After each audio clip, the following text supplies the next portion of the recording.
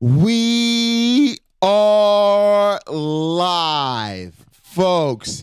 It is time to talk about Chapter 10 of God is Not Great by the one and only Christopher Hitchens. On top of that, folks, we are having an open hangout call-in session. That's right, Theists. It's time to prove us wrong.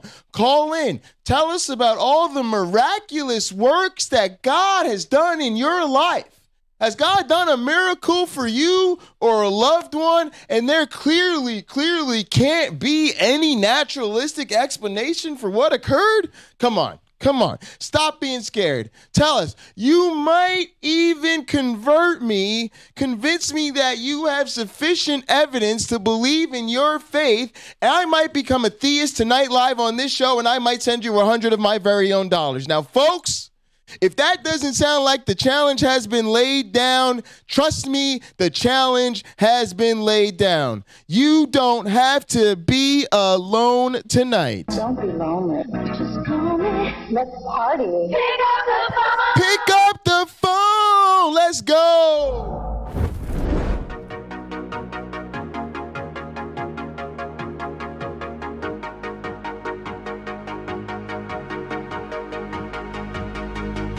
She got that sweet juice, Minute Maid, summer vibe, that lemonade. Take a sip, blowing purple clouds, taste like lemon haze. Conversations back and forth like damn, we could go on for days. Looking back at it like damn, she bad when she walk away. Here we go, been down this road, they already know. When we go on tour, I'll take you anywhere you wanna go. People talk about us like they understand just what this is. I just wanna give you all you want and at the double it. They all say I'm way too young, maybe I'm just ignorant. I won't find nobody like you on some real shit. Spend a couple hours on that phone. Hey, I don't wanna let you go. I'll be all about you, babe. I'll be all about you, babe. Saying so unless you don't know, they won't find what we got and that gon' drive me crazy. Rush, I'ma still be.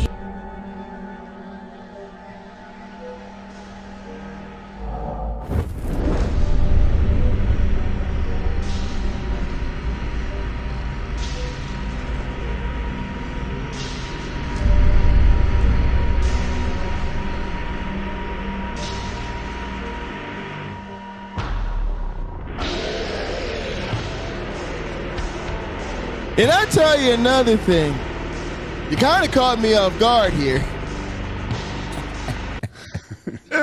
You kind of caught me off guard here. Okay. Now, I love it. thank you, Lord. Help me. Thank you, Lord, help me. Let me pray. Very Help simple. me, Jesus. It takes a lot of money to do what. Oh, yeah. Well, for example, that's really none of your business. But, hey, you listening to me? Let me give you another example. It's really And none I of your prayed business, about it, but and I thought, Satan's gonna help. It's really none of your business, when- but go fuck yourself. and I might add another thing, too.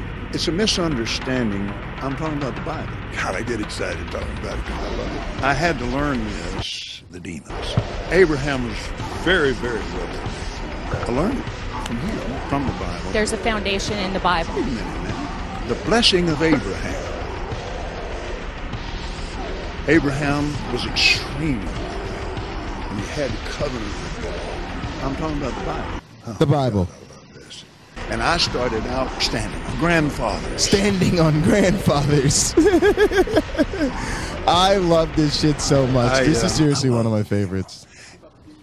Those are the demons. Those And I are the understand demons. them, and I love them with all my heart. If you go into the old covenant, and it's full of meanness, it's just full of hell on earth. He made that airplane so cheap for me, I couldn't help but buy it. I love your eyes. Face to face, personally. Just the same as Jesus is very real. They're rulers of the darkness. Rulers of the God darkness. bless. Father bless. But Let's it's a go. biblical thing. It's a spiritual thing. It doesn't have anything to do with people. And It doesn't have anything to do with people. Signs and wonders. It's full of unseen things. Jesus, people, I love people. dragging some woman down an aisle. It made me so mad I wanted to punch the guy out myself. We wrestle not. What is going on with my tablet over here? And I have a lot of natural gas. And I have a lot of natural gas. Oh, I love it.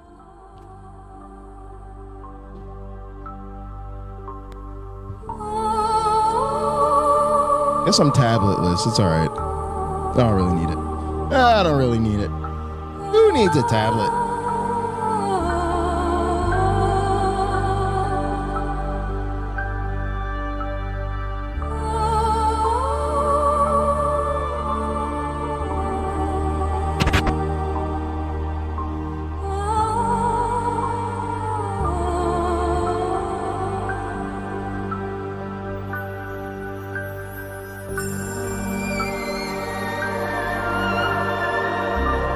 Look at JP go. Look at Jordan Peterson go. Come on. I just love the capturing of the emotions. It's too terrifying. This is reality truly art. Fully believe. I don't even know what would happen to you if you fully believed What it. would happen to you if you fully believed it? What would happen to you? It's too terrifying. Question that cuts close to the bone. It's too terrifying, Satan's little helper.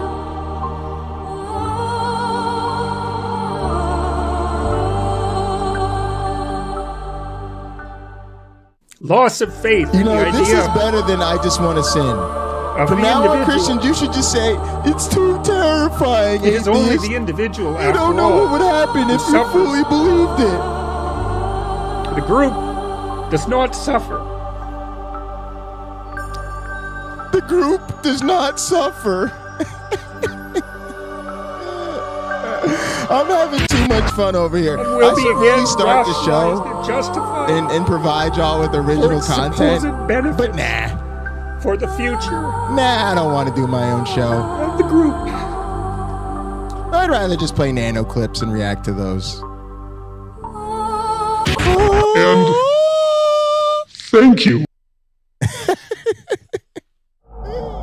Can I get an amen, Kenny? about that in his credentials when he himself gives his own credentials in Philippians 3 and Galatians and Romans. Oh, sure I he told did. y'all, that's the face right there I see after me and Rebecca make coitus. So Where, the Guys, point where are we just that- going with this? Nowhere. Where You know, going? she's just Nowhere. exasperated. She I don't just lets need it. two Christians in here You know, arguing, but guys. it's This a- is I'm just not sure. of satisfaction. Stupid you thing. know? I'm sorry. This is a stupid disagreement. I agree Paul with had that. a revelation. Oh, an updated from Copeland heaven. video. I'm with That's it. I the just end needed of to it. have I the don't wanna gullet hear any jiggle. more about I it. need the Seriously, gullet this jiggle is to be absolutely retained. Yeah, I agree. profoundly no, it's annoying. connected to the statement that was raised, Rebecca. You raised it. It's a fucking mess. This is a threat to our system. You know, for instance, go back Fucking to Rob. Paul was talking about. Paul was, the women should remain silent. Shut up! Doctrinal. They were standards. over-talking Women the were message, over-talking y'all. the message. You know, maybe they were. Standing up and saying, "What does that mean, preacher?" Shut up! Shut the fuck up! Will you shut up? Shut up! Shut All right, guys, I got one more for you after this too. It's gonna be so And a good. woman can't teach over me. And so there's an order. Woo! Sparks are So then coming. how- Sparks How are do you- coming. Call the theist. Tell them we're talking shit about miracles. Tell the theist we're talking about miracles. Unless Sparks you're are planning on going coming. into my kitchen and slapping some ham between two slices of bread, this conversation is over. Sparks are coming. I love the scripture at the beginning of this one. You know, the flying man blessing. Hey, is hey, incredible. bro, you have Go ahead, no. go ahead. You have to Go ahead. maintain. You have to act like a fucking adult, bro. Fucking adult. Fucking adult, bro. That's what I'm here to do, In guys. terms I'm of here to show you how to reality. act like an adult, guys. And not I'm dressed fucking responsibly. fucking little fucking I'm acting juvenile responsibly. worldviews. Waving phony Christians. There's Fucking no whoever props fucking or talks gags next, what I'm around talking here. about. Everything is Fucking- super okay? serious, I'm gonna make the guys. point here I'm here to show you act like a fucking adult, all right? What's going on with you? What are you talking about? By the way, Flying Disciple Man. Flying Disciple If you can't handle fucking people using strong language, fucking. Like I said, I come in the name of Jesus by the power of the Holy Spirit. This ain't, I ain't playing with your ass. Don't call up and play with me. Go, like, play with the children, okay? You the devil. You the devil. Fucking. Ron Hubbard is the true guy. What's up, Casey? Hey, Randy. If you can't handle the the heat, then don't come. So you know yeah, Flying Disciple Man, don't come. There's no hell. When you're trying to make coitus, Flying Disciple Man, and you can't handle the fucking, okay, you can't handle the adult language during the fucking, don't come, all right? God damn it, that's the solution. Isn't it got that goddamn hard? Just don't come, all right? That's all you had to do. Ruh-roh.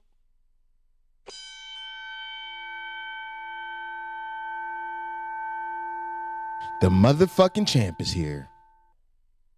Please welcome your host. He is the wise man of the Sacred Death Motorcycle Club.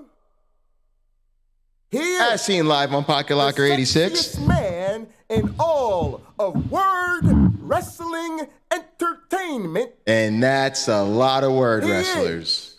The most entertaining man in the history of evolutionary biology. He is the virtual visionary, Mr. Dual PhD himself. Please give it up for the architect of the Atheist. No, I love the porn clips. Anytime you can sneak a porn clip past the YouTube algorithm, you're doing something right. Creek, the most high apostle of the cult of the Flying Man. Wearing that Minnesota maroon and gold. The outlaw prince. The one and only Jesus who can save us. Dr. Heartbreak J. Pocket Locker BUNDY.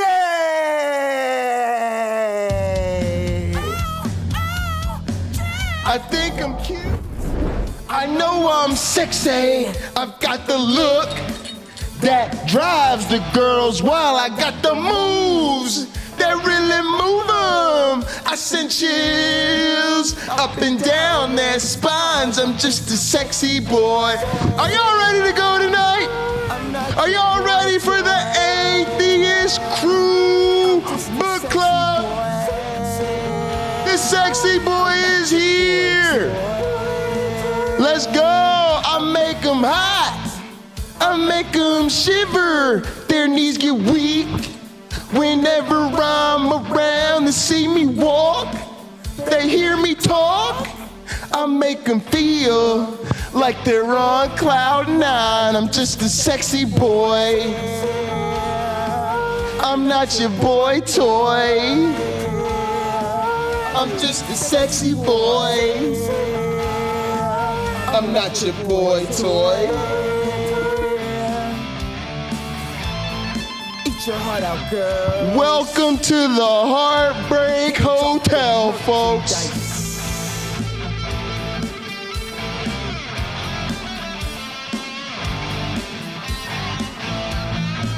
I'm just a sexy boy. I'm not your boy toy. I'm just a sexy boy. I'm not your boy toy. I'm just a sexy boy. I'm not your boy toy. I'm just a sexy boy. I'm not your boy toy. I'm just a sexy boy. Boy toy. I'm just a sexy boy. I'm not your boy toy. welcome everybody to another edition of the Atheist Crew Book Club. That's right, we are getting that book learning here in that Cult of the Flying Man. It is your boy, Pocket Locker, a.k.a. J. Bundy, a.k.a. Mr. Dual PhD himself. And as always, I am in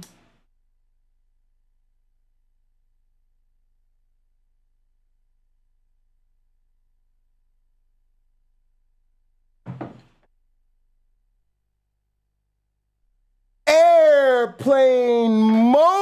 Oh my goodness. You know being in airplane mode is so much better than not being in airplane mode. Folks, you need to fly yourselves in a jet if you have to over to its airplanemode.com so that you can check out the music of the month, the week, the moment, and perhaps the year. That is my cousin OG Roddy's Lyle Guardia. This one is called Stunt 102. Gather around in the spirit of fellowship. It is time for the Atheist Crew Book Club. I gotta put it full screw. I'm gonna get into my vestly garments real quick. My priestly vestments. It's time to get into my priestly vestments.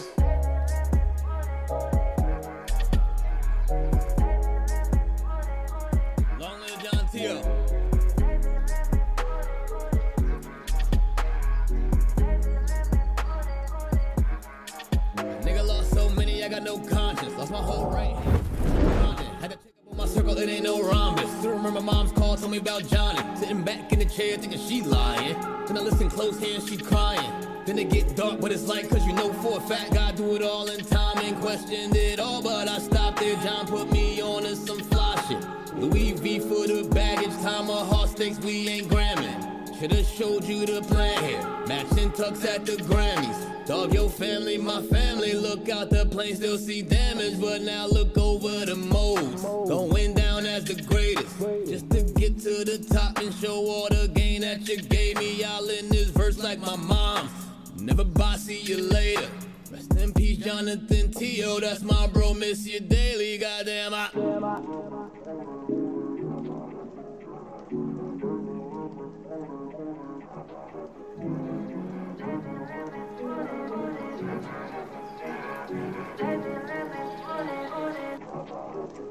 yeah. Ain't no hook for the shit, I just miss my dog. My bro. Ain't no hook for the shit, I just miss my dog. Ain't no hook for the shit, I just miss my dog. My dog. Yeah. Ain't no hook for the shit, I just miss my dog. Ain't no hook for the shit, I just miss my bro. Ain't no hook for the shit, I just miss my dog. The priestly vestment. And I'm gonna say some shit that, like, this is documented. You know, I got a TED talk. I forgave my brother's killer. And I'm saying it to say this. Nigga that killed my brother. My brother died in my grandma's arms. That house that we grew up in. He shot my brother. So dramatic. He ran to the house. He died in Nanny Hall when she opened the door. So I'm telling you, there's some real shit, man. If I ain't let that shit go, I won't be right here today. I won't be here for my niece and my nephews. Me and Gil won't be doing this. Y'all won't know me. I won't be able to give y'all this game. But I had to leave. I had to let that shit go. When I let that shit go, nigga, I started to grow. And I'm here today. It was harder than man. And I'm talking about this my big brother, nigga.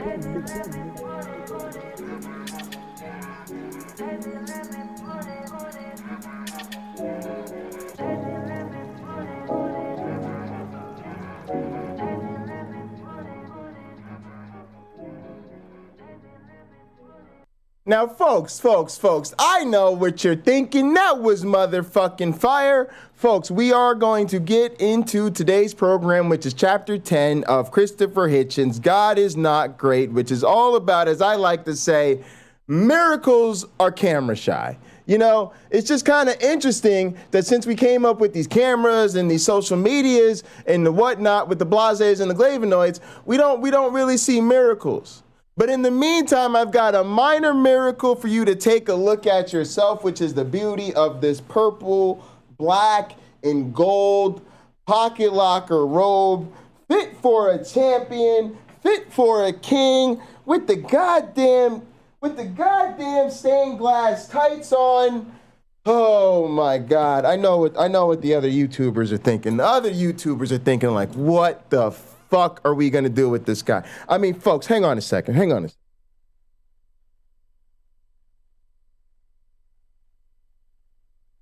Would you look at that? Yes, my mic filter is black and purple. Yes, my robe matches my goddamn microphone. Get the fuck out of here.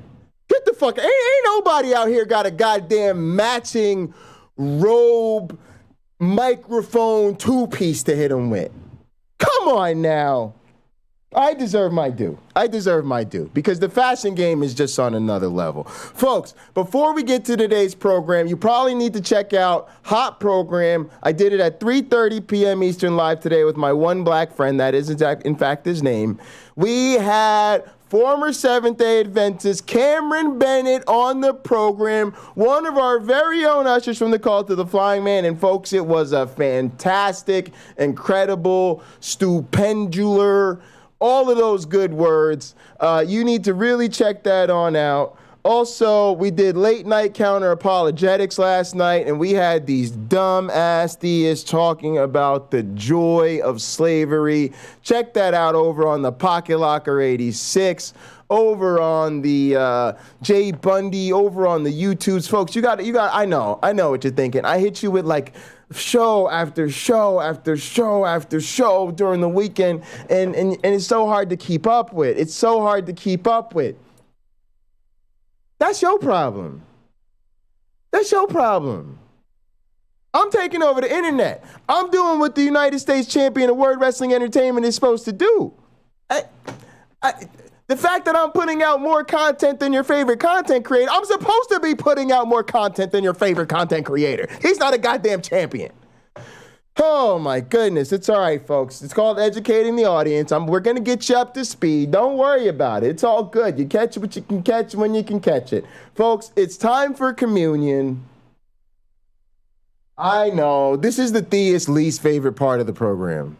They want us atheists to just be all about arguing with them and yelling at them that their evidence isn't any good and, just being, generally speaking, miserable, unpleasant people. They hate to see happy atheists. They hate to see us chilling, relaxing, not too worried about them, gathered around in the spirit of fellowship, gathered around the refiner's fire, relaxing, breaking bread, having some communion. Oh, and then when they tune in, they tune in. Oh, they tune in and then they go, oh, the atheists have a communion ritual. Oh, I won't stand for that. Me and Jesus will not stand for that. Jesus, come down and smite them. Smite them for daring to have a communion ritual. How dare they have a communion ritual? Jesus, we have the best communion ritual when we have the body and blood of Jesus, okay? And we have a little piece of cracker, okay, with a little sprinkling of salt on it, maybe a little sprinkling of salt on it, okay, and a little cup, okay, and a little cup with the grape juice. Okay, this is the body, this is the blood, which shall be given up for you, and the whole Last Supper song and dance, and then we just ingest Jesus' body, and we drink of his blood with the Jewish blood magic, and it heals and it saves, and then they say and they go, no, the atheists can't have a communion ritual, no, they can't do that. Oh, but then they see the details. Oh, the atheists really drink alcohol during communion? Like beer? Like wine? Like liquor during communion? Oh, and they smoking weed? Oh, they burning the bush they burning the burning bush for real? Oh, fuck these atheists. That's right, theists. That's right. We not only have a communion ritual, it's really fucking good. And it reveals that your cracker and grape juice is sitting on some bullshit. Woo, y'all know what time it is. We gotta calm down. I need a drink. Raise your glasses and hold on to your asses. Through him, with him, in the unity of the flying man. All glory and honor is yours who fly for our sins forever and ever. You may get your drink on.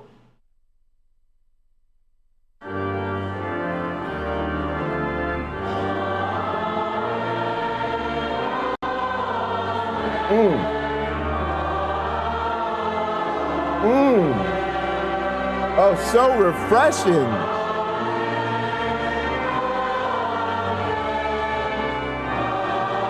Which spirit really gets you in the spirit? I wonder, is it really spirits or is it really grape juice? I wonder what's more exciting. I really do. Oh, and folks, in case you thought the dopeness of atheist communion was over, of course it's not. We know how to have church. I come from 5 generations of ministers, folks. That is what we call our communion hymn. Now it is time to lay back, spark a fatty in the style of Bob Marley, okay, and enjoy our communion worship song, which comes to us from who?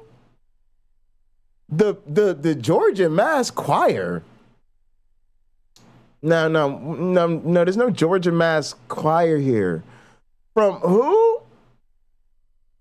The pipe organ in the local choir? No, we not fucking with that. Who? Hillsong United? The fuck kind of nonsense is you talking about, nigga? No. Our communion song is none other than the MJ Interlude. It comes from a real artist and a real DJ called OG Roddy. It's off that Lyle Guardia, and you can get it by going to its airplanemode.com. God damn, your whole communion is bullshit. Oh, that's sexy. Ready for takeoff. That's how you should do communion. Hell yeah. I had to turn my headphones up. Woo! In the evening, I'ma stay with her. Hi, I'm in love. I ain't even tripping, but them say she a drug, cause she here every day for me. Oh my goodness. In the morning, hit her faithfully. Where's my joints at? I'll be right back. Gotta find the joints. Gotta get the joints. I ain't even tripping, cause she the one I could trust. Even bring her out on dates with me. See my mama new place with me. She hold me down on the days when I ain't feeling too up. I ain't even tripping, cause she with me in the clutch. I go all out the way for ya. Take some time out my day for ya. I even took her on a plane, but she ain't even a drug. Some say I'm tripping, but they ain't even in love. In the morning I might lay with ya. In the afternoon I play with ya. But I know I'm never tripping. The signs say I'm in love. Mary Jane is different, cause she ain't even a drug. She be there every day for me. She my sweet Mary Jane shorty. I even took her on a plane, but never enough. Some say I'm tripping, she turned me into the plug. She be there dealing way with me. Poor little Satanist.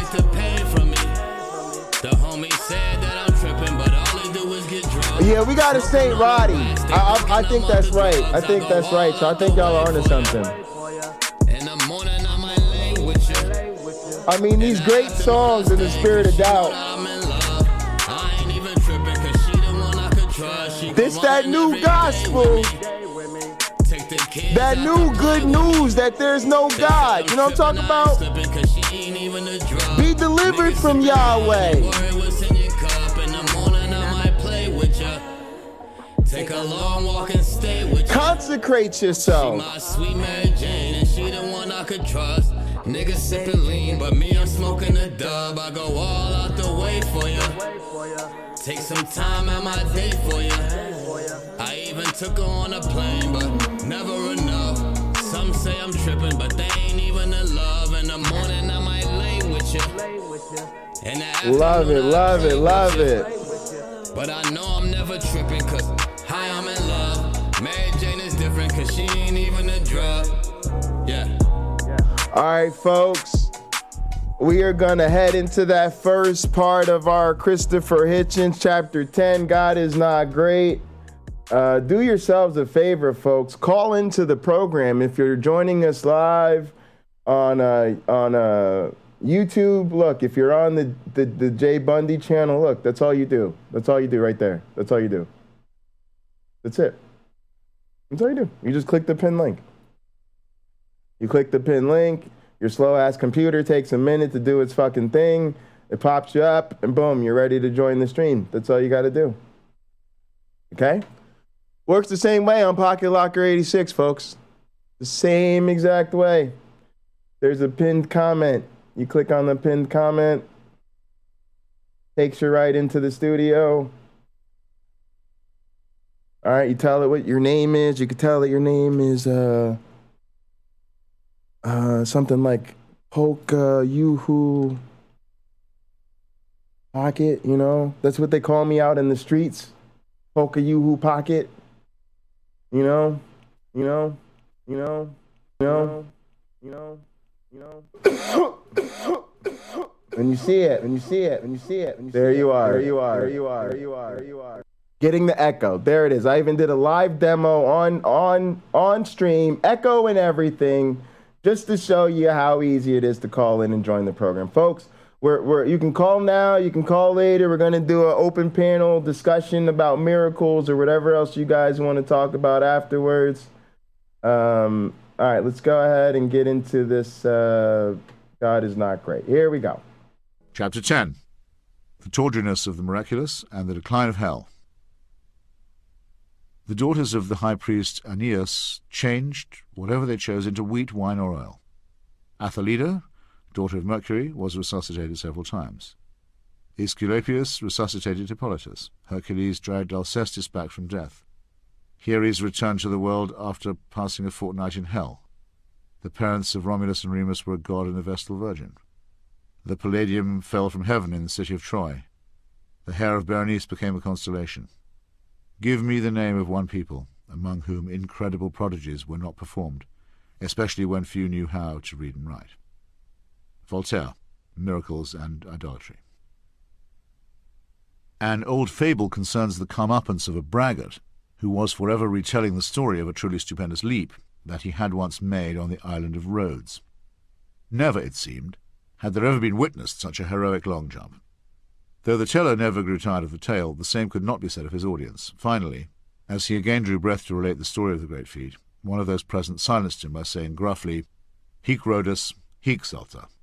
Here is Rhodes, jump here. In much the same way as prophets and seers and great theologians seem to have died out, so the age of miracles seems to lie somewhere in our past. If the religious were wise or had the confidence of their convictions, they ought to welcome the eclipse of this age of fraud and conjuring. But faith yet again discredits itself by proving to be insufficient to satisfy the faithful. Actual events are still required to impress the credulous. We have no difficulty in seeing this when we study the witch doctors and magicians and soothsayers of earlier or more remote cultures. Obviously it was a clever person who first learned to predict an eclipse and then to use this planetary event to impress and cow his audience. Ancient kings in Cambodia worked out the day on which the Mekong and the Basak rivers would annually start to flood and conjoin, and under terrific water pressure, appear to actually reverse their flow back into the Great Lake at Tonle Sap. Relatively soon there was a ceremony at which the divinely appointed leader would duly appear and seem to order the waters to flow backward. Moses on the shore of the Red Sea could only have gaped at such a thing. In more modern times, the showman King Sihanouk of Cambodia exploited this same natural miracle to considerable effect. Given all that, it is surprising how petty some of the supernatural miracles now seem. As with spiritualist séances, which cynically offer burblings from the beyond to relatives of the late deceased, nothing truly interesting is ever said or done. To the story of Muhammad's night flight to Jerusalem, the hoofprint of his horse Burak is still allegedly to be seen on the site of the Al-Aqsa Mosque. It would be unkind to make the obvious riposte that horses cannot and do not fly. It is more pertinent to notice that people, ever since the beginning of their long and exhausting journeys across the earth's surface, gazing for days at the rear end of a mule, have fantasized about speeding up the tedious process. Folkloric 7-league boots can give the wearer a spring in his step, but this is only tinkering with the problem. The real dream for thousands of years involved envy of the birds, feathered descendants of the dinosaurs, as we now know, and the yearning to fly. Chariots in the sky, angels that could glide freely on the thermals. It's only too easy to see the root of the wish. Thus the prophet speaks to the longing of every peasant who wishes that his beasts could take wing and get on with it. But, given infinite power, one might have thought that a more striking or less simple-minded miracle could have been confected. Levitation plays a vast role in Christian fantasy as well, as the stories of the Ascension and the Assumption confirm. At that epoch the sky was thought to be a bowl and its ordinary weather a source of portent or intervention. Given this pathetically limited view of the cosmos, the most trivial event could appear miraculous, while an event that would truly astonish us, such as the sun ceasing to move, could yet appear as a local phenomenon. Assuming that a miracle is a favourable change in the natural order, the last word on the subject was written by the Scottish philosopher David Hume, who granted us free will in the matter. Thanks for that comment, Honeybee. That's kind of why I did this, and I feel the same way. Christopher Hitchens is a huge influence on me intellectually. But I also really started to realize that for a lot of people, this would be kind of an introduction. Like, a lot of people have heard his name, maybe seen him in a debate or something like that.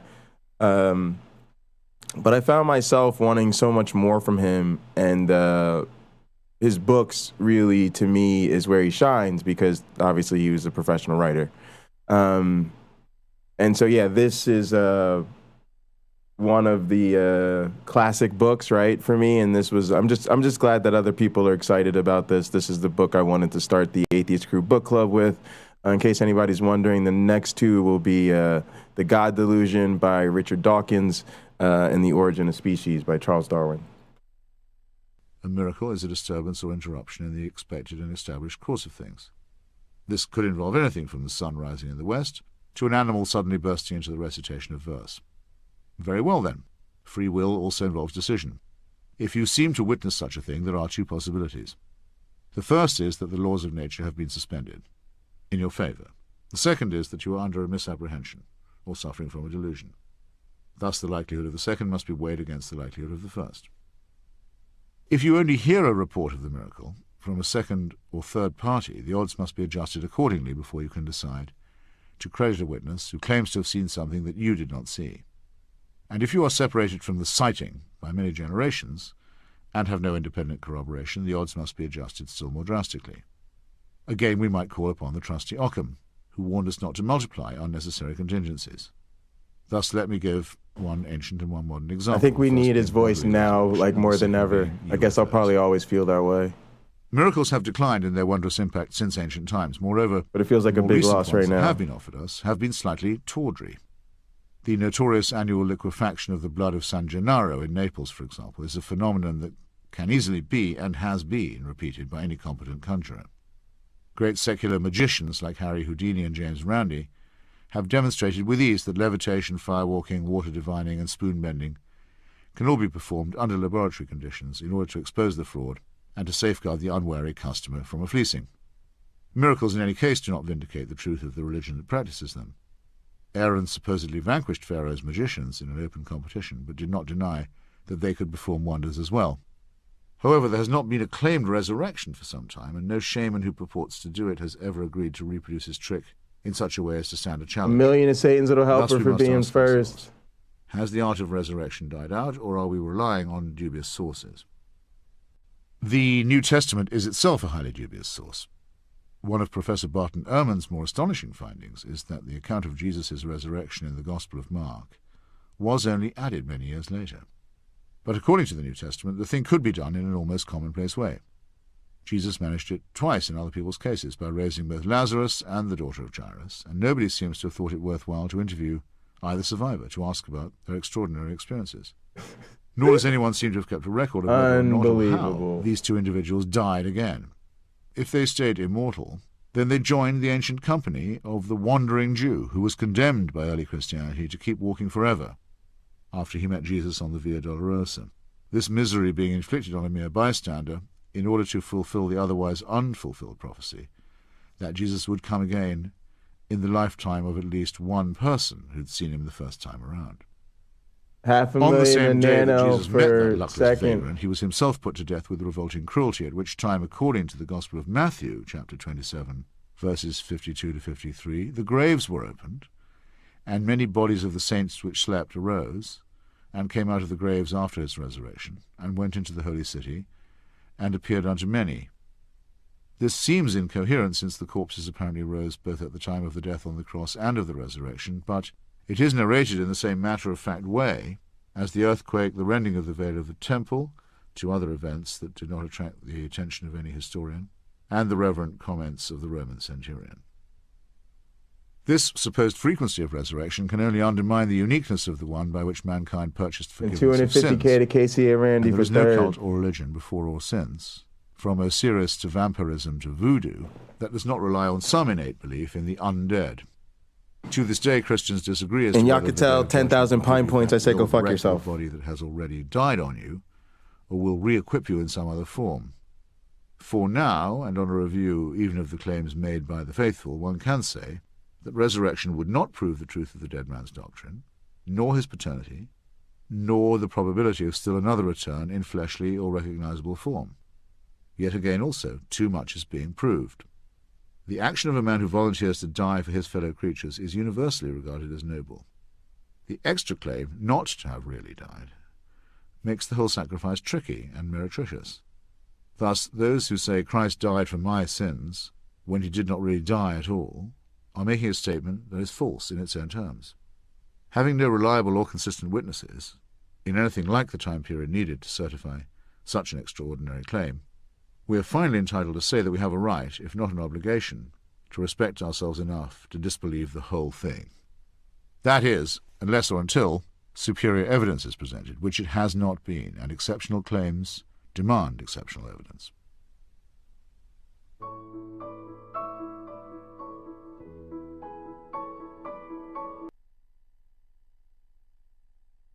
So I'm going to take a little intermission there since he took a little break there.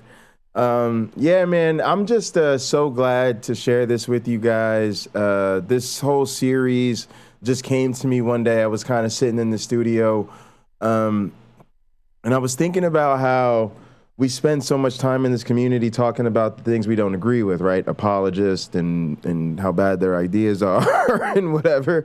And then I realized when I would bring up people like Christopher Hitchens, a lot of people were telling me like, oh, I've never really read any of his stuff or anything like that.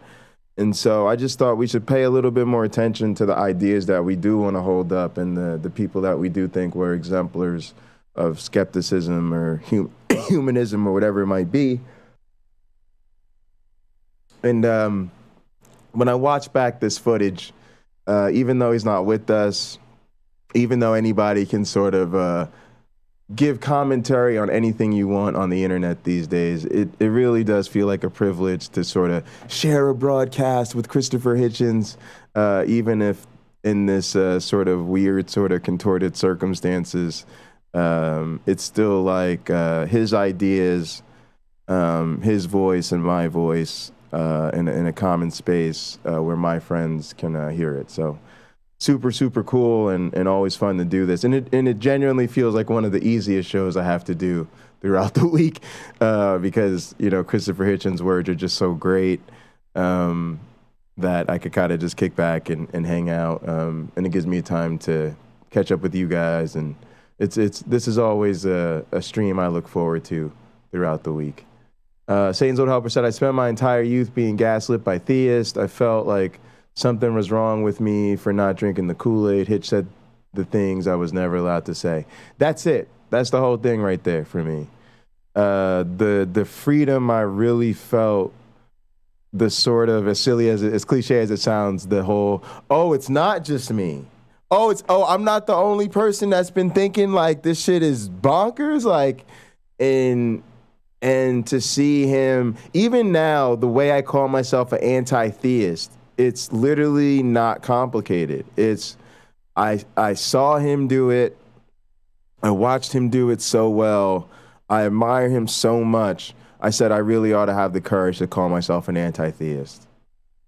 I know a lot of people are still agnostic and they don't want to, be publicly atheist or whatever.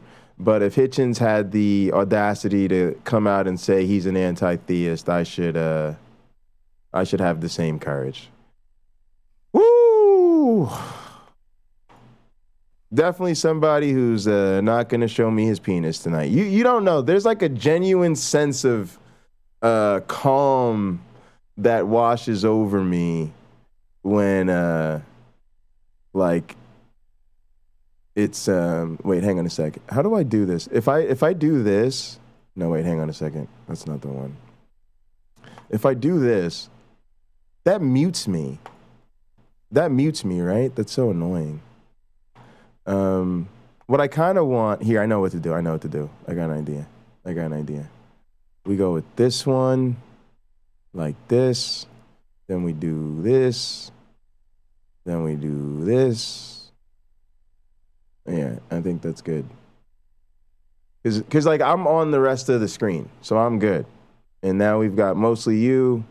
Christopher Hitchens is just a book cover. We don't really need a lot of that. I can't hear you though if you're talking.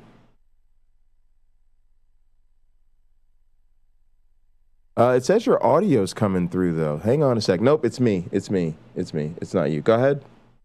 Yep, you're good. Now? You're good. You're perfect. It was me. Okay. I had it muted. I had the channel muted on the mixer. Didn't want me to start going on off a tirade of N-words. Go ahead. Go for it. Yeah. No. It seems like the very wrong thing to do. I was seriously saying, no, there is a real sense of like genuine relief that comes over me when I know it's a familiar face that calls in and it's not somebody that's gonna show me their penis. It's like a real. I was gonna say, yeah, I heard about your channel from so and so, and you're like, well, okay, that's good to know. Yeah. Satan's Little Heifer said she also saw Tux here first, which is very interesting because there's a lot of Creeksters out there. People have made dropped little suggestions to me about things, and I don't think people really discover people here. I'm trying to find people know so I can help get discovered. But it is cool to hear that people are discovering the team and the personalities here. Even my one black friend, right? I think most people in the community probably honestly have been interacting with my one black friend longer than I have. I got to watch about half the show and listen to about another quarter of it. I didn't get all of it, but it was a good one today with Cameron. Thanks for checking it out. I appreciate Cameron, great job today, Cameron. Yeah, super interesting dude, right? That's the cheat code. So I broke this down for Cameron. Here's the cheat code, right? If you could interview William Lane Craig, as much as you think he's a willfully ignorant piece of shit, or at least I do, you have to do that, right? Because everybody knows who William Lane Craig is, and it'd be really, really big, and you could put his name in the thing, right? Even when I'm just reacting to his shit, or like that's like a thing I do, Like when I did the debate, him versus Christopher Hitchens, like the title was William Lane Craig versus Christopher Hitchens, right? Because you want people to see his name, right? So if you get like the Bread of Lives and the Danny, or like if I interviewed Pine Creek, you know your community's gonna click on that because they know who all those people are, right? But there's like this other level that I feel is like, in a way, even more interesting, which is the people we regularly interact with in the comment sections in the chat. Because those are the people who are part of our community. And believe it or not, it's like we don't know as much of their story. Like, we've all heard our favorite content creator talk about whatever. So you know who's a mythicist and who's not. You know everybody's done their anti-Kalam videos or whatever the fuck it is, right? But you don't really know as much as you'd like to about James Apperson, right? Or Cameron Bennett or Jason Torn or whoever the fuck it is, right? So my thing was kind of like the third level of cheat code is like interview people in the community, because that's who we are all trying to get to know. That was kind of my thing when I started doing this, and that's what when I kind of pitched to my one black friend and stuff. It was like, oh, let's interview people that we talk with on a regular basis, and that's pretty cool. Get to learn them, you know, like, yeah. But it's always fun. So yeah, I thought Cameron was fantastic today. That was super fun. Wait, he's your black friend or my one black friend? Everybody's one black friend. He's everybody's one black. Nah, Cameron was doing big things today. Cameron said, "I'm a nobody." Yeah, right. Cameron's got that little He-Man thing going on. You know, look, the dude has these videos, right, where he's like doing the 50-pound dumbbells in each hand, right? But he's got resistance bands on them. So he's got resistance bands wrapped around his body, and he's just cranking out the 50-pound dumbbells like it's nothing. I'm like, all right, go Cameron. I'm going to put my phone away now. Before I feel terrible about myself. What am I doing with my life? All right. But nah, man, we appreciate it. That was super fun. But yeah, where are you at on this Miracles thing? I was really excited about hearing Christopher Hitchens talk about this, because it is kind of a thing that I think so much of this rests on. And I so much of when I talk to a Christian, like the first thing is, where are you at on these miracles? And that defines their worldview for me. And then it's all downhill from there. I have 2 points of view on miracles. Now, unfortunately, I had my YouTube muted, so because I thought any minute you were going to come on, and I didn't want the... Oh, you're good. Yeah. So I didn't actually hear what Hitchens was saying, but my primary is I don't think there's a such thing as miracles. You know, of course, I don't think the Bible came from a Jesus or a God. I think it came from human beings, but either the story is exaggerated or some variation of... There's a grain of truth in every story. Let me ask you this. Sure. If I could go back in a time with some variation of the knowledge of Neosporin and its ingredients, how many would think I could perform miracles? I mean, just the simple knowledge of what's in. Not even that I took a tube, but just the knowledge of what's in. I could go find a cave, find the ingredients, put some spit in it, rub it on somebody's eye, say, I'll see you tomorrow, and I'm going to remove the bandages and see where you're at. I mean, it's hard for me, because I honestly try to take this very seriously, especially because, and I know I say things like this a lot, like, oh, because I was an anthropologist or because I'm an evolutionary biologist, but sometimes what I mean by that is I don't take those roles very seriously a lot. And then I realize I say shit, and then my colleagues remind me, like, hey, dude, people are going to pay attention to what you say if they know you have this kind of background, right? So I think this idea of, like, sort of our cognitive evolution, like, these are big, huge questions.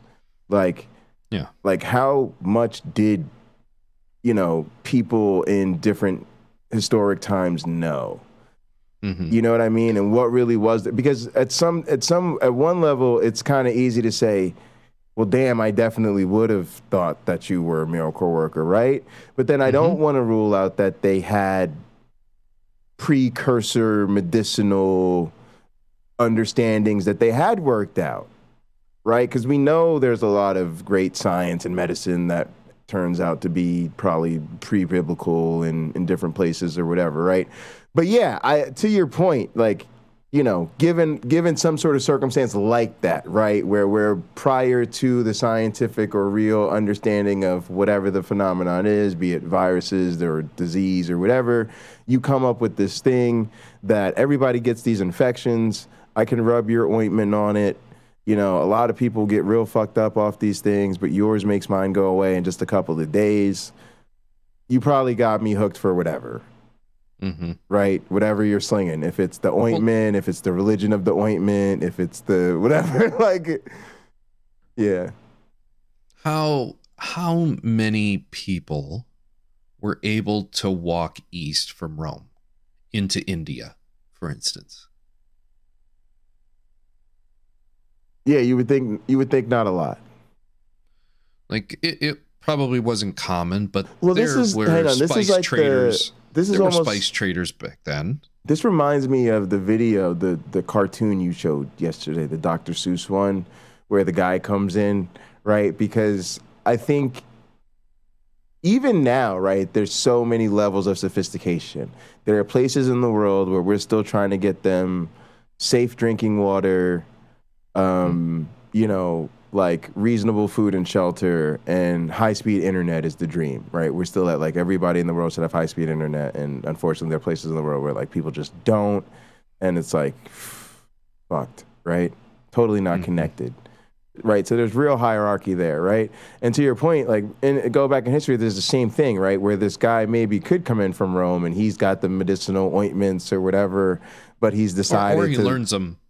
You know, he gets injured and then is indebted to some variation of a medicine man, and he learns some things from the medicine man. Right. He learns some tricks from an illusionist, and voila, Right. you've got a guy who, without supernatural explanation, can bring to the masses in Judea a miracle-esque-ness to him. Yes. What we would call a magician, illusionist, a medicine man. And nearly everything can be explained with illusion. Mm-hmm. Nearly everything. And on top of that, the story of Lazarus clearly looks like it's a literary usage of, you know, an example. It's not it's not truly recording history, for instance. I realized I fucked up the whole tux thing. Satan's Little Helper said she meant that you got to the stream before she did or something. Anyway, yeah. Not important. But I appreciate the clarification. Sometimes I get a little behind on the chat. I think that all was at play, right? And man, I don't know. Like, I tried to make this point to somebody the other day, which is kind of like, hey, I really don't think that when you try to honor the sort of wisdom of the ancestors that you're really doing them a solid, because I think if they were here now, they would, you know, probably accept the scientific explanation and stuff like that, and I don't think they'd be stuck on this sort of magical wishful thinking in the full light of better explanations. Mm-hmm. And the comeback I got was sort of like, well, do you really know that? Or do you have really... And I was just like, oh my goodness, is this where we're going with this? So it's like, of course, I can't prove that. But there's this sort of like, I don't know. I actually believe that we talk a lot about critical thinking and science and things like that in this community. And I believe above all else, because I don't know a lot about science. Like, my catchphrase, I do science for money, is very literal. It's like there's one type of thing I do that type of research, and I also teach that, you know, and I do that for a living, right? And so don't ask me about chemistry, don't ask me about physics or astrophysics. I'm not some kind of science nerd, right? I do digital evolutionary biology, and if you get too far outside of that, I'm like, fuck off, science nerd, right? But you do get, no matter what it is, and you don't have to be a scientist. It's anybody who reads it or is a fan or has these discussions on the internet. You get some sort of serious respect for the humanity of it, right? That, again, somebody charted the fucking stars and figured out a formula of how to predict where the sun's gonna be, you know, 6 months from now. That's unbelievable. You're just like, wow, somebody did that. You see what I'm saying? And to me, when somebody just comes along and they says, well, yeah, of course, because, you know, the pre-existent being that existed before everything existed made it that way just so that you could figure it out, so that you could reveal his glory. I'm just like, The charitable me, the really nice me, is like, cool story, bro. The real me is like, not even cool story, bro. Like, it's like, try harder. That's lazy. Like, it's my new thing is it's the argument from Easy Street. This is what I got from the slave mode. There was two things that came out of the joy of slavery that were beautiful to me. One was they said the whole I want to be a slave for Jesus bit out loud. It was they wrapped it up in the the Stockholm syndrome of a perfect master who has the responsibility to take care of me. Doesn't matter. Doesn't matter that you gave me the, my master just happens to be wonderful bit at the end. You still gave me, you want to be a slave. All right, cool, great, got it. Glad you said that out loud. The next part is, because that's my family. They'd all hoot and holler and amen and hallelujah, that shit. So that's them.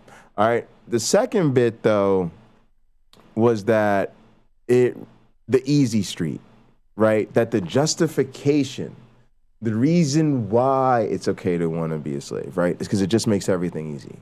Master's got the responsibility to take care of you. Master wouldn't put you in the battlefield without ammunition.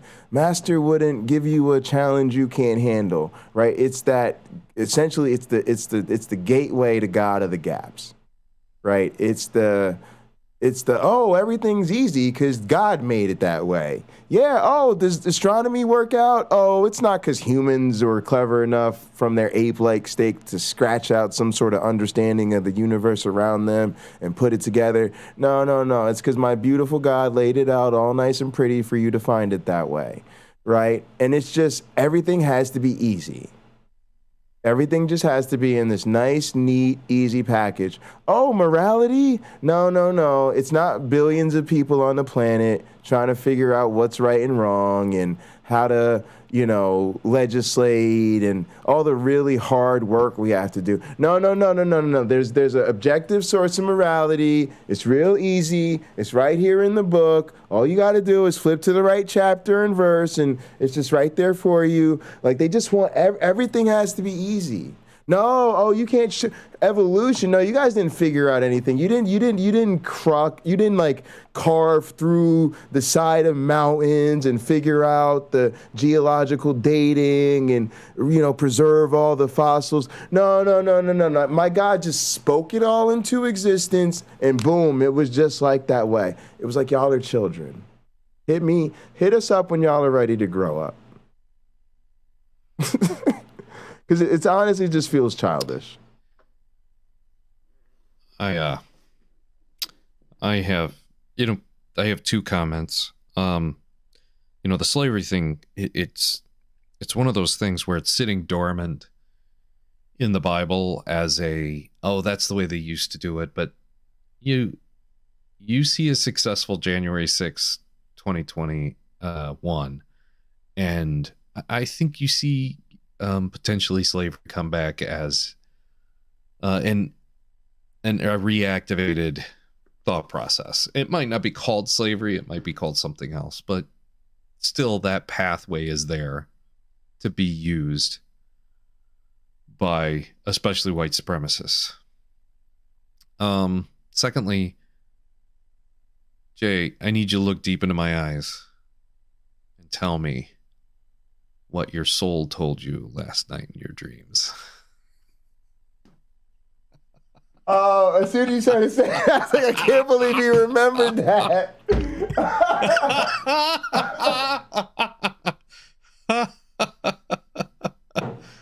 I'll tell you what my soul told me as soon as I woke up. I do remember what I was thinking when I woke up. Yeah. I looked at the clock. I said, you've got like an hour and a half before you need to start hot program. If you wake up right now, you probably have time for a good jerk before you take the dog out and get in the shower. And Nice. I woke up with that good jerk on my mind. I really did. But no soul revelations, nothing. Just a normal night of dreams I don't remember. And waking up trying to get my shit together in time to not look like a jackass on the internet. Typical day. I would say if I had my psychic my psyche played on by Wes. I would say that I had a dream that could be associated with my soul in my adolescence and young adulthood, maybe. But I mean, I don't really know. It didn't seem like any different of any other dream that I've had. I mean, didn't seem like it was my soul. There were certainly no ashes. There was a tornado in it, though. There was a tornado coming, but my convertible top that I didn't have when I was a young kid, my current convertible top held just fine. So that's fantastic. So yeah, it's the great. Majority of it was about kind of just going on road trips and sleeping on, you know, couch crashing, and I don't remember. But this is kind of perfect with the title, though, right? Because the title of this, his whole thing is like, I think it's like the tawdriness of miracles and the decline of hell. It was one of those titles that was like great, but a little bit not YouTube friendly. So I called it Miracles or Camera Shy. And this is Jesus is camera shy too. Yeah, and so he's doing everything, but you know, because I heard that he makes a comment in this channel about how we just don't see them now that we're in the age of conspicuously seeing everything. It's like we just don't see the miracles. But to your point, right? Like yesterday would have been great. We had a guy on the internet. We did a live stream. He wasn't planned to be part of the show or called in. He calls in spontaneously. I didn't have to plan to record the show. YouTube just recorded it on its own. He gave us a miraculous prediction. I didn't even remember the prediction, right? So I would have been a perfect candidate to be like, oh my goodness, bro, I saw my soul last night, because I didn't go to bed thinking about it. That's for goddamn sure. You know, I was looking forward to it. And, you know, and just disappointment. You know, that would have been a great opportunity.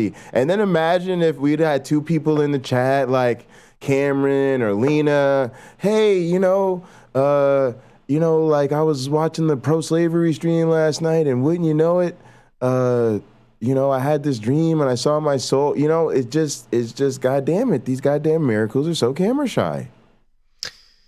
I think I'm gonna adjust my camera just to see if I'm shy. That's good. Nope, I'm not shy. I get nervous when people start moving their camera. I mean, there is, yeah.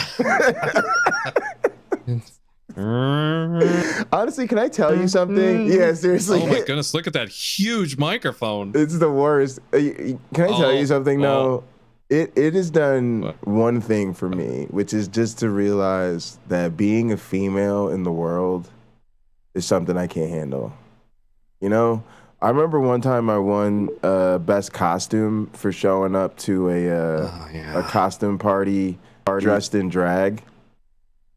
And the truth is, it's like, that's it. That's what I can do. I can put on a dress. I could rock the heels. I can be a pro-feminist male and say girl power and all that stuff.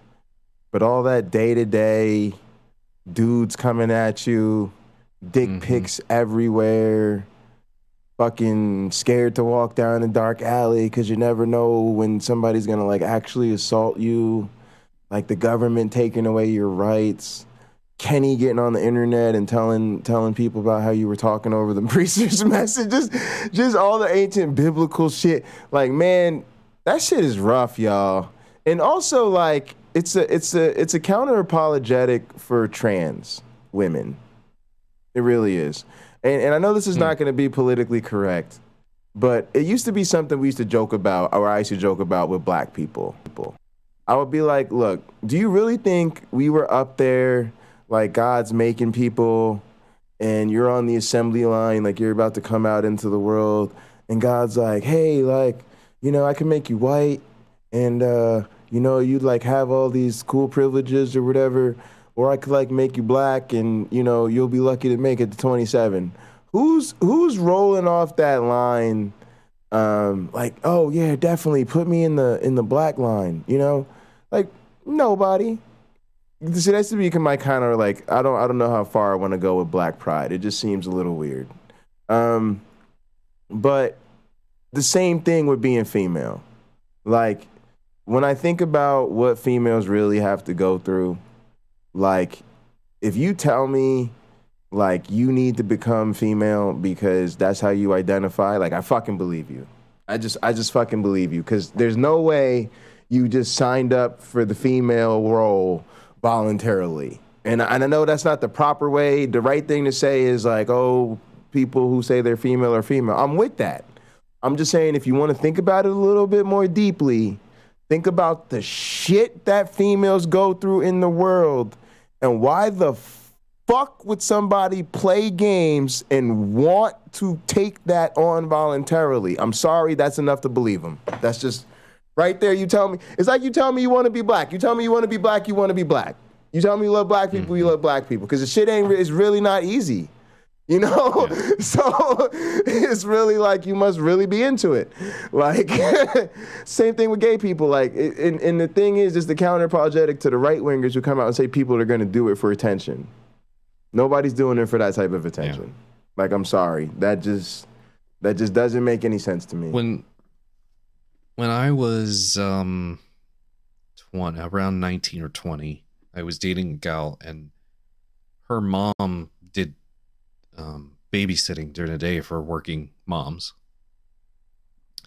and would see diapers changed all the time, and she would take care of up to about 6 children at a time, and one of them had clearly deformed genitalia, born with unknown genitalia.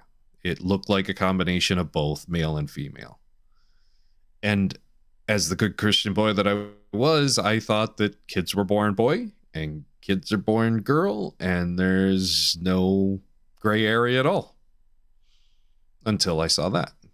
And once you look into the numbers, there is a good, healthy amount of children born in this world that are both genders or have duplicates of both genitalia. So girls born with 2 vaginas, boys born with 2 testicles, 2 pairs of testicles, or 2 penis, comparative. Approximately 1.5 to 1.75% of the population is born every year with a mixed or unknown genitalia.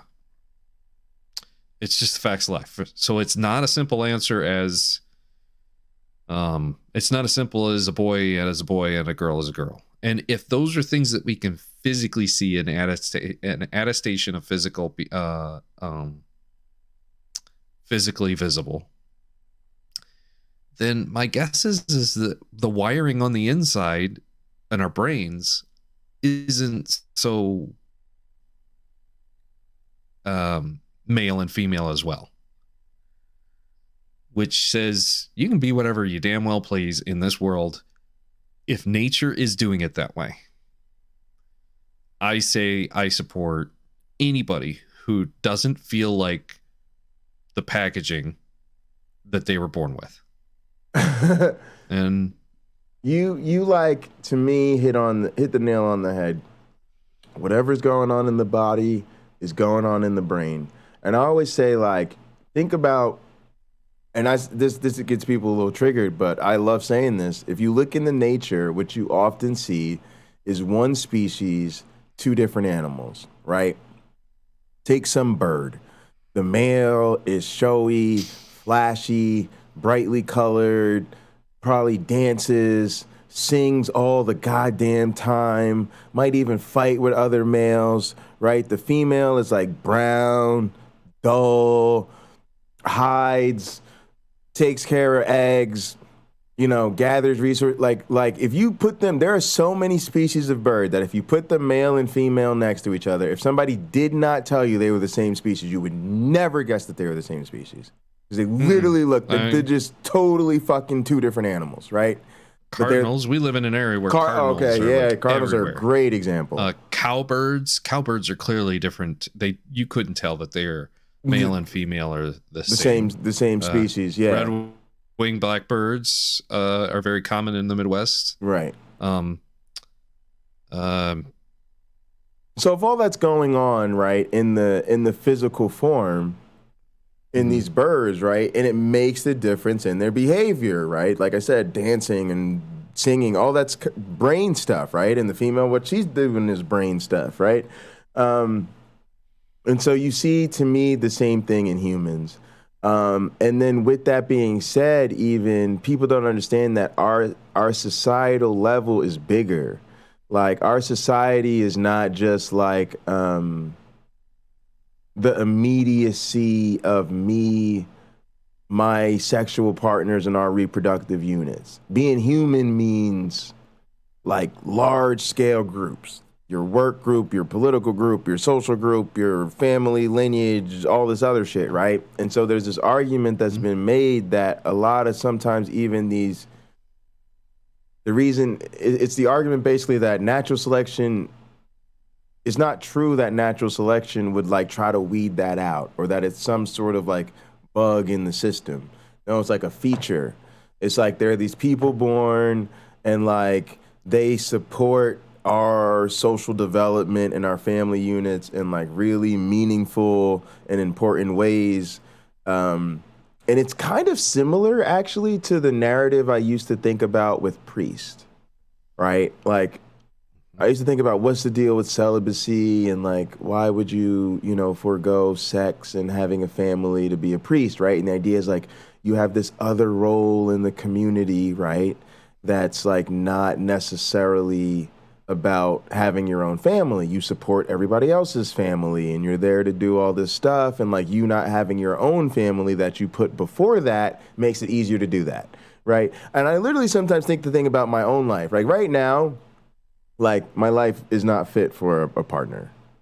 It would literally be selfish of me to expect someone to accept what I have to give to a partner, because it's like damn near nothing. And that's just a function of like what I'm doing, where I'm at in my career, in my life.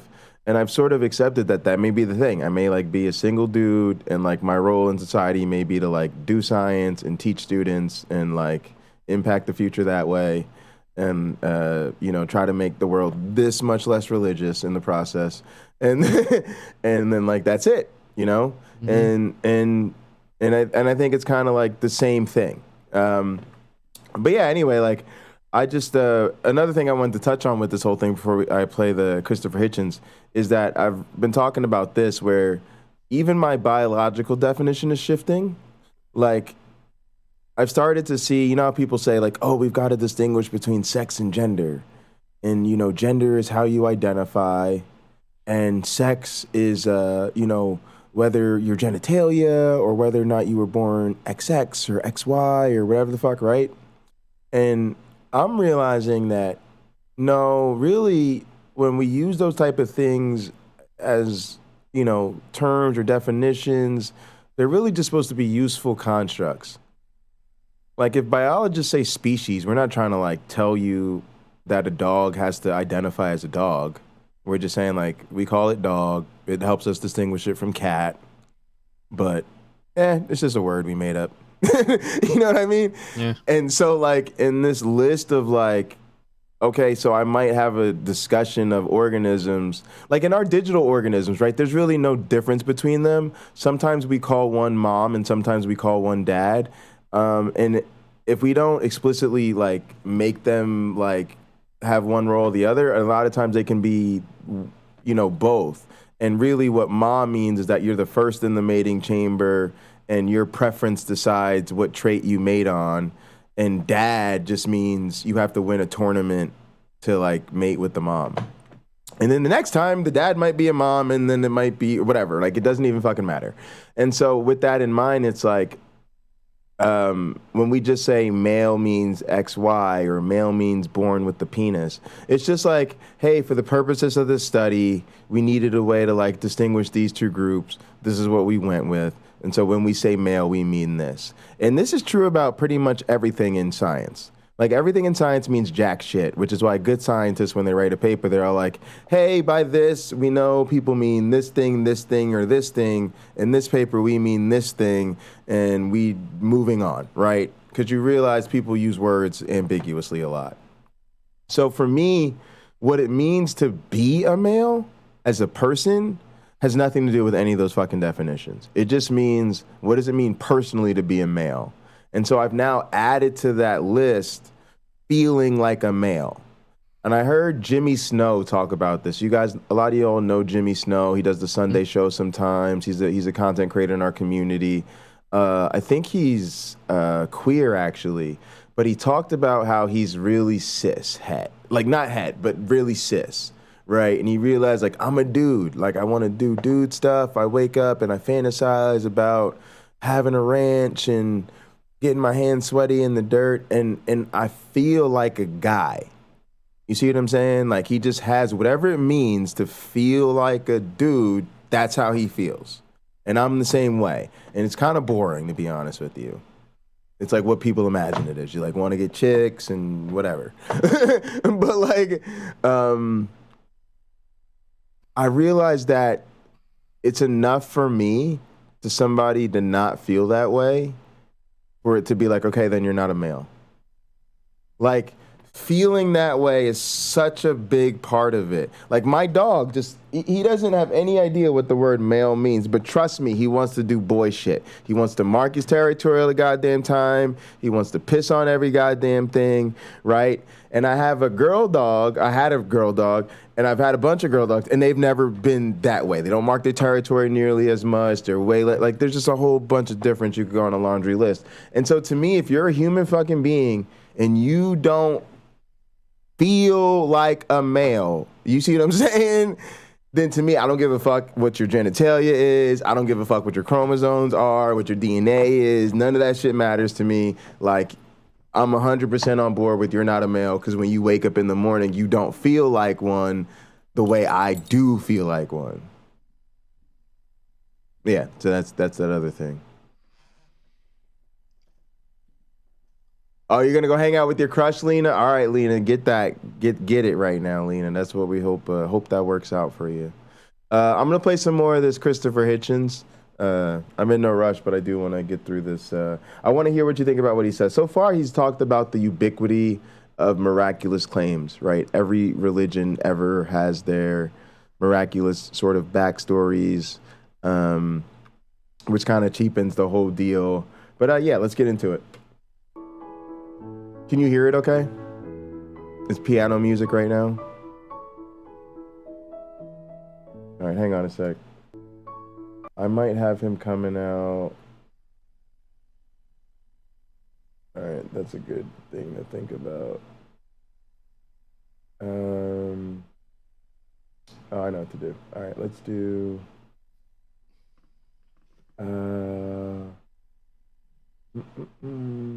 that one.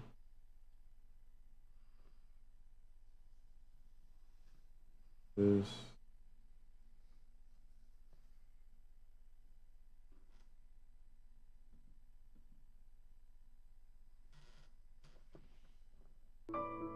Can you hear it now?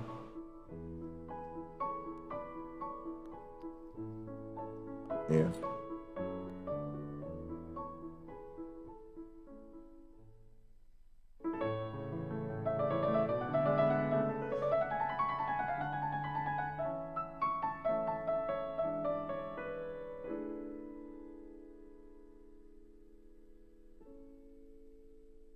I have spent much of my life as a correspondent and long ago became used to reading first-hand accounts of the very same events I had witnessed, written by people I otherwise trusted, which did not accord with my own.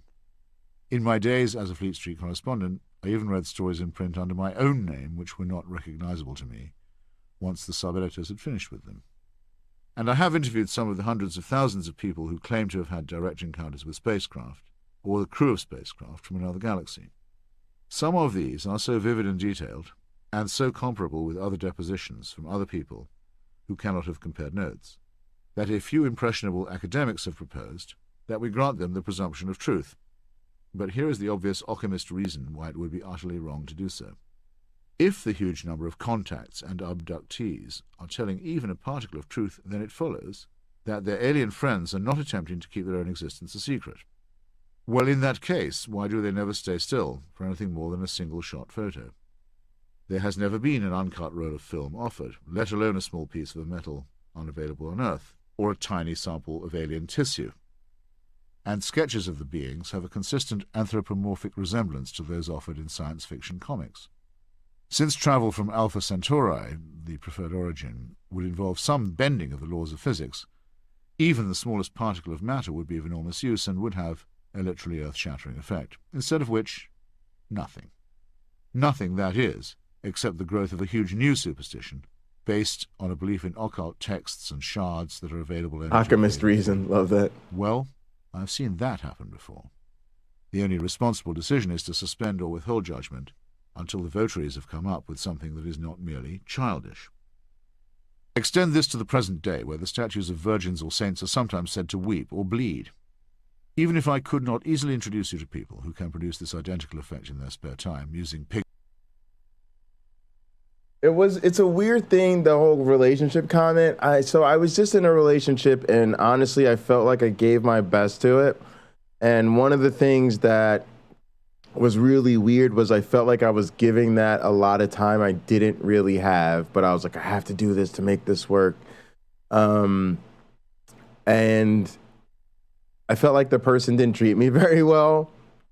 But I remember the one thing I felt like I was relieved about when the relationship was over was that I no longer had to make those type of justifications for what I want to do with my time.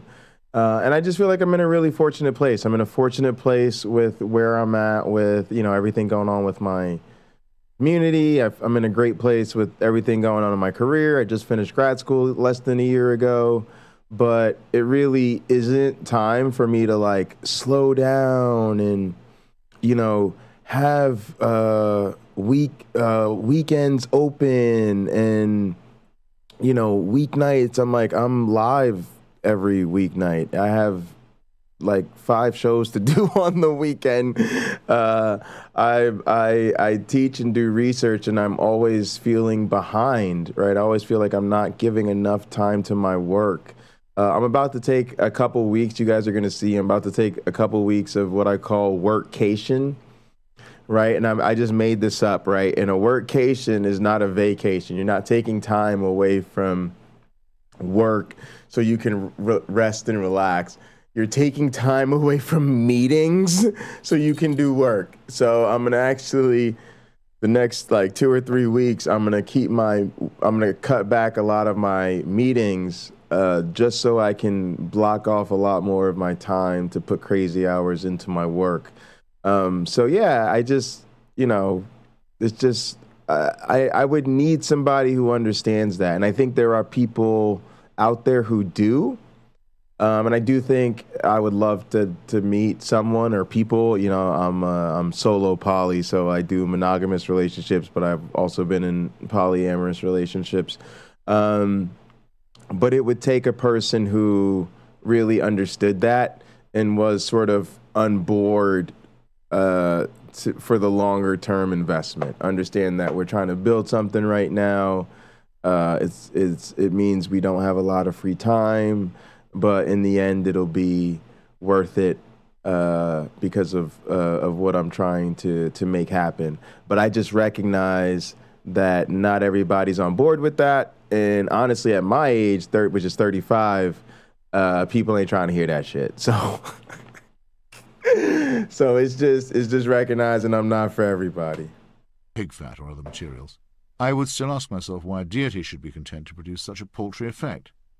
As it happens, I am one of the very few people who's ever taken part. I do need a 2 BJ a day kind of girl. Absolutely. That's a requirement. In June of 2001, I was invited by the Vatican to testify at a hearing on the beatification of Agnes Bujashu, an ambitious Albanian nun. Call me a bootlicker. Well known under the nom de guerre of Mother It's so Teresa. funny. Although the then Pope had abolished the famous office of... I'm lucky that the lab is the studio and both of them are in my house. The church was house. still obliged to seek testimony from critics, and thus I found myself representing the devil, as it were, pro bono. I had already helped expose one of the miracles connected with the work of this woman. The man who originally made her By the famous way, was talking a about Mother distinguished, rather silly Teresa. British evangelist, later a Catholic, named Malcolm Muggeridge. It was his BBC documentary, Something Beautiful for God, which launched the Mother Teresa brand on the world in 1969. The cameraman for this film was a man named Ken Macmillan, who had won high praise for his work on Lord Clark's great art history series, Civilization. His understanding of colour and lighting was of a high order. Here is the story as Muggeridge told it in the book that accompanied the film. Mother Teresa's home for the dying is dimly lit by small windows high up in the walls, and Ken Macmillan was adamant that filming was quite impossible there. We only had one small light with us, and to get the place adequately lighted in the time at our disposal was quite impossible. It was decided that nonetheless Ken should have a go, but by way of insurance he took as well some film in an outside courtyard where some of the inmates were sitting in the sun. In the processed film, the part taken inside was bathed in a particularly beautiful soft light, whereas the part taken outside was rather dim and confused. I myself am absolutely convinced that the technically unaccountable light is in fact the kindly light that Cardinal Newman refers to in his well-known exquisite hymn. Muggeridge concluded that this is precisely what miracles are for, to reveal the inner reality of God's outward creation. I'm personally persuaded that Ken recorded the first authentic photographic miracle. I fear I talked and wrote about it to the point of tedium. He was certainly correct in that last sentence. By the time he had finished, he'd made Mother Teresa into a world-famous figure. My contribution was to check out and put into print the direct verbal testimony of Ken Macmillan, the cameraman himself. Here it is. During Something Beautiful for God, there was an episode where we were taken to a building that Mother Teresa called the House of the Dying. Peter Schaefer, the director, said, well, it's very dark in here. Do you think we can get something? And we'd just taken delivery at the BBC of some new film made by Kodak, which we hadn't had time to test before we left. So I said to Peter, well, we may as well have a go. So we shot it.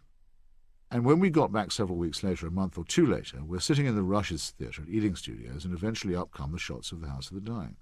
And it was surprising.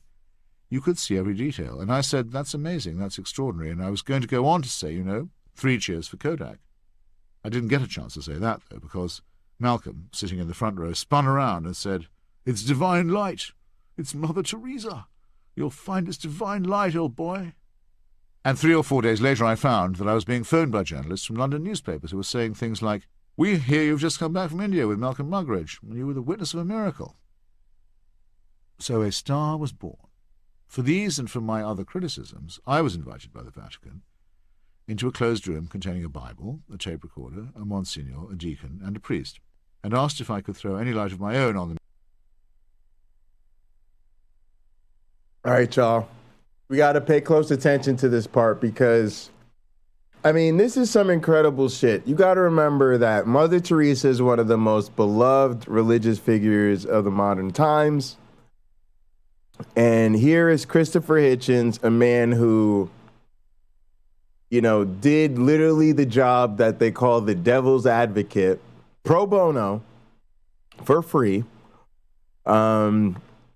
And he is testifying against the canonization of Mother Teresa. He is coming to say why she should not be made a saint. And so this is what I mean. If you're into skepticism and atheism and anti-theism, this is crazy, y'all. This is a real episode from the life of Christopher Hitchens. And I just want to pull it back a second and take in those details together.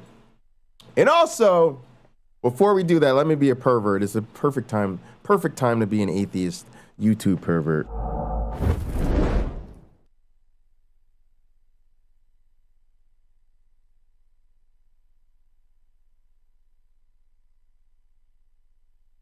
Folks, I am streaming live every day from now to August 12th, which is my birthday, so that we can raise $100 for the International Bipolar Foundation, because I'm bipolar as fuck.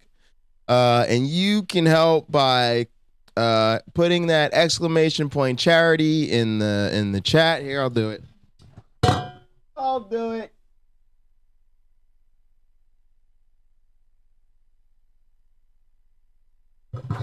Thanks for lurking, Cameron.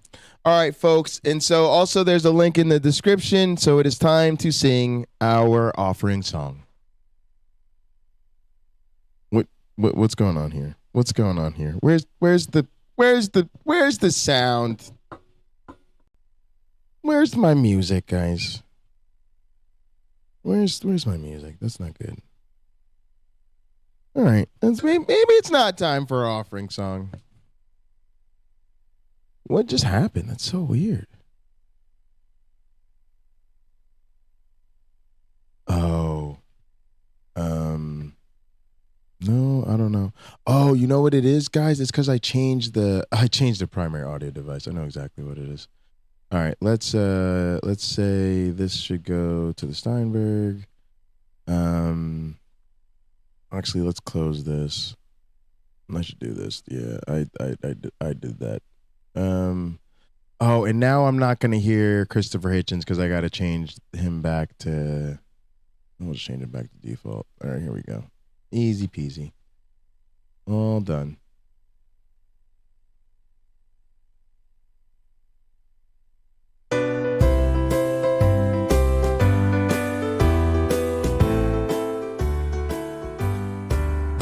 If you're happy, put your money in the plate.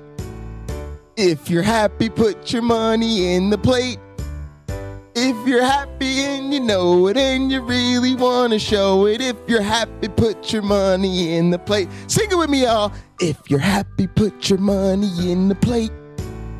If you're happy, put your money in the plate.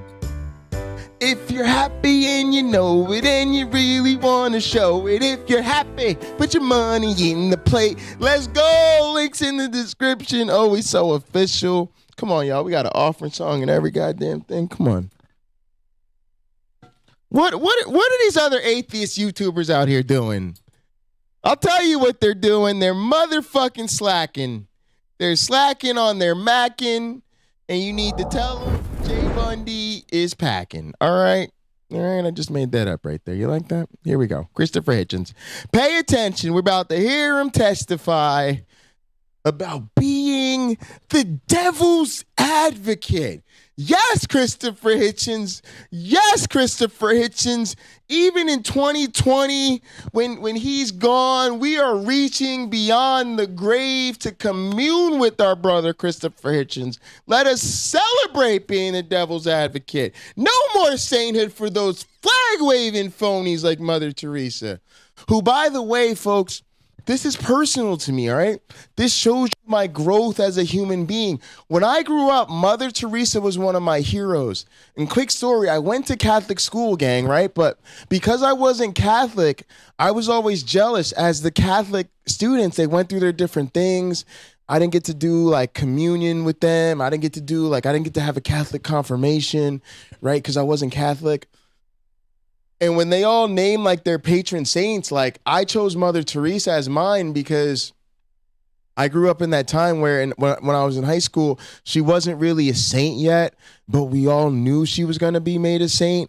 And since like I wasn't really Catholic, I told my theology teacher like, hey, it would mean a lot for me to like take Mother Teresa as my patron saint because, you know, she's not officially a saint the way I'm not officially Catholic, but obviously, the theology means a lot to both of us.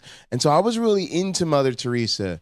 Likewise, I was really into Gandhi. For the longest time, my email quote was, you must be the change you want to see in the world, which is a Gandhi quote. I've recently, as I was getting close to graduating, I changed it to, what is it now? It's the George Gaylord Simpson quote. Evolution isn't, I do not think evolution is supremely important because it is my specialty. Quite the contrary.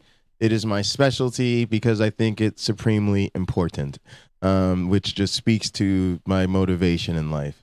But yeah, before that, it was a Gandhi quote. Anyway, Christopher Hitchens has done a lot of stuff sort of debunking Gandhi in his work here, where he really did oppose and expose Mother Teresa. Was a real challenge to my worldview, but one I'm so grateful to have. So yeah, glad to share this with you guys. Other criticisms, I was invited by the Vatican into a closed room containing a Bible, a tape recorder, a Monsignor, a deacon, and a priest, and asked if I could throw any light of my own on the matter of the servant of... Yeah, I see that, Satan's little helper. You know about them people in the church that tip out when it's offering time? Now, I could tell Satan's little helper is a real one. Satan's little helper has been to some churches. You understand?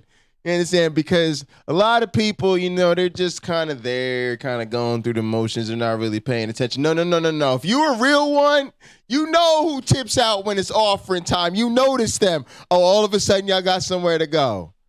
Oh, all of a sudden, y'all got somewhere to be. Oh, okay. Okay. I see you. Of God, Mother Teresa. But even as they appeared to be asking me this in good faith, their colleagues on the other side of the world were certifying the necessary miracle that would allow the beatification, prelude to full canonization, to go forward. Mother Teresa died in 1997. On the first anniversary of her death, 2 nuns in the Bengali village of Raigunj claimed to have strapped an aluminum medal of the departed, a medal that had supposedly been in contact with her dead body, to the abdomen of a woman named Monica Bezra. This woman, who was said to be suffering from a large uterine tumour, was thereupon quite cured of it. It will be noticed that Monica is a Catholic girl's name not very common in Bengal, and thus that probably the patient and certainly the nuns were already Mother Teresa fans. This definition would not cover Dr. Manju Murshid, the superintendent of the local hospital, nor Dr. T.K. Biswas and his gynecologist colleague, Dr. Ranjan Mustafi. All 3 came forward to say that Mrs. Bezra had been suffering from tuberculosis and an ovarian growth and had been successfully treated for both afflictions.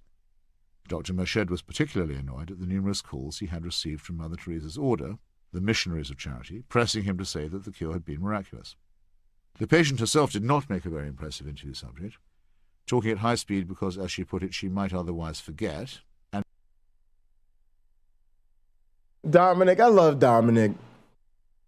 Dominic, I appreciate you keeping it real. I once dated a cam girl. I ain't even gonna lie to y'all. I ain't even gonna hold you. I actually dated a cam girl. So I support cam girls. Hey, I know y'all looking at me funny. Cam girls date. They be trying to meet Mr. Right, and begging to be excused questions because she might have to remember. Her own husband, a man named Selku Murmu, broke silence after a while to say that his wife had been cured by ordinary, regular medical treatment. Any hospital supervisor in any country will tell you that patients sometimes make astonishing recoveries, just as apparently healthy people often fall inexplicably and gravely ill. Those who desire to certify miracles may wish to say that such recoveries have no natural explanation. But this does not at all mean that there is therefore a supernatural one. In this case, however, there was nothing even remotely surprising in Mrs. Bezra's return to health. Some familiar disorders had been treated with well-known methods. Extraordinary claims were being made without even ordinary evidence. Yet there will soon come a day in Rome when a vast and solemn ceremony will proclaim the sainthood of Mother Teresa as one whose intercession can improve upon medicine to the entire world. Not only is this a scandal in itself, but it will further postpone the day when Indian villagers cease to trust quacks and fakirs. People will die needlessly as a result of this phony and contemptible miracle.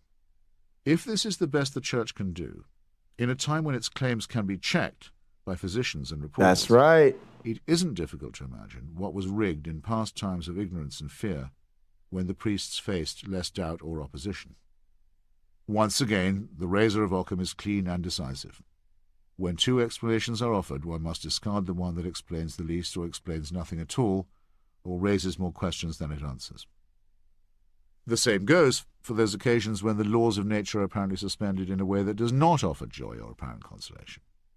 Natural disasters are actually not violations of the laws. Pause the tape. This is what I also refer to as theists not wanting to play the game fairly, right? Like, they want us to treat them like they're being these upstanding examples of evidentiary thinking and rationality, and they say shit to you like, oh, we love science and all of this shit, right? And it's like, if that was the case, then you would accept Occam's razor, right? Because that's a big part of how we do this sort of modeling and explaining the way we explain the world. There's like That's why so many of the great scientific theories like gravity and,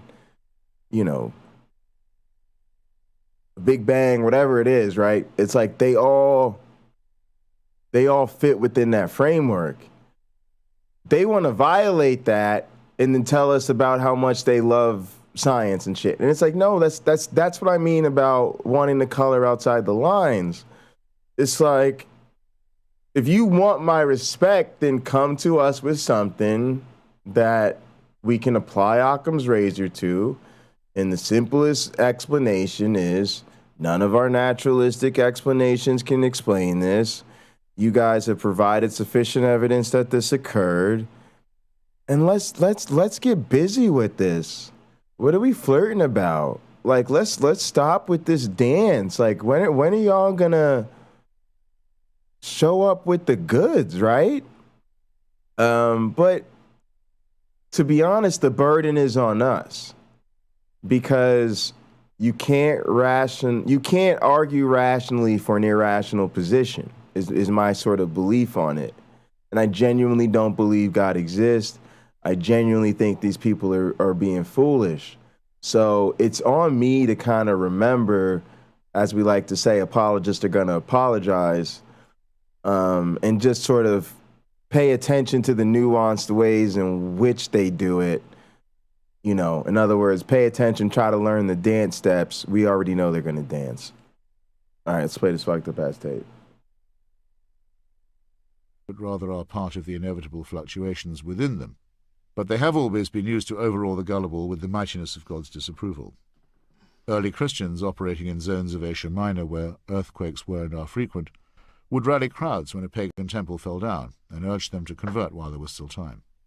The colossal volcanic explosion at Krakatoa in the late 19th century provoked an enormous spread of Islam among the terrified population of Indonesia. All the holy books talk excitedly of floods, hurricanes, lightning, and other portents.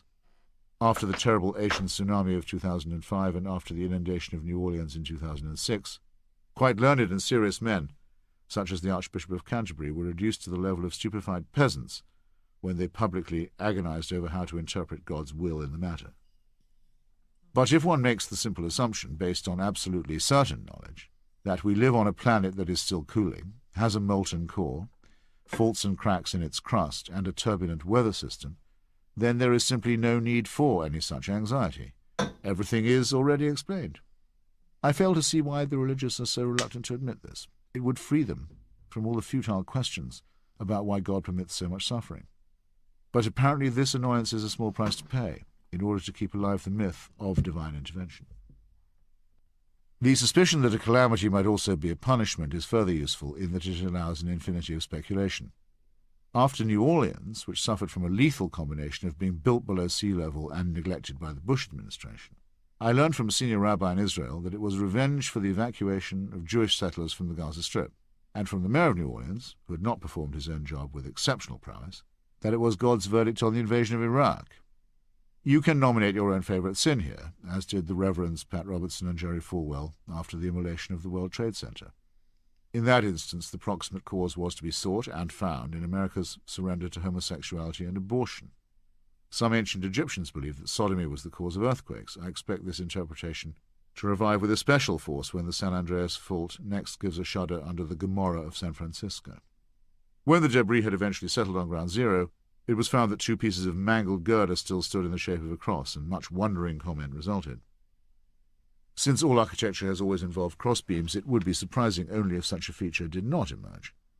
I admit that I would have been impressed if the wreckage had formed itself into a Star of David, or a star and crescent, but there is no record of this ever having occurred anywhere, even in places where local people might be impressed by it. And remember, miracles are supposed to occur at the behest of a being who is omnipotent, as well as omniscient and omnipresent. One might hope for more magnificent performances than ever seem to occur. The evidence for faith, then, seems to leave faith looking even weaker than it would if it stood, alone and unsupported, all by itself. What can be asserted without evidence can also be dismissed without evidence. This is even more true when the evidence eventually offered is so shoddy and self-interested.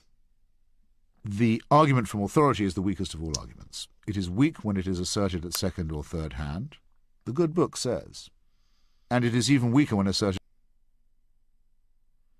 at first hand, as every child knows, who has heard a parent say, "because I say so," and as every parent knows, who's heard himself reduced to uttering words he once found so unconvincing. Nonetheless, it takes a certain leap of another kind to find oneself asserting that all religion is made up by ordinary mammals and has no secret or mystery to it. Behind the veil of Oz, there's nothing but bluff. Can this really be true? As one who's always been impressed by the weight of history and culture, I do keep asking myself this question. Was it all in vain, then, the great struggle of the theologians and scholars, and the stupendous efforts of painters and architects and musicians, to create something lasting and marvellous that would testify to the glory of God? Not at all. It does not matter to me whether Homer was one person or many, or whether Shakespeare was a secret Catholic or a closet agnostic. I should not feel my own world destroyed if the greatest writer about love and tragedy and comedy and morals was finally revealed to have been the Earl of Oxford all along, though I must add that sole authorship is important to me, and I would be saddened and diminished to learn that Bacon had been the man. Shakespeare has much more moral salience than the Talmud or the Quran, or any account of the fearful squabbles of Iron Age tribes. But there's a great deal to be learned and appreciated from the scrutiny of religion, and one often finds oneself standing atop the shoulders of distinguished writers and thinkers who were certainly one's intellectual and sometimes even one's moral superiors. Many of them in their own time had ripped away the disguise of idolatry and paganism, and even risked martyrdom for the sake of disputes with their own co-religionists. However, a moment in history has now arrived when even a pygmy such as myself can claim to know more, through no merit of his own, and to see that the final ripping of the whole disguise is overdue. Between them, the sciences of textual criticism, archaeology, physics, and molecular biology have shown religious myths to be false and man-made, and have also succeeded in evolving better and more enlightened explanations. The loss of faith can be compensated by the newer and finer wonders that we have before us, as well as by immersion in the near miraculous work of Homer and Shakespeare and Milton and Tolstoy and Proust, all of which was also man-made, though one sometimes wonders, as in the case of Mozart. I can say this as one whose own secular faith has been shaken and discarded, not without pain. When I was a Marxist, I did not hold my opinions as a matter of faith, but I did have the conviction that a sort of unified field theory might have been discovered. The concept of historical and dialectical materialism was not an absolute, and it did not have any supernatural element, but it did have its messianic element in the idea that an ultimate moment might arrive, and it most certainly had its martyrs and saints and doctrinaires, and, after a while, its mutually excommunicating rival papacies. It also had its schisms and inquisitions and heresy hunts. I was a member of a dissident sect that admired Rosa Luxemburg and Leon Trotsky, and I can say definitely that we also had our prophets. Rosa Luxemburg seemed almost like a combination of Cassandra and Jeremiah when she thundered about the consequences of the First World War. And the great 3-volume biography of Leon Trotsky by Isaac Deutscher was actually entitled The Prophet, in his 3 stages of being armed, unarmed, and outcast. As a young man, Deutscher had been trained for the rabbinate and would have made a brilliant Talmudist, as would Trotsky. Here is what Trotsky says, anticipating the Gnostic Gospel of Judas, about the way that Stalin took over the Bolshevik Party. There's like so much here, but one thing is I often talk. I don't often talk about it, but I really think I was super close to a ministerial life. Like, I remember growing up, there was a period of time just sort of feeling like, wouldn't it be great if I was called to be like a man of God? Even weirdly, like, more so like Bishop Dale, who was the pastor of my grandfather's church, because like my grandfather was the assistant pastor of his church for 25 years before he became the pastor. So I remember looking up to Bishop Dale, who was the pastor before he passed, like, wow, like he was, because it was at a time where like the church was super popular. There was a lot of cool like young people there, and they had this cathedral, right? And it would be wall to wall people every Sunday, teenagers and stuff just lined up around the church, right? Like it was popping in Cornerstone every Sunday. Every Sunday. So it was like, wow, like and then we were always treated so well as the assistant pastor's family. And then it was kind of a surprise when Bishop Dale gave the church to my grandfather, because he had ministers in his own family, and sort of all the other ministers he could have given it to, he sort of gave it to his trusty assistant pastor, you know what I mean? And then he passed, and it was wild. But I worked at a church. I took time away from Penn State. I worked at a Reformed church. I loved that. That was a really important time in my life. I found myself doing a lot of community organizing and being a youth minister and running a summer camp. And I know that church wanted to make me a deacon. And I really felt kind of free, because I was in a rap group.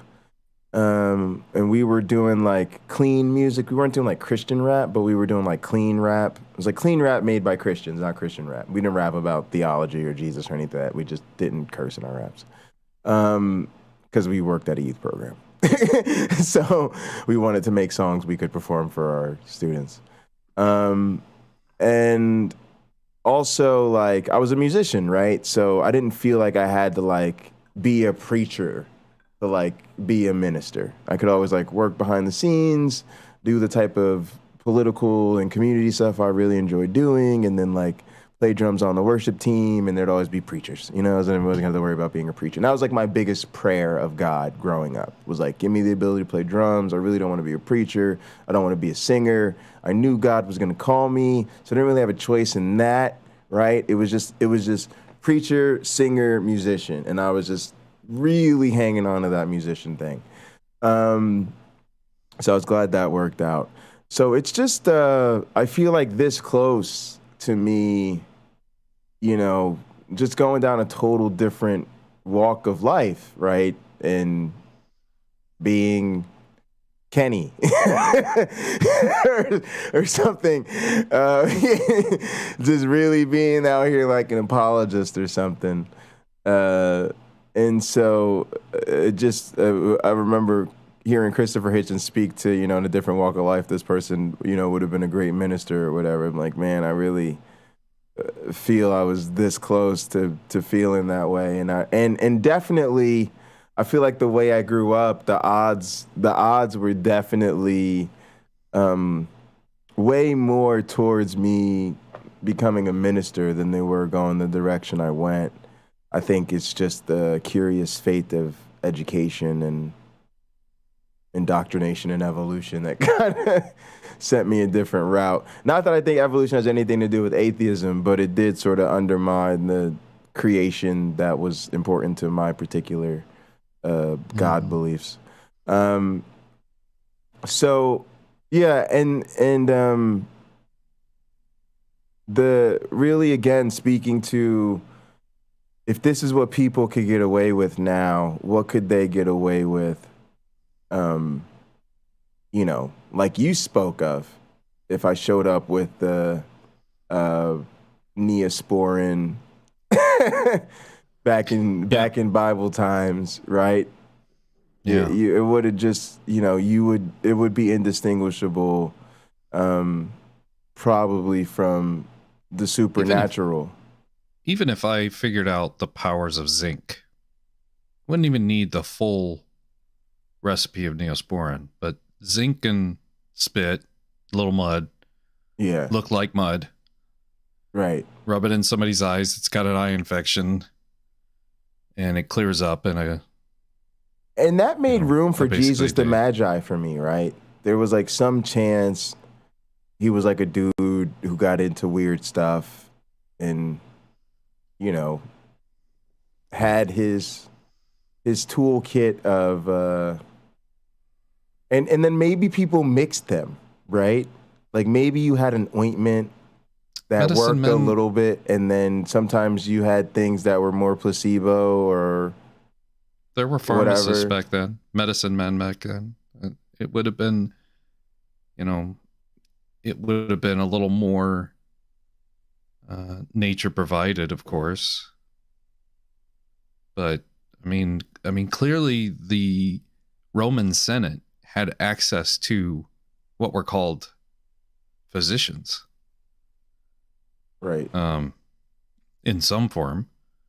I mean, they were able to perform some minor surgeries. Sometimes in theater, right? Like that's where the term in theater came from. They would do it in public, like demonstrations. I think so. Yeah. Yeah, I think so. I mean, I've read a little bit about it, but you know, you got to imagine that the medical grade equipment that we have now versus then. Oh my God, guys, if you want to do some shit that will fuck with you, yeah, look at the equipment. Carrier does this sometimes. He shows slides of like ancient medical equipment, like, oh, this was an ancient spatula, or this was an ancient, what's the thing they got to stick up your urethra, and you're just going, nope. Nope. Nope. Funny you say that. I've had a little over a year ago, I had surgery. I had a tumor in my bladder. Really? That was removed. And let's just say I don't have any incisions. Okay. That's the good news. The bad news is... Oh, yeah. There's a reason you don't have any incisions. I don't have any incisions because... And it was, I imagine that was not fun. Yeah. They send this device that's about the size of a number 2 pencil. Oh, no. It's flexible. It's very flexible, but it's... No. Yeah. It's traumatic. And you're not, like, passed out? See, I would need to be passed out.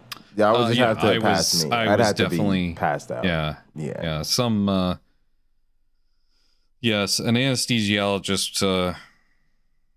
I would say to the anesthesiologist. Did a very good job. I would say to the anesthesiologist, I need to be dead outside. Yeah.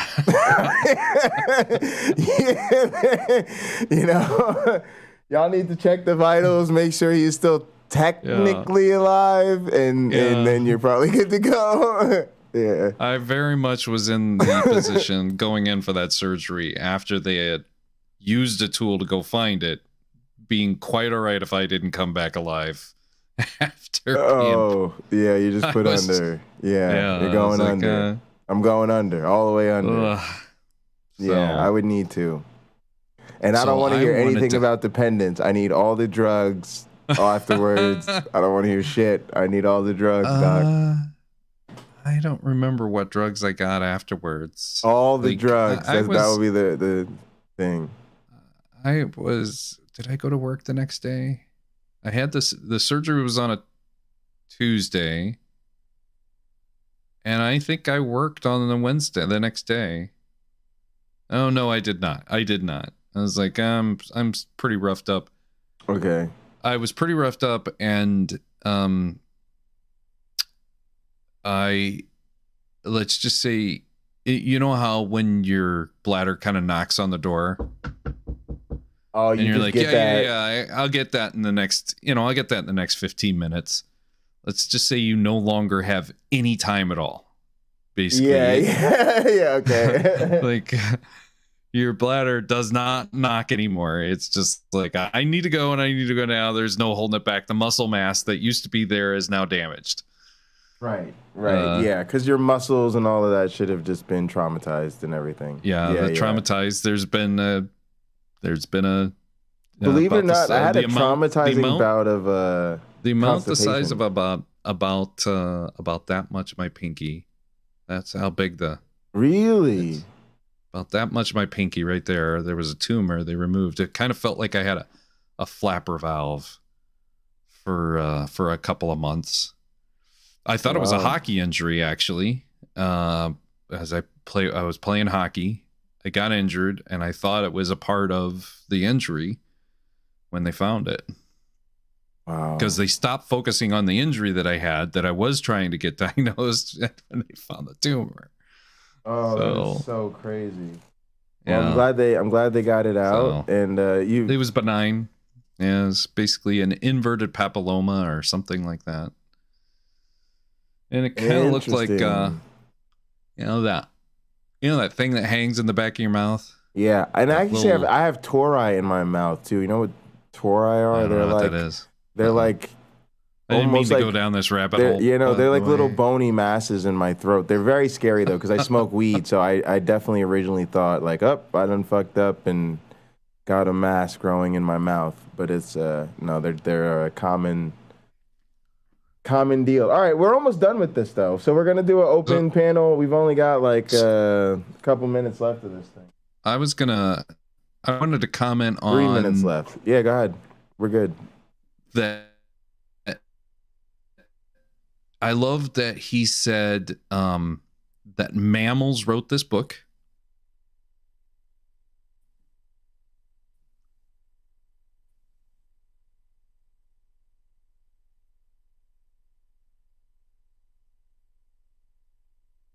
I think we lost you somehow. I think you got froze. But yes, I actually think this is the most damning point against religion. I think we have perfectly good reason to now conclude, I'm almost willing to say conclusively, that religion is man-made. Like I just don't see, I always say there's no evidence that God made man. All the evidence suggests that man made God. And to me, that's the end of it. I don't really know how you can even argue otherwise. This idea that that there was an intelligent being that somehow created the universe, not a reasonable proposition to me. For all we know, intelligence is only something that we have observed in evolved organisms, right? Intelligence is a property of brains. Brains evolved. There's no way there was an intelligent being around before there were beings around. Like, nope. Sorry. That's a fairy tale. And yeah, I just think you're not being honest with yourself if you don't see that. Like, that's kind of where I'm at with it. Like, you're trying to maybe fool a lot of people, but you're mostly fooling yourself. Yeah, Tux, you got a connection thing going on. Look strong right now, though. Yeah, your connection's going in and out. It's going green, red, green, red, green, red. And it still seems like you're frozen. It's not good. All right. Let me play the rest of this. It's not going to be too long, and hopefully Tux will have that worked out. Of Christ's 12 apostles, Judas alone proved to be traitor. But if he had acquired power, he would have represented the other 11 apostles as traitors, and also all the lesser apostles, whom Luke numbers as 70. And here in Deutsch's chilling words is what happened when the pro-Nazi forces in Norway forced the government to deny Trotsky asylum and deport him once again, to wander the world until he met death. The old man met with the Norwegian foreign minister Trygve Lie and others, and then Trotsky raised his voice so that it resounded through the halls and corridors of the ministry. This is your first act of surrender to Nazism in your own country. You will pay for this. You think yourselves free and secure to deal with the political exile as you please, but the day is near, remember this, the day is near when the Nazis will drive you from your country, all of you. Trygve Lie shrugged at this odd piece of soothsaying, yet after less than 4 years the same government had indeed to flee from Norway before the Nazi invasion, and as the ministers and their aged King Haakon stood on the coast, huddled together and waiting anxiously for a boat that was to take them to England, they recalled with awe Trotsky's words as a prophet's curse come true.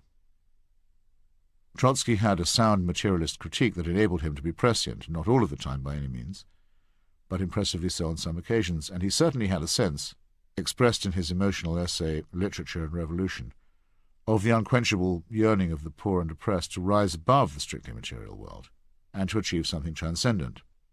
For a good part of my life I had a share in this idea that I have not yet quite abandoned. But there came a time when I could not protect myself, and indeed did not wish to protect myself from the onslaught of reality. Marxism, I conceded, had its intellectual and philosophical and ethical glories, but they were in the past. Something of the heroic period might perhaps be retained, but the fact had to be faced: there was no longer any guide to the future.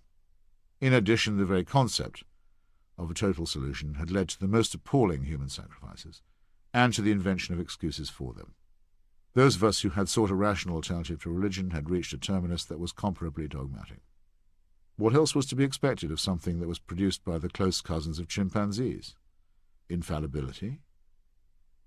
Thus, dear reader, if you've come this far and found your own faith undermined, as I hope, I am willing to say that to some extent I know what you're going through.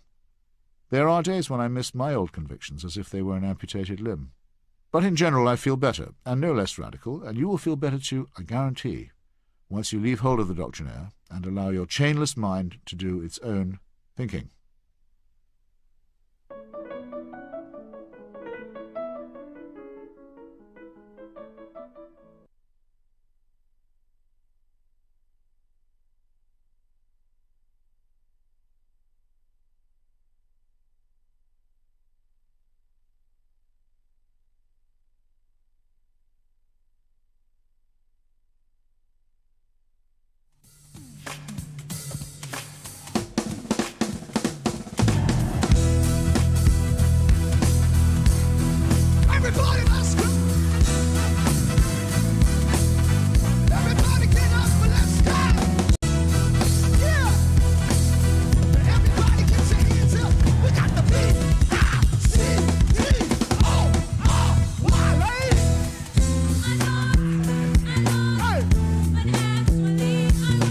Oh, they wasn't ready for it. We just took it straight back to the worship music.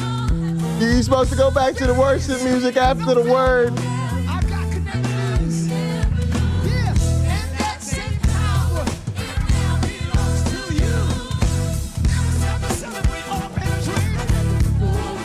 That's one of my guys, though. He's so good.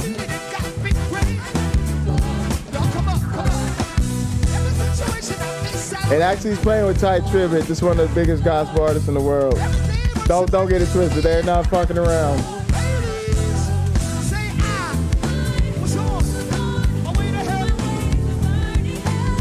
They're having so much fun.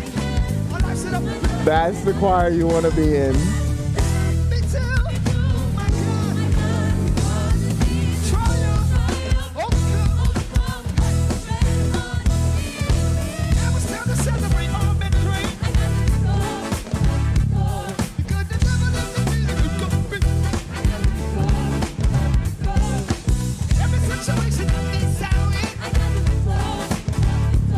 It's after party time. Where are all the theists? I'm trying to talk to somebody who's experienced a miracle. Where's all these people who Jesus walks with them and he talks with them and oh, they've been transformed by an experience? Or where?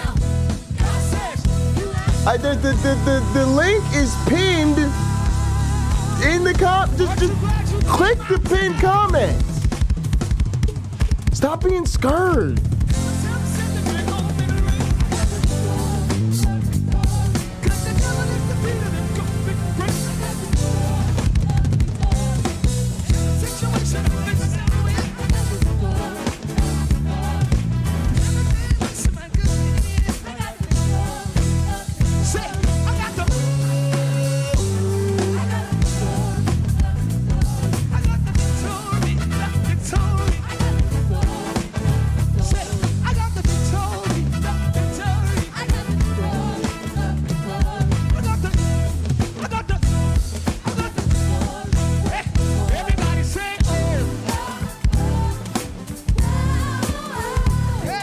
That beat is so hard.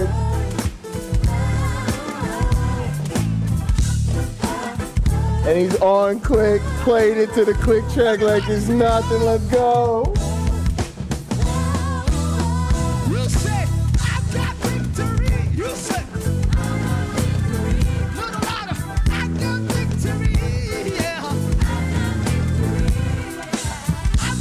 Shuffle between the hand and the foot. I'm not bothered by this. I practiced this all week. I'm just happy to get this over. Let's get it.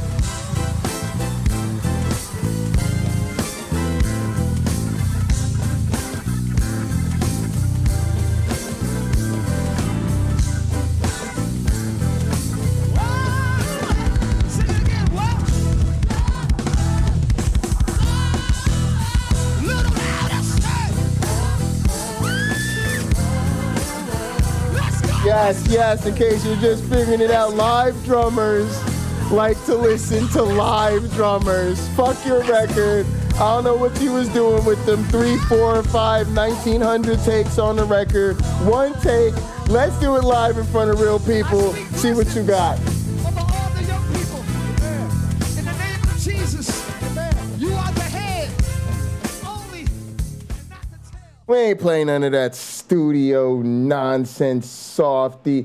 Oh, let's keep it real though. Let's get our white boys in there. Hold on. Ooh, Graydon, go ahead. Watch.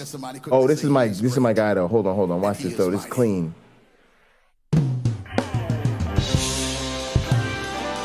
This is what niggas look like in their practice room. Ain't nobody, ain't no church, ain't no girls, nothing. We just getting work in. Sorry, gotta get work done. Here we go. I used to play this song in church actually. This song's fun.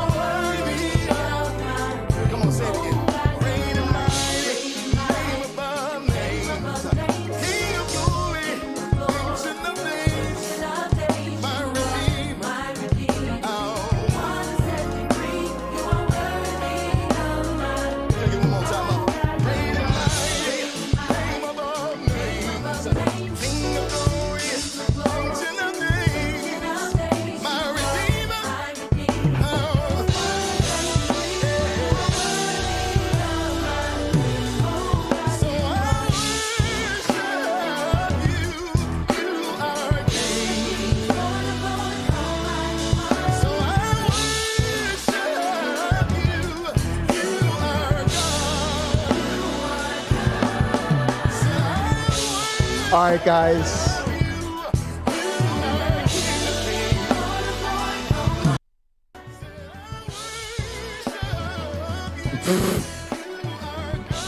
YouTube Punk, we're trying to get people to call in. Where are the people calling in? I'm so mad people aren't calling in. No, I'm kidding. It's all good. I think we're gonna do. Yeah, I know. You guys are all atheists. You guys are all like, oh man, we hate Jesus music. It makes us sad. It makes us think about Jesus. We don't like thinking about Jesus. I got to support the pocket lockers of the world. All right. I really just needed to kill some time while I roll my weed real quick. So yeah, I don't know. I got the lines open. The lines are open on both channels. You guys can call in if anybody wants to call in. I want to do more open calls, but I don't think that anybody's calling in. So, also, is anybody live? I'm going to pull up my YouTube real quick. We'll see if anybody's live. We'll call in if somebody else is doing a call-in show. If not, we'll do some games or something. All right, what's going on with this thing here? It's playing... Oh, it's stopped up here. I see. All right, let's see if anybody's live. It's super late on Sunday night, so there might not be anybody live, but maybe like logically, plausibly, probably, he's on a lot of times super late. But yeah, I don't think anybody's live, guys. Let me know. Isid Dawa, who is this? Looking for trouble? Uh-oh. Y'all want to call in this? They're looking for trouble. Because he doesn't have an argument. He just had he's just gaslighting. That's all that he has. He just had a Shut up. Talking too much shit. Man, I'm just trying to talk about the argument, and this guy wants to talk about hot dogs and pork chops. Hey, listen. What are they? Are they like listening to something? Get himself a Whamburger and some French fries. Because man, somebody called his man a wambulance. He really said, "God can't die." let me pull this up on. Let me pull this up over here. That's what the Holy Spirit. He's abused a child. I don't. What? How do you guys know this shit about people? Insane. Insane. But no, this is Isadawa's channel. I guess they're listening to. Is this guy EA? No, my wife's sitting right across from me right now. I've been trying to contain myself. I'm sorry, but he was just too much. How do you guys actually know these characters? He didn't know what he was talking about. I don't know what these Christians are disrespectful. Do you know these people, Tux? As someone who used to be a Christian and could actually defend my faith, like it was painful to listen to. Maximize. Hey, listen.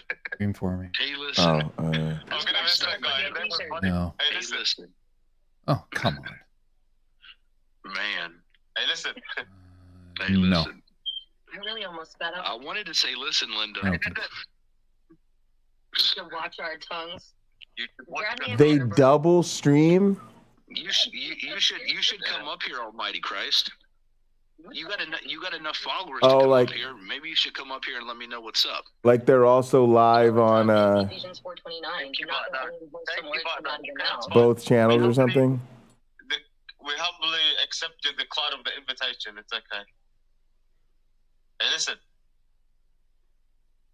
Where's everyone else? Is no one else? Does anyone want to come up, talk a little bit? A lot of beard petting. People in other lives, when me and Issa Dow are on a live, it tends to get real quiet. It does. It does. Davis, we come and crash the party. I'm gonna give this Enough hashtags. All right, I see that. Waalaikum assalam, Safiya. Let's all right, let's get up in here with my Davis. God, I'm trying to think of how we should do it. All right, let's I normally just call in on my other machine. Art Davis, are you there? Religion was completely off my radar. Yeah, you're like what? People talk about this on the internet, but why though? Davis. But really though, but why though? Hello. Either somebody needs to change their batteries in their. Oh, there you go. We're good. We're good. How are you?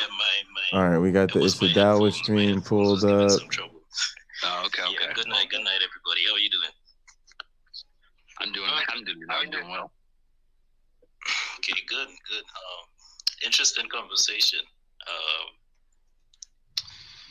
All right, so let's hit the StreamYard.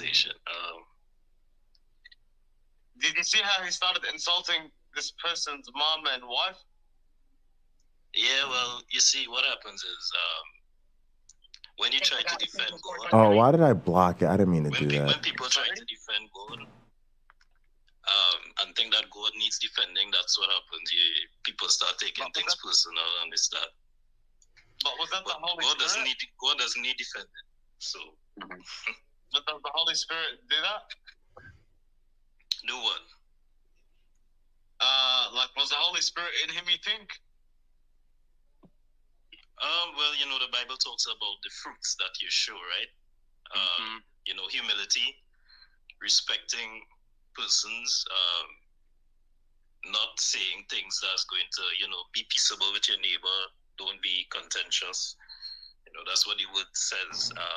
But, you know, we're all human at the end of the day, so sometimes, you know, you could get a little carried away. Yeah. So, Davis, would you agree or disagree with my argumentation? Could you run that back for me? Exactly The argument is that it's for God to come into His creation, whether it's entering His creation or even coming into a human person, like indwelling in the fullness of God, indwelling within the fullness of God indwelling within a human person. Okay, by human law, it is illogical. By human law. Okay. Do you think that it's we agree impossible? on that. By human law, it's illogical. Well, I would say by the laws of logic that it's illogical. And I believe the laws of logic apply to God. Well, you see, that's something that we don't know. So okay, well, let me ask you a few questions, and I think you might end up agreeing with me. Go ahead. Okay, is God God? Well, if we are giving him the attributes that we would give to God, then yes. Okay, so we would say that you believe that God is God, correct? Right, by the title of God, yes. What Perfect. God So means, yes. That is the first law of logic, which is the law of identity. A equals A, so God equals God. Can God be God and also not God simultaneously? That's impossible. Correct. So then God would hold to the law of non-contradiction, which is the second law of logic. That would mean that A cannot be A and also not A simultaneously. Is it true that I wouldn't say that. Okay, let's take it to another place, right? Sure. Check. All right, that looks like it's working there. We don't know what love is. And we'll test this. The idea that we have of love and our description of love. Testing the speakers on StreamYard. Sounds like they're working. Tux, can you hear that? That is where we relate to a particular thing that is in. Sorry, Tux, could you hear that when I played the StreamYard thing? But that doesn't mean that we understand the fullness of what that thing is. Yes. Correct. I'm not Okay, saying we have to great. understand the fullness of it. I'm just saying the very simple fundamental nature. Yes. Well, the Bible says that God is love. All right, let's work on these settings. No echo, cancellation, stereo audio, automatically, that's fine. Characteristics, but we don't know what he is. Sure. So whatever God Camera's is, even though we good. don't know exactly what that is, can that Is that be Dark God Dawkins? and also not God simultaneously, or whatever? That's God Dark is, Dawkins that talking. Has to be Is it really? Oh, we got to get up Yes. in here and try to get our dot on. We have to define what. All right, God let's is, and if we don't know what God also is, we can't take define care what of our is setup here. What we'll do is we'll end up putting God in a box. And I'm trying to limiting think him of what to something. But do. if we don't know what he is, there's no parameter by which we could. All right, here's what I'm gonna do. I'm gonna okay, put well, us over here. This is where it ends. We can't do that. Okay, doesn't the Bible say that God cannot lie? Yes. Isn't that putting him in a box? I beg your pardon? Isn't that putting God in a box? To say Lisa? he can't lie, or he can't sin, or he Can you share my screen? Hold up, bro. Okay, let me ask you a question, right? Mm-hmm. Is it possible for you? That's good. Is it possible for Hang you on a sec. Let me think about this. to not exist? Oh, I know what I want to do. Hang on. I want to leave that there. Don't exist. Yeah, it's possible for me to not exist. Yes. Don't exist. Go ahead. Well, I'm not. You just asked if it was possible. That's an if question. That's a hypothetical. So, are you asking me to commit suicide on alive? Right. So you see, you basically you're proving the point that I'm making here, right? No, So, you're making hold on, brother. You're making a metaphysical point. I'm not asking about metaphysics. All I'm right, asking that's about fine. logic. And then we'll do And then you're this. talking about two different laws here, and this is where these things can be problematic because we're shifting from one law into a different realm of law, and Yeah, that is where I agree that's happening, but I think that's happening on your side. Let me just say this part, right? So if we're saying that I asked you the question, is it possible for you not to exist? You said yes, there is a possibility, but then you said, then I asked you, don't exist, but that's not something that you can do. Exactly. So you're asking me to do, brother. You're not understanding me. So you're asking me to do something metaphysical, right? I'm not talking about metaphysics. I'm talking about logic. So be God and also not God at the same time. The proper answer would be no, that God is God. for God to be God, he could not be not God. Those two laws would be in direct contradiction of each other. What does logic mean? Can we get a definition of that? Logic. What does logic mean? This is a very interesting conversation. All right, guys. I'm gonna call in here. I'm just going to make sure I use the little boys' room real quick before I do. So I'll be back in about a minute or so, and then we'll get straight to the call in. And I'll leave the video up here before I go. So let me do that. Wait. What do you mean within the realm of all things that exist? I never said that. So you did math in school, right? Yeah, I did math in school. Let's think about a Venn diagram, for instance, right? Let's put one circle here that says existing things. Yep. God also fits into that category of existing Correct. things. Yes, Right? I would agree with that. That's exist within the creation, and that's something that could have meant. Right. So that's what I'm alluding to, right?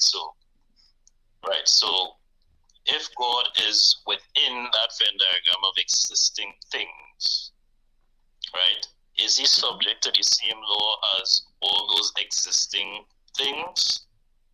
Are you talking about logical laws or metaphysical? You see, that's where it gets tricky. Well, no, it's not tricky. I think one of those mics sounds awful. One of your mics has been crackly. Actually, God is not made of a substance. He's not subject to metaphysical. I thought it was your mic, but maybe it's the stream. No, hang on a sec. Let me see if it's mathematics, language, things like that are not. No, it's not me. Let me see. What is my Jane? Hang on a sec. We'll check it right now. This is always easy to check. All right, we just play something that sounds good. Yeah, when you played the test, that's the million-year door. Oh, it is something coming out of this. Where is this coming from? Now walking out, that's Princess Peach from Mario.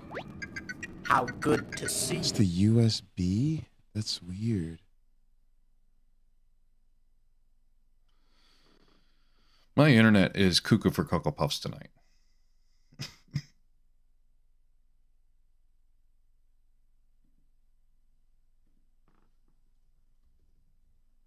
Unfold and be refolded unto glory. Yes, Still there. I believe. Yeah, no, I hear it. It's really weird. Toads, shouldn't they be silenced for all of you? All right, hang on a sec. Yes. Found Bowser. I'm saving him. It's not a mic right now. It's the USB you don't have audio sound thing. effects, but I think they're kind of fun. It's weird. There's no processing on it at all. Let me see if it's the limiter. I died. Maybe you can help me get my head unstuck. I got just a plan. This is actually the same plan I used to save Bowser's life. Come on, what do I get? I won Birdo. Do you guys know that Birdo talks? There's gonna be a big prize in this one. Don't laugh. Give me this. Give me this prize. Yes. Whoa, what is this? What is this prize? It's in the signal. That is weird as hell. All right. Couple of quick questions. Let's see. Oh, all right. I remember what I wanted to ask. Let's first change source here. Let's go out the 7 and 8. Let's see what that sounds like. Oh my god, this thing is so powerful. You guys don't even know. This thing is so good. Huh? What's happening? It's just. All right, that actually sounds great. So it's something. Yeah, that sounds good. On this first and second one. Mario. Oh, nope, it's gone. All right. I found a toad. Oh, now it's back. Got him. Thanks, Mario. I've been in there for a long time, and you know what tents don't have, right? Bathroom. Dude, that's That's weird. That's a baffler. All right, let's close everything on this one. Ooh, this is fun. This is we've got ourselves a live. We got a live one. We got ourselves a live one. We got ourselves a chance to audio engineer in real time. We gotta. All right, let's close out this to show you guys how we do these things. I can leave those there for now. Let's switch browsers.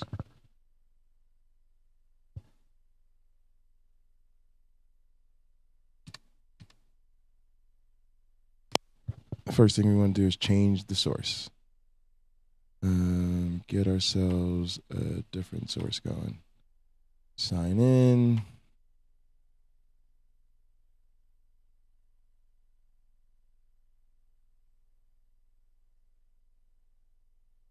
It's giving me a two-step verification. Should show up on all my devices. Here's one. Yep, it's me. All right, let's listen to the news. Tonight, a special edition of Nightly News, an unprecedented up-close look at gun violence on one night in America. Overnight, NBC News teams embedded in cities across the country as gunfire erupted. We already had 3 shootings earlier this evening. We're with police as they hunt for the gunman who shot 4 people. Gunshots, 3,000 again. Oh, we got to go to that. 5 shots in the area. We're in the hospital trauma center as doctors and nurses try to save the lives of gunshot victims. That's so weird. All right, let's change the device again to 7 and 8. As families and communities sounds perfectly fine. Possible. This evening, it has the same chain on it. All right, that's at how gun violence a little bit concerning. It makes me think it's the USB device. I'm gonna restart the computer. Lucky thing is this computer's fast as shit. And it'll restart really quickly. We'll see what happens. But yeah, that's not good. All of those USB devices, they're all coming from the same device. They're all just the mixer. I'll also probably restart my mixer, which is something I haven't done in a while. I normally don't do it. I'll restart it and then I'll reload the set. All right, so go to setup. Shut it down. It's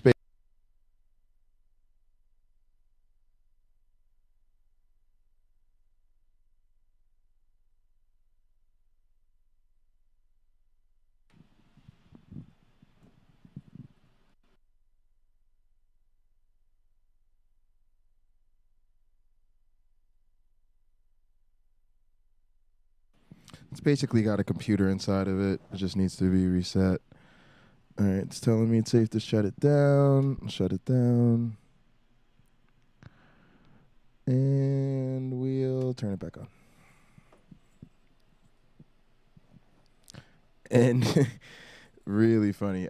As you guys can see, you should be able to hear me now, YouTube punk. Yeah. As you can see, it restarted the computer faster than I could restart the audio console. So that's a good sign. We'll go 0812. We'll put in the password here.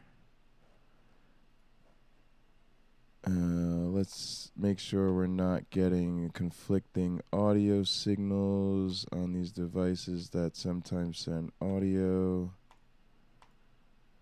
Really nice to work with a fast computer. All right, that device worked great. So let's run the same test.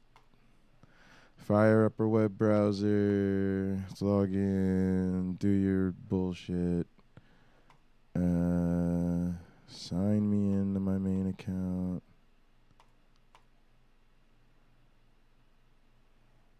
Yeah, verify it's me.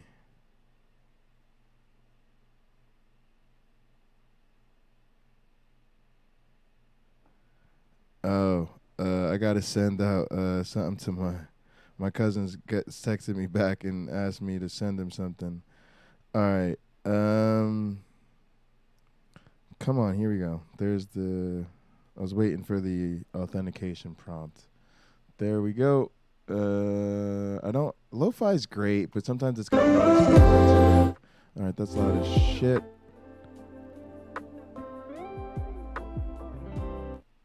Also clean, doesn't have any issues. You guys can hear there's noise in the actual lo-fi. That's why I don't fuck with lo-fi. I do, just not when I'm testing. Because there's audible distortion in it normally. Let's go to this. All right, gang, let's jump into this shit. Let's jump into this shit, gang. We're in FaceTime mode. Yeah, so just act like Uncle Bobby's giving you a nice personal fucking phone call. But gang, we're going to YouTube today. I'm going to podcast tomorrow. So again, until the whole laptop thing gets figured out, I'm going to go back and forth. Or at least on the days like today, where all right, guys, we're back to our main device. It looks like we've worked it out. We're going to restart this, give it another shot. Make sure this isn't off. I wasn't super. An off sort of deal here. All right, gang, let's jump into this. That sounds great. I want to play John Oliver, but I'm smarter than that. Let's play Aaron Brown instead. A little weird. They want sloppy joes or something? All right, should sound good on you guys then. Sorry about that. I don't know what happened. We were getting a little bit of noise in our primary USB device. Was definitely causing an issue. All right, let's get back on track. Actually won't take us that long. By staying live, we still got Tux here. Let me switch over to make sure he can hear me. Oh God, I love my SM58. I'm gonna put it away though. I love you, baby. Thanks for being reliable.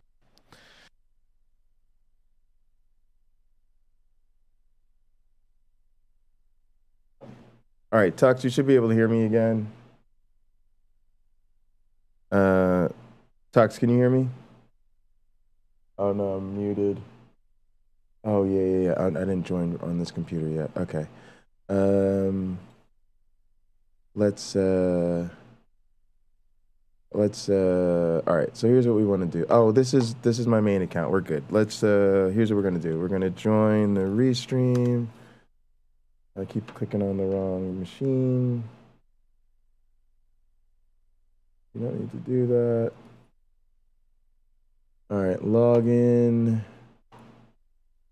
Continue with Google. There we go. Start with Studio. Gonna hear an echo in a second.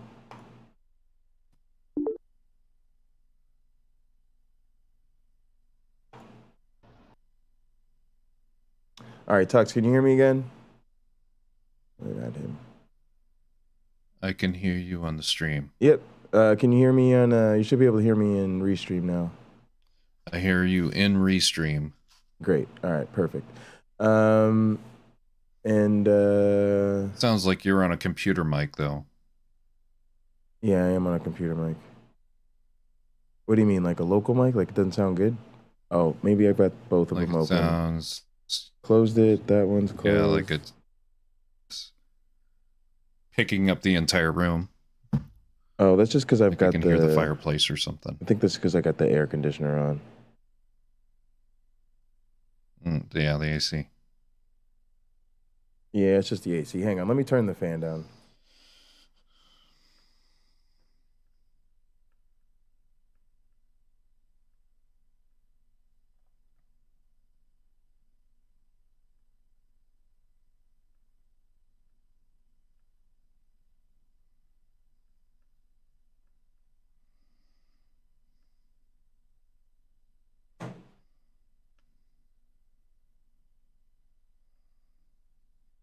It should be a little better, but that computer fan's loud as shit.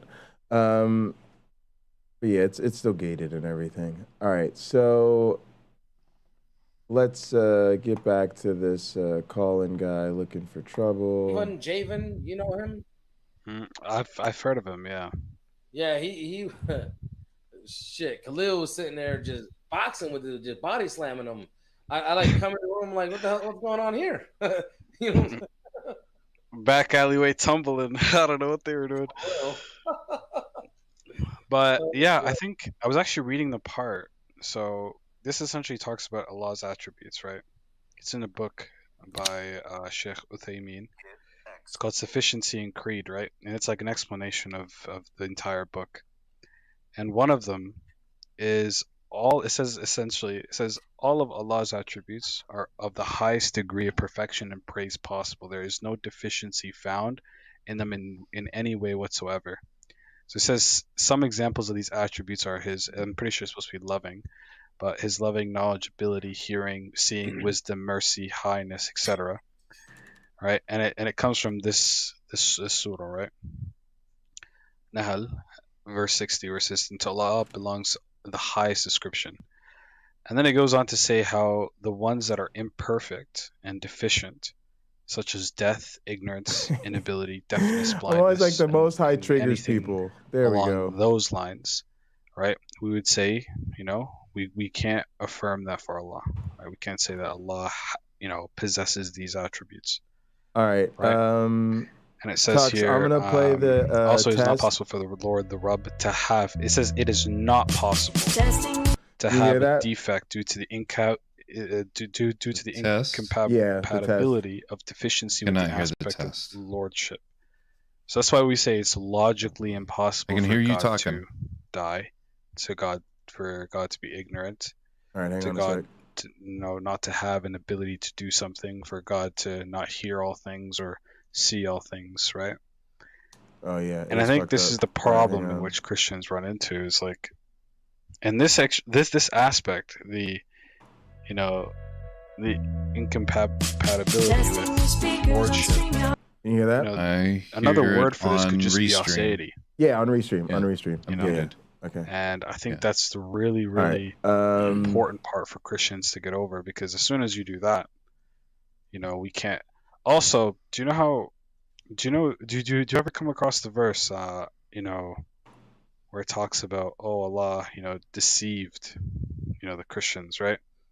Where it says, Allah planned and they planned. So the word that's used there is makr, actually, if you look at the Arabic. All right, I think we're ready to go. It says here. So it says here. It looks if an like my attribute is camera's gonna perfect work in one both way places, and which it deficient normally in does. another That's way, all right. then it is not affirmed for Allah, nor is it restricted from Him in the absolute sense. And it says rather a distinction between the two cases must be made. So one example is the word makr. It could be used for planning, right, or plotting, or deception, right? Yeah. And it says like these three. All right, let me check these attributes real are quick because I want to perfect make when they are sure that implemented our as audio response doesn't to bleed their over into equals that. All right, being so done by an opponent, the since they laptop won't go indicate to that one them. who is The doing it USB is not won't go to incapable of them. encountering his enemy in the same The action, restream right? won't And go it would to be deficient in them. any other condition. So They will so go when, to when the it's used, restream. in The one aux sense, won't it go could to be seen them. as like a good All right. Also, I want my a form of like the soundboard. word. And then in other times it could be seen as like more of like an evil sense or deficient sense is what we would say. So we wouldn't affirm that in that verse. We wouldn't say that Allah was deceiving. We would rather say Allah planned and they planned. Does that sort of make sense? Oh yeah, y'all, we're ready to go. So Hang on they one can't. second. Aaron Johnson. I'm gonna play a. Hello. Can you hear that sound effect? What's up, bro? Really? Hello. I hear somebody talking. How can I help you? Hear me? Yeah, we can hear you. What's up?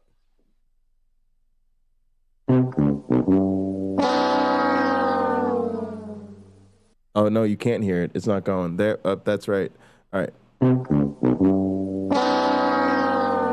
Yeah, now you can hear it. All right, that's better. So I'm trying to set it up all right, like, and it changes. The thing I love about this big mixer in front of me is it's got all these aux mixes on it, and so it's all digital, so it's all super easy to recall.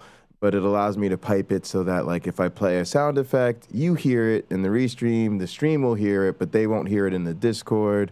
I've got their Discord coming out on a separate mix so that it goes to the stream and it goes to you, you know, and then I've got my mic coming in so it goes to everybody, but it's easy for me to mute what's going into them. So it's we've got it all working here. It's pretty fun.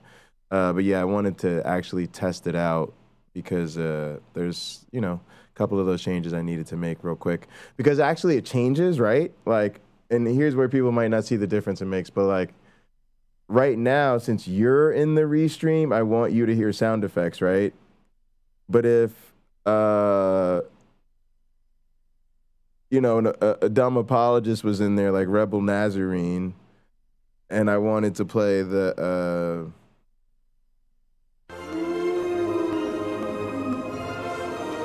I like wouldn't want him to hear it, right? So I'd have it routed differently so that it doesn't go into the restream, but it goes to the stream, right? Like when Doug plays the sound effects on people, they don't hear it because it doesn't play into the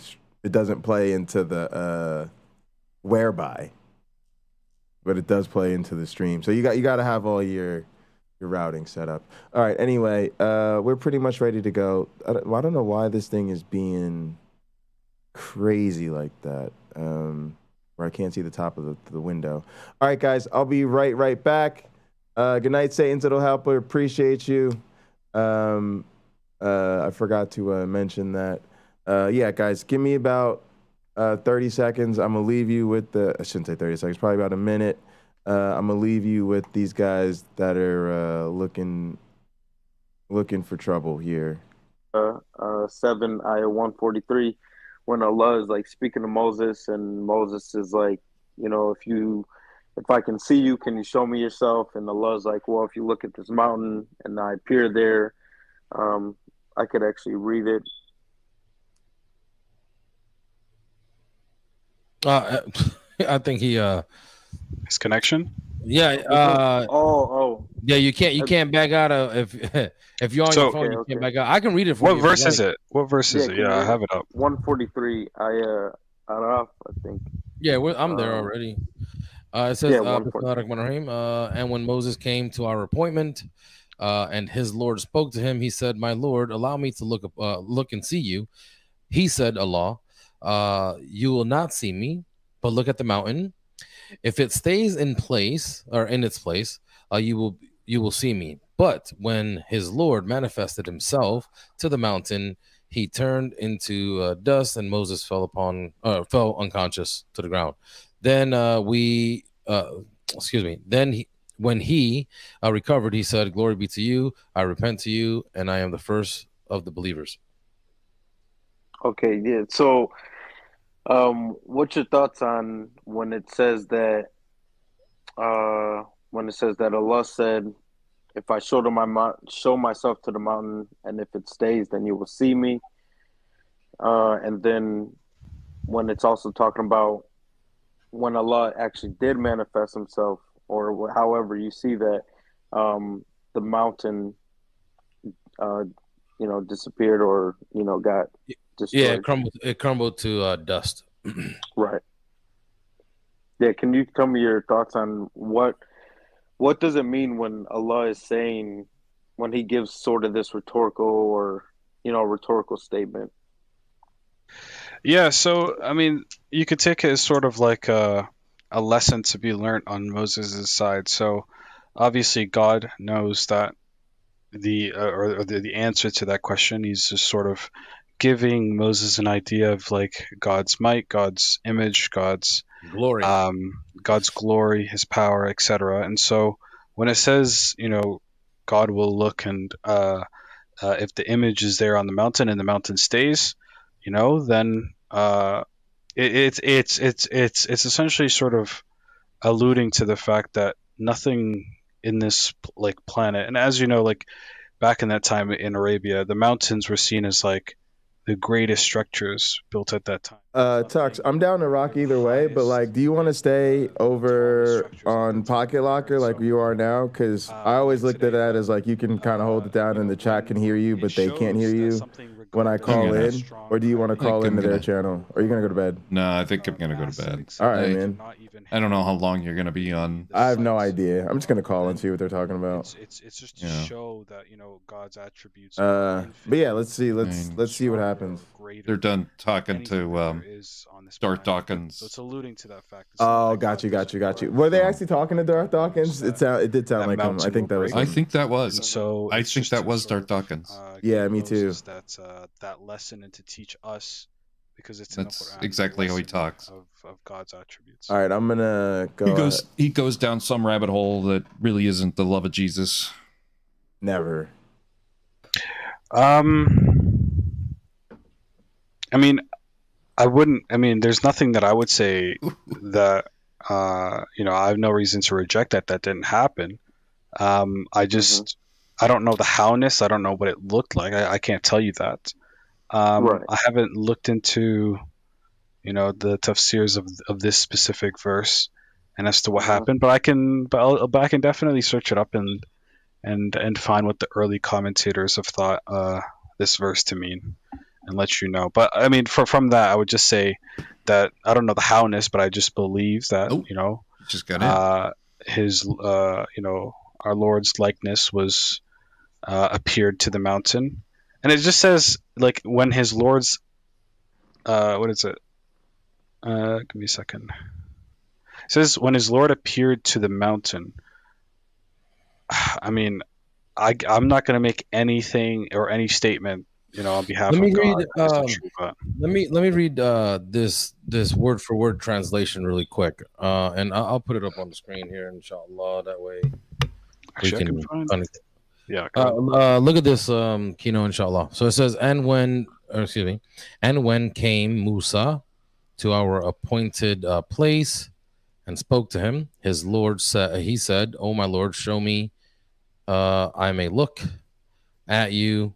He said, "Never you see me, but look at the mountain. If it remains in its place, then you will see me." But when revealed his glory, right? I said glory, right? So he revealed his glory to the mountain.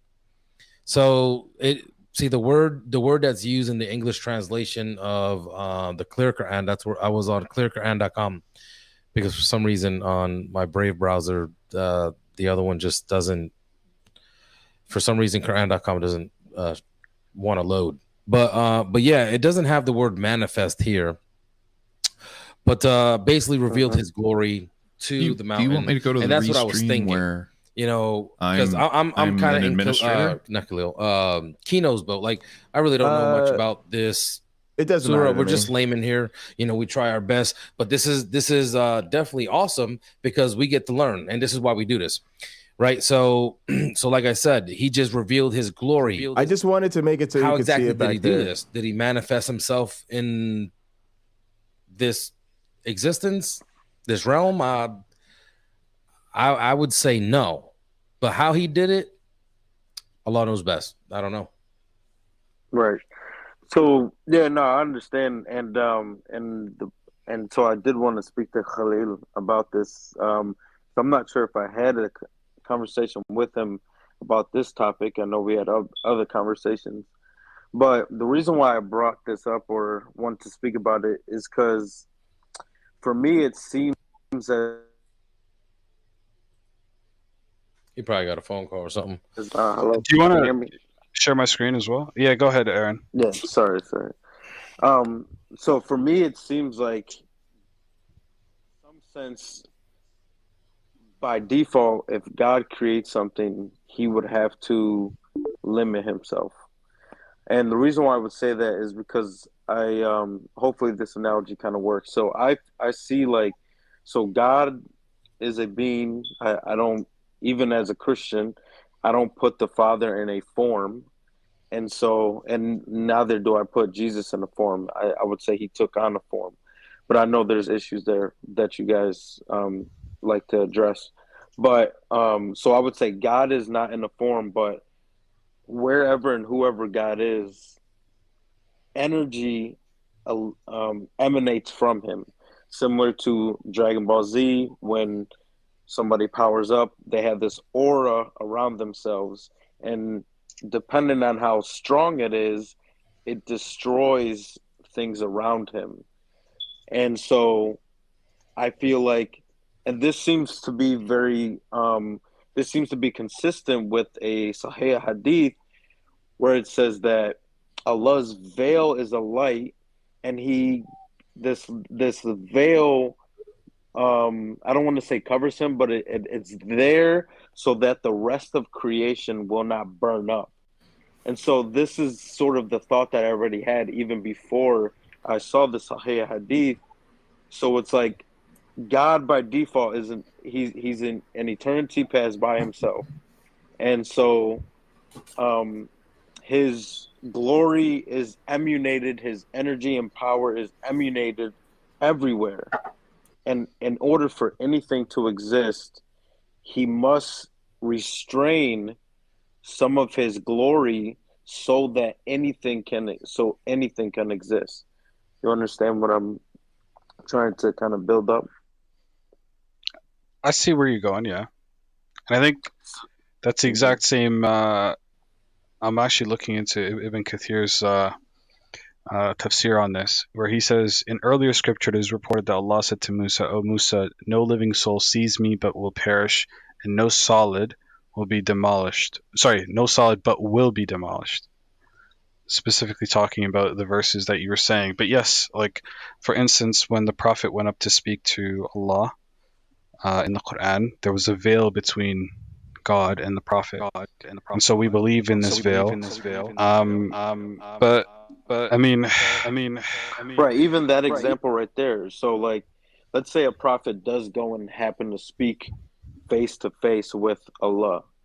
In order for that prophet to even be able to remain, there must be something that restrains the power and glory of God so he may remain right there. You see what I'm saying? Yeah, I think what we mean is that, like, I mean, this is what we're sort of getting into. Now, is it possible for God to show himself in his true form to human beings? Because we believe when you get to heaven, to paradise, we will see our Creator. Now, I'm not sure, I mean, I could be wrong, but I'm pretty sure it is without the veil. But if it is, with the veil, then that's also my fault there. But I believe that we will be able to see God without the veil. Now, does that mean that God limits himself? Or does that mean that God creates us in a way in which we're able to see him? That, we're not able to see him at this moment in time? Yeah, our eyes. I'm sorry. Like can eyes... you? Sorry. I'm sorry. You cut out, or I actually cut out. Can you repeat that last part? Yeah. So I pretty much just said, we believe as Muslims. Oh, salam, Khalil, you're muted. Wa alaikum salam wa rahmatullah. I just wanted to say real quick, Grandaria 007, Jazakallah khair. Thank you for the donation, for the super chat. May Allah bless you. I mean. Yeah, so I just said, like, in the hereafter, we believe that we're going to see God. Now, I'm not entirely sure. I haven't read up as to if it is without the veil or with the veil. But let's take the instance it is without the veil, because we believe that the greatest thing that we human beings can achieve is to see God. Now, in this case, one of the highest levels, or like one of the perks of the highest levels of paradise, is to see God, without any view or like any obstruction. Now, in this case, like, now what's the issue? So if we're saying that, is it possible for human beings to see God without a veil, or with God can, how should I word this? God doesn't, like, is it possible for God to not limit himself but create us in a way in which we are able to see him? Like, that's possible, right? No, I don't. I mean, I don't think so. And again, Why like, not? obviously, as a Christian, I don't have a problem with God suppressing his glory, but I think that the Muslims are being a bit inconsistent when they make this argument, because it's like, it's either you're being created in a state to where you can deal with the glory of God, or God has to suppress his glory. And Exactly, either way, yeah. Exactly, yeah. right. And if you say that I'm made in a state in which I'm not affected to the point of destruction by the glory of God, there's still something that his glory is not penetrating. So there What does still that mean, seems to be a still seems to be a limitation. So okay, so the only thing that we can understand, like realistically from a logical standpoint, there's no like logical contradiction to say that we are not able to see God's true form, right? But it is when it comes to scripture, you know, through Moses, etc., that we're able to see that God cannot enter creation, and so there is we are limited. It's not God that's limited. We are limited, and we cannot truly see the manifestation of God, right? Now, hey, listen. But here's the issue here, right? Are we, if God or like we believe that we will die before the day of judgment, and we will be reborn, right? We will recreated. And so during this recreation process, we believe that this is before the day of judgment. We also believe that on the day of judgment, everyone will be able to see God, right? Even those that, you know, did not accept Islam, and those that did, we will all be able to see God on the day of judgment. We will stand before him, right? Now, in this case, there is no logical contradiction to say, look, God cannot create us in a way in which we are able to see him, right, without that veil. Like, there's really, like, the only objection that we have right now is scripture. But scripture, you know, also, I mean, all it essentially entails is the existence that we're in right now. It doesn't necessarily talk about how, you know, that there will be that veil in the hereafter. It just talks about, you know, during our life, during our test, you know, we're not able to see God because of that veil. Right. Yeah, I mean. So, and, Aaron, ahead, so I read to you chapter 7. Verse 1. It's an interesting point, YouTube punk, or Nano rather, because it's like this I believe it's hard to tell, right? Like, so I don't know where to draw that line of like. And then we went over the interviewing the people word who have a platform or something like that, but in the word for word they've done bad shit. I expect religion to make people do bad things. So all it says is that he revealed his glory to but the mountain. yeah, put the alert out. Hide your kids. Do you understand what I'm saying? It didn't say that Allah revealed the same thing. Good night, no, Tux. Because what exactly did he reveal? His glory? Is his glory him?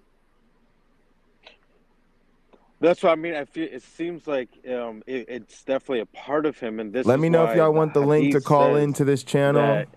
The veil, basically. Otherwise, you can use the pinned link to call into my restream and talk to me if you want to talk to me. Destroy all of creation. Break down what's going on.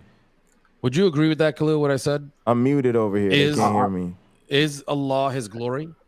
I think sometimes the best thing to do in these communities is just I would listen. say that his glory is get a feel for what they're talking about. I would say it's an intrinsic property, but I wouldn't say that Allah is numerically identical. I'm actually fine with this, just kicking it with y'all, chilling. Say that Allah is glory, because I disagree with the Christian when they say God is love. I believe that God is all loving, but I would not equate his existence or his essence with an attribute of his. Right. Well, isn't glory? This is interesting to hear the deep Muslim presuppositions. God? I mean, it's sort of like a, I don't know what you would I call like it, the way he's got his ticker setting up, though. Glory is an attribute that God has the ability to. The way he has this, please consider becoming a patron or YouTube paid member. Whenever we say extra he's content, the most glorious, supporting content that's saying creator, that the actions that he expresses supporting is glorious. And prior to him something expressing important. any of these I really actions, like that, actually. These That's attributes a nice touch. were the potential or the ability. I may to think about using my act ticker in a more glorious effectively. manner. Right.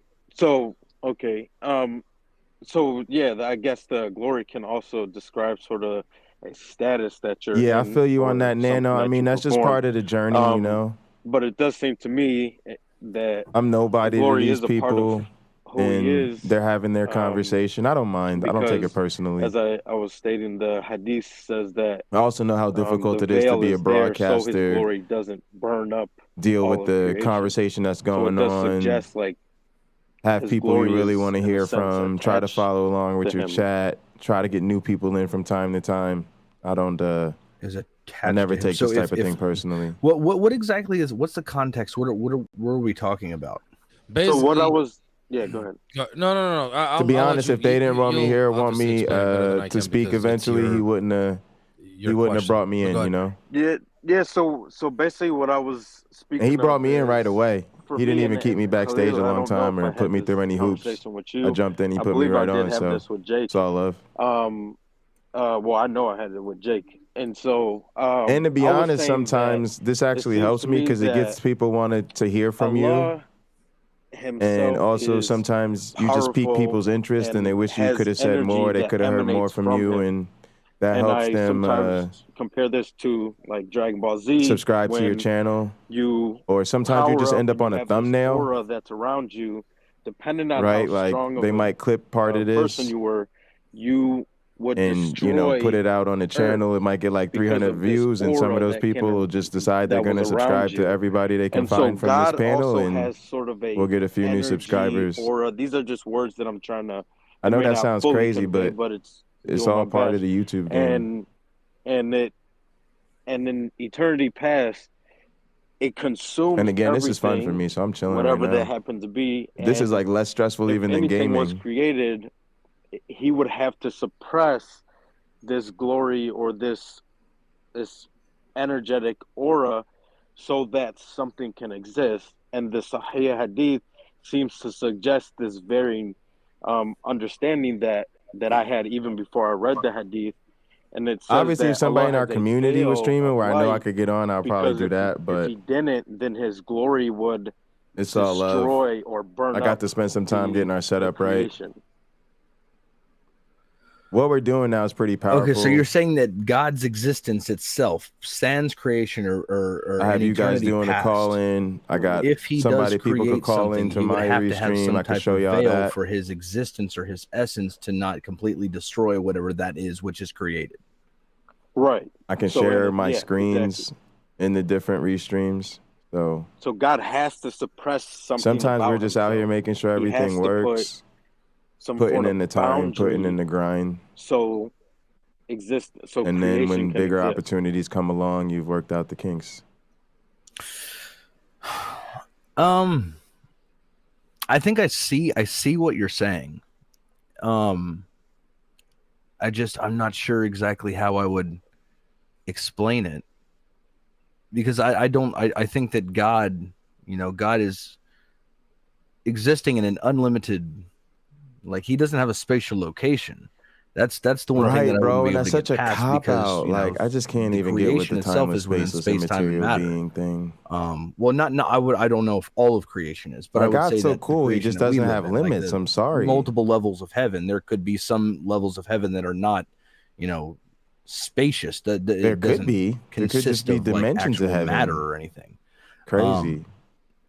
I just say that if there is some type of veil, right, there could be an unlimited amount of space. I don't even want to say space. There could be an unlimited realm that's not that creation for God to exist in.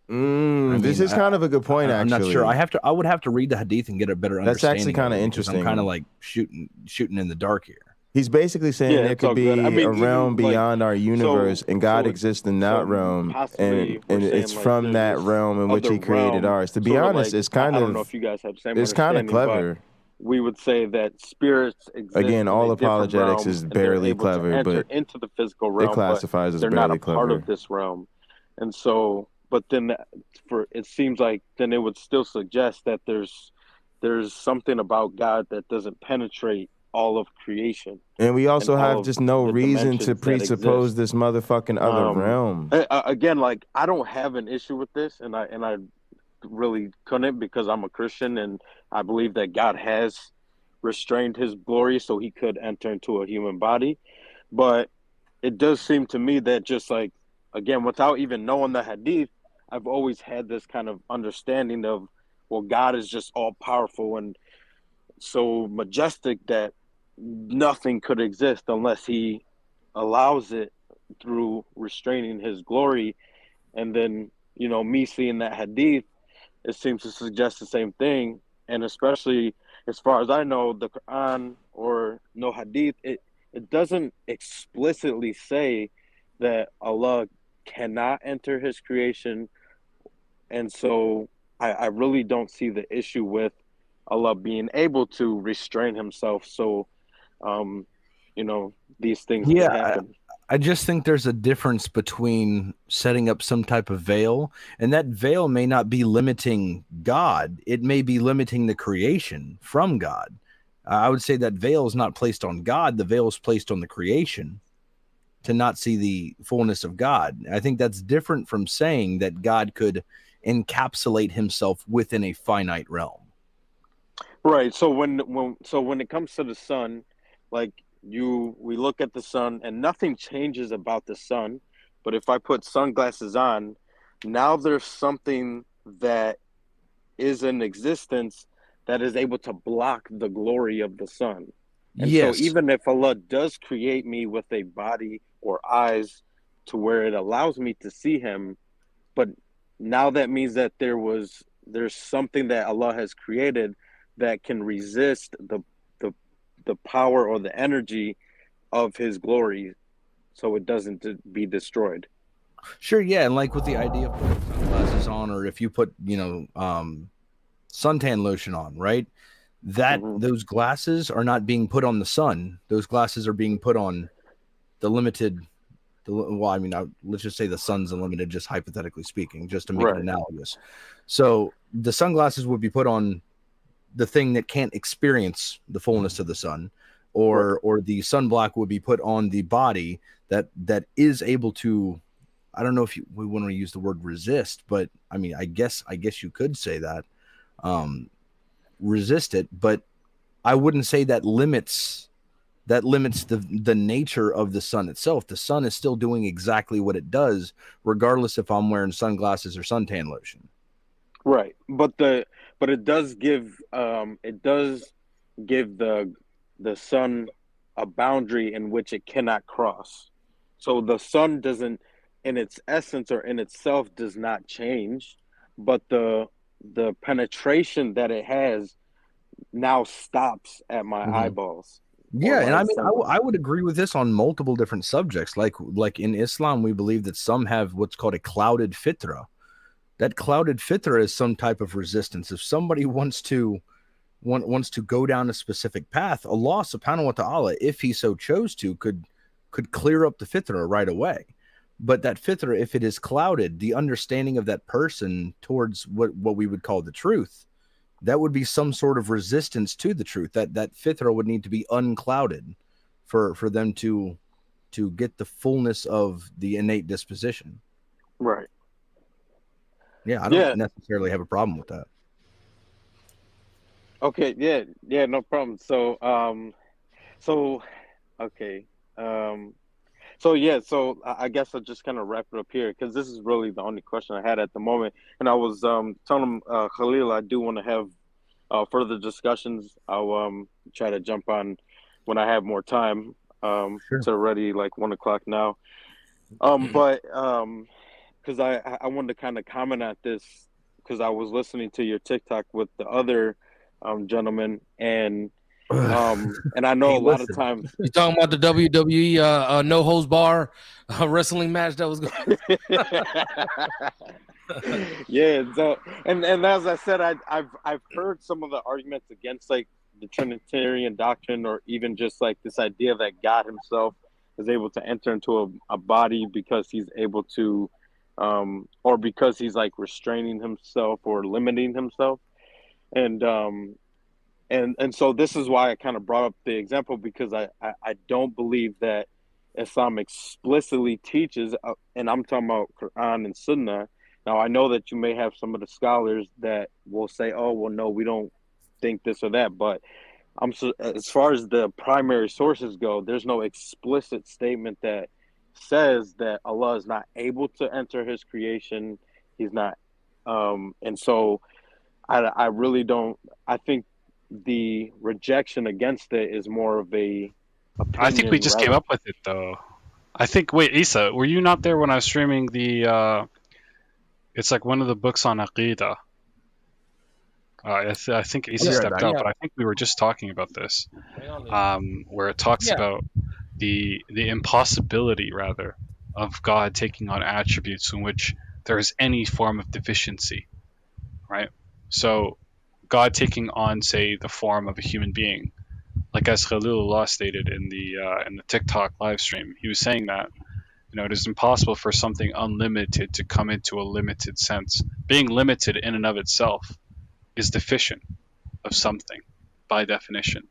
And so within our Islamic paradigm, and I can send you a few Aqeedah books on this. There's one by Sheikh Ibn Baz, Sheikh Uthaymeen, Imam Ibn Malik, right? They all go into this where they talk about how God's attributes must be perfect, right? There cannot be any limitations on them. So if God was to become a man, right, that in and of itself would be a defeater for his lordship, or what Christians would say his aseity, right? The property of ase. Mm-hmm. Now, do you have like if you could send me the verse that they're using or the hadith that they're using, that would be preferred. Because I'm sure that, and again, I'm more so looking for like an explicit statement, because I understand scholars will read text and they'll come to, oh, well, this might mean this. Like, even when it comes to nothing is like Allah. Okay, Muslims will try to say, well, this means that you cannot be like Allah in any form or any fashion. But there's a Sahih hadith that I read that speaks about how it says like Allah has 100% of mercy, and he gave 1% of that mercy to humankind, so they are able to have mercy. And so it seems like he actually shared a part of his attribute with humans, so we actually can display mercy and compassion. So we can't say we're not like Allah in every sense of the word, but rather I understand that there's going to be differences, for sure. Yeah. Don't forget to drink water. Thank you for that donation, Smoldering Fox. But yeah, so I think, yes, I would absolutely agree with you. I mean, God sees, we see, but the way and the mechanism in which we see and God sees are completely different. I would agree with you. The way that we show mercy, the way that God shows mercy are different. Right. Yeah, agreed. So you're looking for an explicit verse. I mean, yeah. Yeah, so, I mean, because like I said, what type of verse? Like, are we looking like explicit to the point where it's saying God cannot enter creation, or are we looking for some like if I were to give you parameters, and then from that you can make like a logical conclusion from it that God cannot become a man? I mean, that in and of itself could be specific to some people. Like, that's what we would say. So, like, for instance, if I was to say to you, if I was to say to you, if I were to give you some like coordinates, right? So like longitude, latitude, and I were to say to you, don't go to these places, right? And then nobody actually uses those places on the map. Nobody, like, if I was to say to you, like, if I were to give you coordinates to, like, say Texas, and I tell you, don't go to these coordinates, and I was to come up with like a logical conclusion, and I was to say to you, don't go to the longitude and latitude place, and then I was to say Texas is in that place, and then the conclusion of that would just be don't go to Texas. You see what I mean? So if I were to give you parameters in which God cannot become man, and it's scripturally found, right? From there we can conclude via logical reasoning or syllogism that God cannot become a man. See what I mean? So, like, I'm not going to be able to give you an exact scripture in which says man in the Quran, right? I can't do that to you, right? And I can't find that. But from what is set from what is set within our scripture, Nano got the vibes quick and was like, "I'm going to get me a snack." And I think this is like this is some bloviation alert level bullshit. We are here for some Christian on Muslim. But Issa, do you want to say something? Sorry, I cut you off. Some straight. What is this? Okay, so yeah. Our understanding is very God, I clear. can't think of the word exegesis. Quran, Christian on Muslim exegesis, y'all. Chapter 112 of the Quran, that he is unlike his creation. Nah, bro, they don't want none of this atheist work, bro. If we are his creation, and we are, but it's all right because they're saying all types of crazy shit. All types of crazy shit. Then it just logically follows that he wouldn't come into creation. And one of the reasons, and they're kind of smacking each other down. It's kind of fun. Wholeheartedly is because it's the word wrestling, y'all. Topic, but because of this here is a real Dajjal, grappling match, right? The Antichrist. Not a lot of high impact moves. You know, the Antichrist, when he comes, he'll claim to be God. The guys don't look like they're trying to kill each other. But if you're on the proper knowledge, they're trying to wear each other down. That this Masih Dajjal is not God. Expose each other's flaws. He's in the creation. All right. Show each other scripture to be insufficient. I don't know. I mean, I agree with Kino and what he was saying. Y'all don't be trying to make this shit deeper than it is. But from what we obviously from the understanding of Islam, I'm gonna make myself some rice and I think in a pork roast, a pork tenderloin tonight. And chapter 112 of the Quran that Allah is unlike His creation. You know, things of this nature. But I'm gonna make it real easy. I just gotta or there's preheat nothing the to compare oven. one to him, rather. Put the rice in the rice cooker. They just kind of come to a conclusion.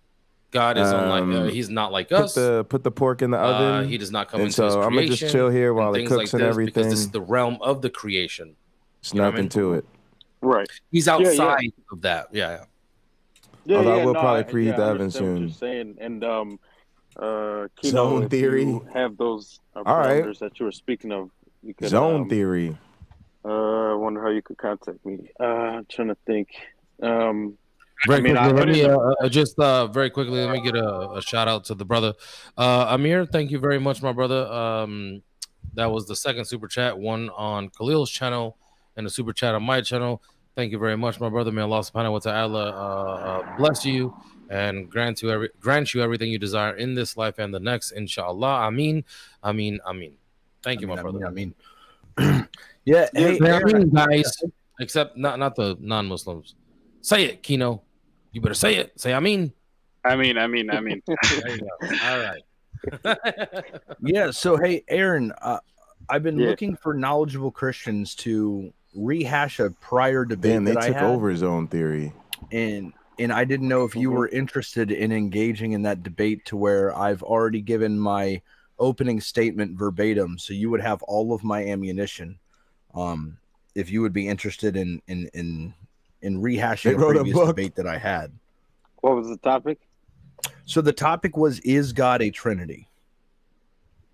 Oh, it's God a Trinity. All right, here we go, y'all. It's about to get the fireworks about to fly. Is this a biblical debate or a philosophical debate? You know me, bro. Yeah, exactly. Yeah, I would say. I mean, philosophically, I'm not qualified to deal with that. I've just now been looking into philosophy because honestly, I've never held God to any sorts of these sorts of standards. Even when I used to debate atheists and they would try to say, "Oh, well, this doesn't logically line up," or things of that, I would just say, "Well, I don't know how you can tell God this." I mean, you can't put God in a box. And so just recently, maybe a couple months, I've been kind of looking into more of these arguments that people are making against the Trinitarian doctrine. All right, y'all. I'm an atheist though, but shouldn't we be able to put God in the box though? I mean, if the idea is that I'm supposed to take people's word that they have an understanding it is God. Hold up. Hold up. Before you ask, should we get some parameters? All right, go ahead. My bad. Why you look like a black Hebrew Israelite, bro? Right. Yeah. Oh, bro, I don't know. Probably just to mock them. I ain't got nothing to do with them black Hebrew Israelites, bro. They're about the weirdest dudes on the whole internet. No, why they be wearing ninja suits though, bro? Who? Them? Why they wear ninja suits? Yeah, bro.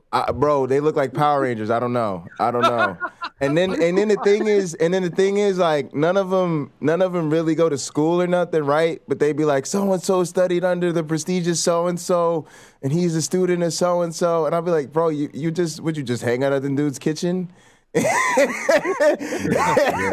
And philosophize. But nah, I'm not trying to front, but like I'm a former Christian, right?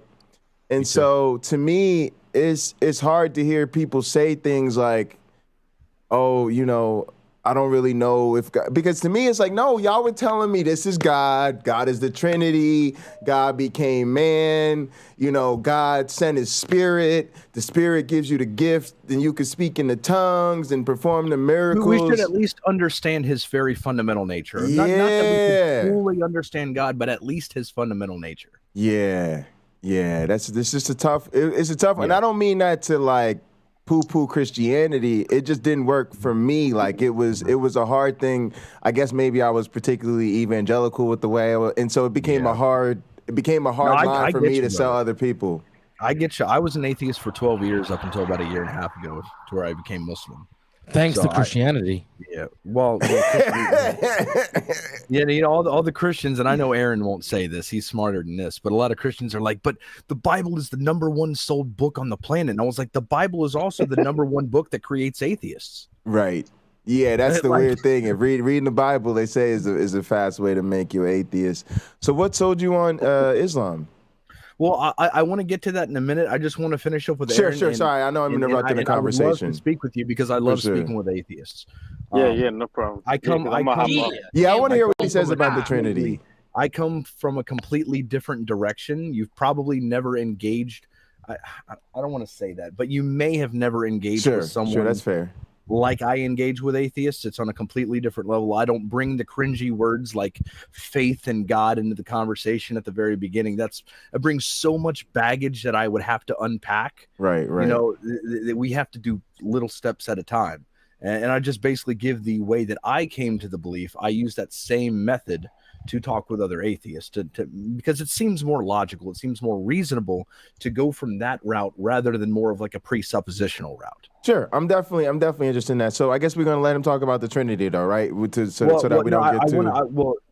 I don't want to let him talk about the Trinity now. If he wants to have the debate, I would love to debate him. But Aaron, if you say that you, and no, I'm not knocking you or anything. If you say that you don't want to have the debate because you know I'm going to come at it philosophically, I would ask you, do you think that Sam Shamoon could handle that type of debate?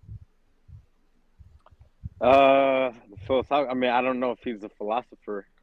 So, I mean, as far as I know, he's just kind of Bible-based. And, I mean, I saw a little clip of you guys, and, I mean, I agree with the same thing that, and again, like, I feel like I've always had this agreement way before this argument, is that you can't put God in the box. God tells you who he is. And whether that makes sense to you or whether we can make sense of it is beyond us. And that's kind of I've always felt that way. And I respect the honesty to start off. Is it like we don't understand God. It's a mystery. I'm not going to debate you on the Trinity because I don't even understand God myself. That is honest to start off like that. But what I typically find is Christians saying, yeah, I understand the Trinity. I'm filled with the Holy Spirit. I have the understanding. You don't. And then I say, okay, give me the understanding. And then halfway into the conversation, they're like, well, we don't know. It's a mystery. Why didn't you just start with that? Right. Yeah. I mean, I definitely understand the whole concept of it, but yeah, once you start diving deep and you're like, oh, well, how does this work and that work? Yeah. If you have anybody that you know that is willing to have the debate, they can go back to my debate that I had on my channel with J-Rob. And what I would be willing to do is the only words that I would change in my opening statement are taking J-Rob's name out and putting whoever I'm debating, putting their name in. They will have verbatim all three arguments that I present and all the quotations of church fathers that I would present for the argument itself. If someone is willing to engage with that, they can look at it, they can build their objections and their counter arguments to my argument against the Trinity, and they would have all of my ammunition. And I still believe that they will not be able to engage with it. Now, that's one thing I was a bit confused on when I saw you speak a little bit to Sam, and then when I was speaking to Jake, you guys like kind of insist on bringing the church fathers, and I don't understand why we're not able to just kind of use what the biblical text is, because I know that we respect the church fathers, but they're not infallible. So like, no, and that's fine. And you know me, I'm gonna grant whatever the Christian thinks the Bible is saying, or what he thinks the church fathers is saying. The other brothers on here, they're going to battle you on scripture all day long. I'm just going to straight up grant it and then claim that it's logically impossible, and then have the Christian try and justify the means on a philosophical level. I just claim that it's impossible for what the Bible to be saying is in fact true. Okay. Yeah, no problem. I real quick, before I go, I did want to point out, because Aisa said that he was bringing up this the hadith about the Dajjal, and that's what I found a bit interesting, is that, you know, when it speaks about how you're not going to be, one of the ways you're not going to be confused as to whether this is Allah or whether this is the Dajjal is, it says that know that the Dajjal is one-eyed, or things of that nature, instead of saying Lord is not one-eyed. Yeah, your Lord is not one-eyed. And instead of just saying, well, just know that God doesn't appear in human form. And there's other Sahih Hadith that I have that... Yeah, but that's an argument from silence, respectfully, man. Just because it doesn't... No, right, yeah. Yeah, no, also the one-eyed thing, like, that's also a deficiency, right? So it's just it's just another way of just saying that your Lord is not deficient as well, and also taking the literal text of it, meaning like obviously your Lord is not one-eyed. We could learn as well, like, what does it mean to be one-eyed? Like, if every human was created with one-eyed, and the scripture said, you know, your Lord is not one-eyed, then we'd say, okay, your Lord doesn't have eyes. But that's not exactly the point that's being made. I think the whole one-eye business, I honestly, I mean, it can be taken obviously both ways, that Allah is not one-eyed. Obviously, he doesn't have deficiencies, but that he has complete knowledge, right? Well, I don't think... No, we can't say that, you know, it's not like that would be a not literal interpretation of the text. You know what I mean? No. What I'm saying, I'm just speaking on my own. This is my own opinion. Right, yeah. What I'm saying is, I take this to mean literally what it says, right? That Allah is not one-eyed, and the Dajjal is one-eyed, right? Mm-hmm. So this could also mean metaphysically, you know, if I'm even using the proper word, but that Allah has knowledge of all things, and he is not deficient in any way. And exactly, he knows all things. So this obviously, and two birds with one stone. Yeah, that's what I was trying to say by that. Yeah. Okay. Yeah. No problem. All right, cool, man. Yeah, I appreciate the conversation. I'll be on here more. Just I know that you're welcome to come, you know, whenever you like, bro. For sure. Yeah, I appreciate that. I know that the conversation sometimes could take a while, so I'm like, all right, do I have an hour or two to, you know, have a convo? So I know we got to move on now. We got to get to the ninja over here, bro. Yeah, I want to hear that. So my man, ready to, you know, get at us. It's all good, bro. All right, brothers. It's a pleasure speaking with you, man. Walaikum salam, bro. No problem. Thanks, man. Have a good night. All right, most high put locker. I said put locker. Pocket locker 86. I get put locker a lot, actually, but yeah, it's pocket locker. Appreciate you. Man. I appreciate you. That was the jam back in the day, right? But yeah, I don't actually. You can't even look at that site with a ad popping up, bro. Like, look at that site, bro. The ad pop up, man. It's like, man, I'm just trying to watch this movie, bro. Hey. Oh man, it's funny. It's glad to hear other people remember that site. Yeah, and I'm not talking about porn, all right? It's like a real. Yeah. It's just a site for watching stuff. Yeah. It you know, had like all the movies out and whatnot. So, anyways, go ahead, brother. Yeah, man. So I just, you know, you said I saw your channel popped up on my feed. It said y'all was looking for trouble inviting Atheist or whoever on. So I said if they at least they're probably at least not boring, right? I get out here, man, and you know, a lot of these apologists, man, they want to. I don't know. It's like they never got the broadcasting part, right? They like want to turn YouTube into like a university or something and have really astute lectures. It's like people ain't really feeling that, bro. It's late night. You know, you got to bring a little bit of personality. We chilling, yeah. We want to have a conversation, but you know, we don't want you to put us to sleep. We already sleepy. It's already late. You know. I go straight to sleep on your ass, bro. I think I might be like the most boring person on here. But yeah, I think but the conversation's been interesting. Like you said, at least people were honest, really exchanging, you know, why they believe what they believe. So yeah, man, I'm down to hear the journey. For me, it was just more like I was a Christian. I went looking for answers. I really couldn't find them. I found myself trying to be honest with myself, at least. Like, hey, man, this isn't what I thought it would be. I've been trying to have honest conversations since then and tell people, like, why do you believe what you believe? Maybe somebody can convince me. But you laugh, but brother, like I said, I was a hard atheist for 12 years. I didn't just come to this thing off of shits and giggles, bro. Well, I laugh because it's almost like it's a crazy transformation, right? I never thought I'd be an atheist, right? But I do find a lot of times now, you're probably a little different because you were a former believer yourself, right? But I think I was raised Catholic, and then I was Christian, was about a month away from actually going to seminary to become a pastor. And then I dove into the Bible to get a little bit better understanding before I started What's up, seminary. Lean? I see you. I just got in this conversation. I was like, glad you're back, what's going on here? This doesn't line up with my God. This is a contradiction. Oh, here's another one. Right. And I was like, this can't be from God. So I kind of just backed away and then started learning like arguments like the omniscience paradox and things like that, arguments against the existence of God to begin with. Sure. Right. And then, you know, learn a lot more about evolution, abiogenesis, cosmology, things like this, like evolutionary biology, like these things, and brought me into the fold of atheism. And then I had an atheist YouTube channel for what, a year? That's interesting. 2 years. Okay. Yeah, I was. Have you ever heard? Have you ever heard of the empathetic atheist? No. Was that the name of your? I'm new to the whole thing. I'm new to the whole thing, so I probably missed it. Are you familiar with the ACA? Yeah, actually. Okay, so you know they have atheist experience. Then they have what's the other one? Is something experienced or no?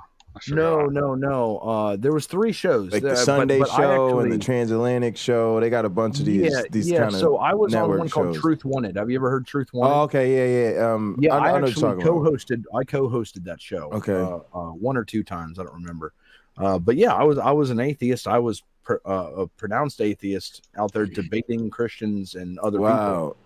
And then got in the midst of speaking with some Muslims that were very philosophically educated, and got me to dive into philosophy even more.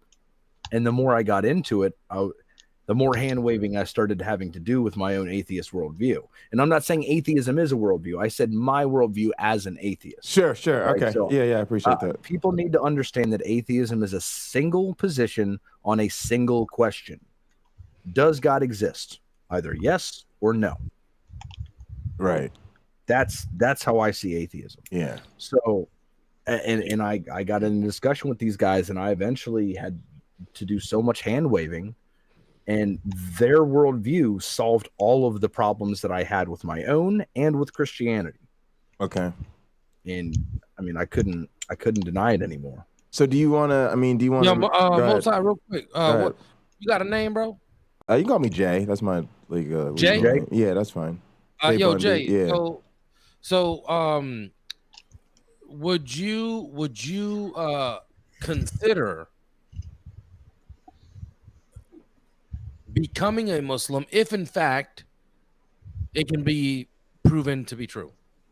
I mean, yeah, I think I'm sort of at some level, obligated to be influenced because I'm trying to, have these conversations, and I feel like a lot of times people don't really have anything at stake, right? Like, I talk to a lot of Christians who are like, oh, well, there's nothing you could tell me or convince me of that would change my position. I'm like, well, then why are we having a conversation? That's BS. So I feel you bring me one corrupt verse, one contradiction in the Quran, or one contradiction within the very nature of Allah subhanahu wa ta'ala, and I'm done. Khalil will tell me, and I'm gone with him. Yeah, so I mean, we are so we believe this so wholeheartedly because of the evidence. All right, this isn't because of like how Christianity's. I believe Christians. This is blind faith. So if you could just find one, even a grammatical error, bro, I'm done. I'm gone. Just imagine this is false. It's proven wrong. Sure. What am I going to pray for? And know that while I was an atheist, I went to all these websites. I went to the David Woods and the Sam Shamoons and all these people. It was like typing in Google, contradictions in the Quran, grammatical errors in the Quran. And I thought that I would find them, and I'd bring them to the Muslim brothers. And within 5 minutes, I was like, oh, well, all right. Yeah, basically, I know after you brought them to him, you're probably like, damn, I probably shouldn't have went to that website. I look like an idiot now. Eventually, I know I kept going back to those websites, and eventually it was like, man, like these websites aren't presenting any good arguments. Like on face value, they look good, but now. So I'll admit this: I've never really read the Quran, right? And my sort of thing with a lot of these texts is, I think for me, once I got to a place where I felt like the sort of God that I believed in, I didn't believe in anymore. I sort of wrote the whole thing off. It's hard for me to even pick up a sacred book at this point because there's no need for you to take it seriously. It's not even that so much as it's like I think people do take it seriously, and I think it is. I think it requires. Yeah, it's not that I don't take it seriously. I think it's just a lot of time and a lot of investment, right? And I feel like, if I were to give them all that type of fair treatment, I just wouldn't have enough time, right? So would you be willing to engage in a conversation with me? Not talking about Islam specifically, but getting you to the idea that it's most reasonable to believe that there is some type of God. Yeah, I mean, I think that's the first idea I have a problem with, right? It's hard for me to get to that there is a God, and so then it's the particulars are like I can't even get to the fact that there's an entity. Yep. Cool. All right. Well, so I would start off with some arguments that you may have heard the names of these arguments before, but you may have not seen them articulated in the way that I articulate them. Sure. William Lane Craig butchers a lot of arguments. Sure. To which he's a very smart guy, but like, I think he's an idiot, but well, honestly, I think that he actually holds one of the most coherent views of the Trinitarian view, and that's partialism. He believes that the Father, the Son, and the Holy Spirit are each 1/3 of God, which I'm like, that makes way more sense than all of them being fully God. Yeah, I mean, that's interesting, but I just don't think he could pull that past most Christians, right? It's one of those things he says that makes him sound smart, but I don't think he'd get up in the church and say that on a Sunday morning. No, that's heretical. He probably knows better. So it's interesting. Yeah. But yeah, go ahead. Sure. Okay, so now I'm going to use language here that you may not understand, so stop me at any point if you don't understand what I'm saying. I'm going to try and break it down in the most easy to digest form. I'm going to say premise one, contingent things exist. I'm interested in inviting him. By contingent things, I mean things that require some type of external explanation for how they exist. I'd be interested in hearing what this my one Amazon Fire Stick remote is a contingent being. It's a contingent thing because there's many things that this thing depends on to exist. Sure. Would you agree that contingent things exist in our world? Definitely, yeah. Okay. If we were to take all of those contingent things and put them into a set, we would have a set of contingent things, of all contingent things, right? Sure. Now, if that set itself is made of parts, it's a composition, so it has multiple parts in it. I could take one of those parts out annihilate or destroy that part, and the set would still be the set of all contingent things, but it would be different. So in logic, if something can be different in another possible state of reality or another possible world, it's by definition contingent, which would mean that the set itself is contingent. Sure. Now, if we stick with the consistent definition of what contingent means, it means that it has an external explanation for how and why it exists. So if the set of all contingent things is contingent, it would need an external explanation outside of itself. Now, the external explanation could not be another contingent thing because the set already encapsulates all contingent things. So the only external explanation for the set would have to be something that is non-contingent, i.e. necessary. I'm not bringing in a mind or agency or anything. Sure. There's just something that is fundamental and necessary that all contingent things depend on for its existence. Yo, Shah, shut the hell up, bro. I really don't want to mute you, bro, but like if you don't like it, bro, just bounce, B. Like straight up. Ain't nobody worried about your ass, bro. Just leave if you don't like it, man. Stop saying the shit doesn't make sense or is redundant. Chill out, man, because you get on my last nerve, B. Yeah, and Most High, this is coming from a guy that believes in what's called the infinite womb theory. He believes that human beings have always existed because we've never not seen a human come from a womb. So wombs are infinite and humans are infinite, and so is the sun and the earth and the universe. Everything is infinite. Yeah, we don't have to take that idea seriously. Yeah. And just by the way, you know, this is what we do like every single day, almost every single day, right? Like 5 times a week, we do this, right? All right. So we're gonna go over the same shit over and over again. It's gonna happen because there's gonna be new people coming in here, and you know what I'm saying? This yeah, they haven't. It's the first time they've heard it. Yeah, exactly. That's what I'm saying. Like, just shut your ass up, bro. Ain't nobody trying to hear that. All right, so we got the set of contingent things. Mm-hmm. And that the explanation for the set would have to be not contingent. I mean, I think that makes sense, yeah. Okay, so now if we agree on that, we believe that there is something that is necessary, right? So now we need to understand what this necessary thing is, or the properties of this necessary thing.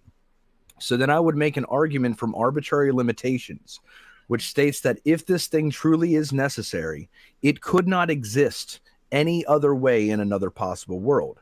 Just like the contingent set, it could exist another way, therefore it could not be necessary.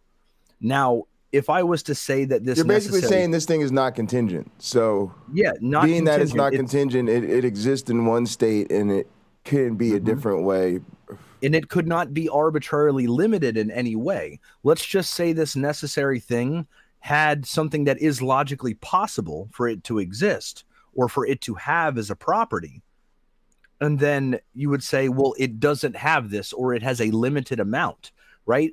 If it has a limited amount of, let's just say, power or the ability to perform work, then what's the explanation for why it's limited where it is? Why couldn't it have a little bit more or a little bit less power than it has, right?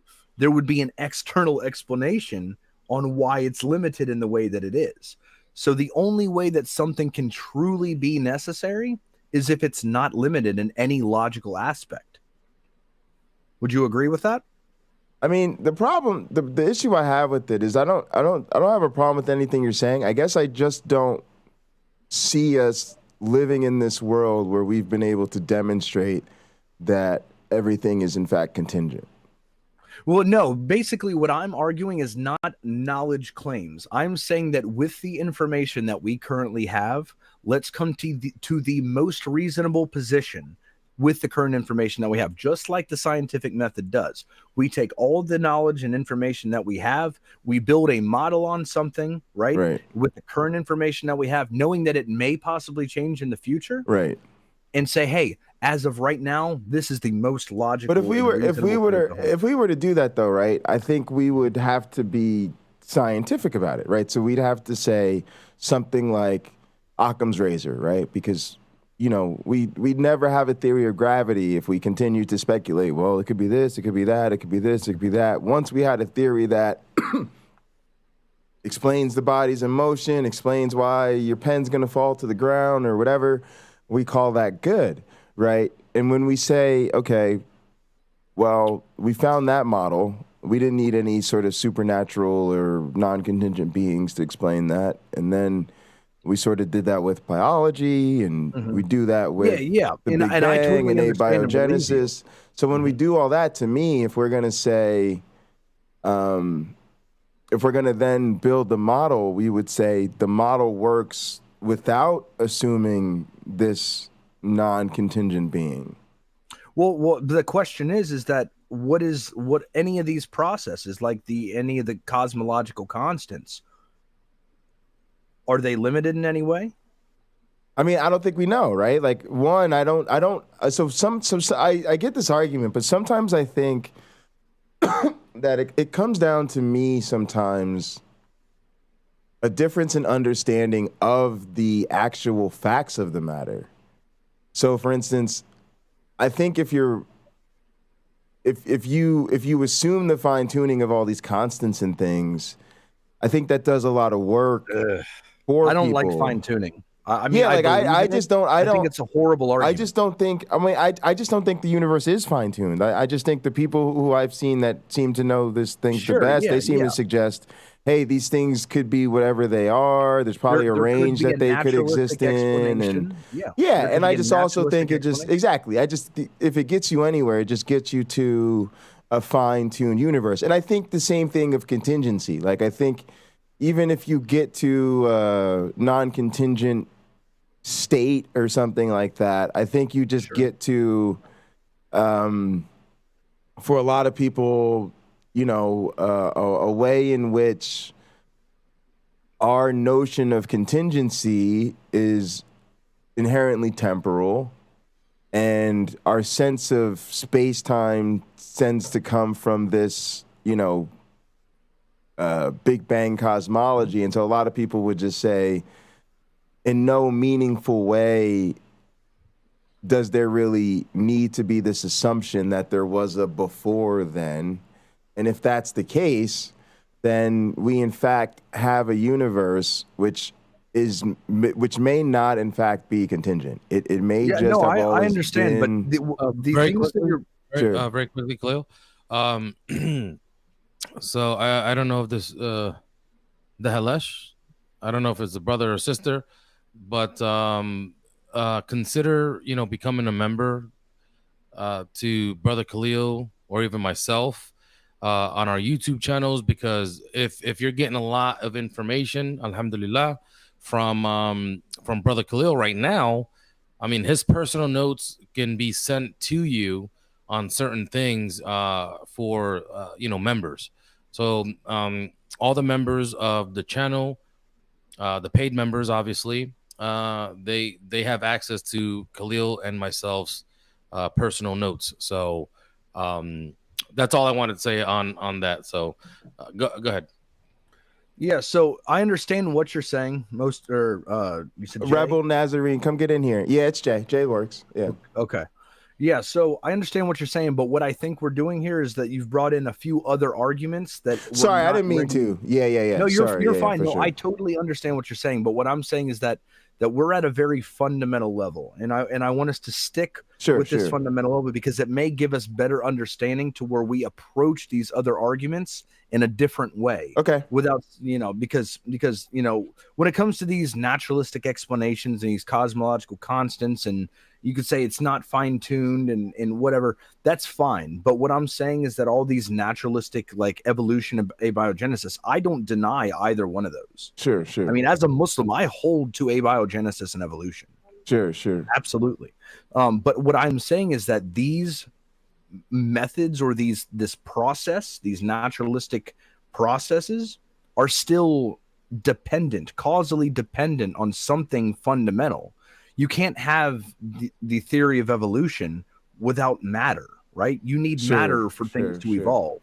So it's dependent on something more fundamental. And that's what that contingency argument that we talked about previously, it gets us to this one single thing, that all the processes and everything that exists within our space and time is dependent on this one fundamental thing. Sure. Right? I mean, I can't. So I should disclose that I'm actually an evolutionary biologist, right? So I'm a scientist, and so one of the things, the distinctions I try to make with people in there is like, I can't often go there professionally, right? Because I'm limited to methodological naturalism.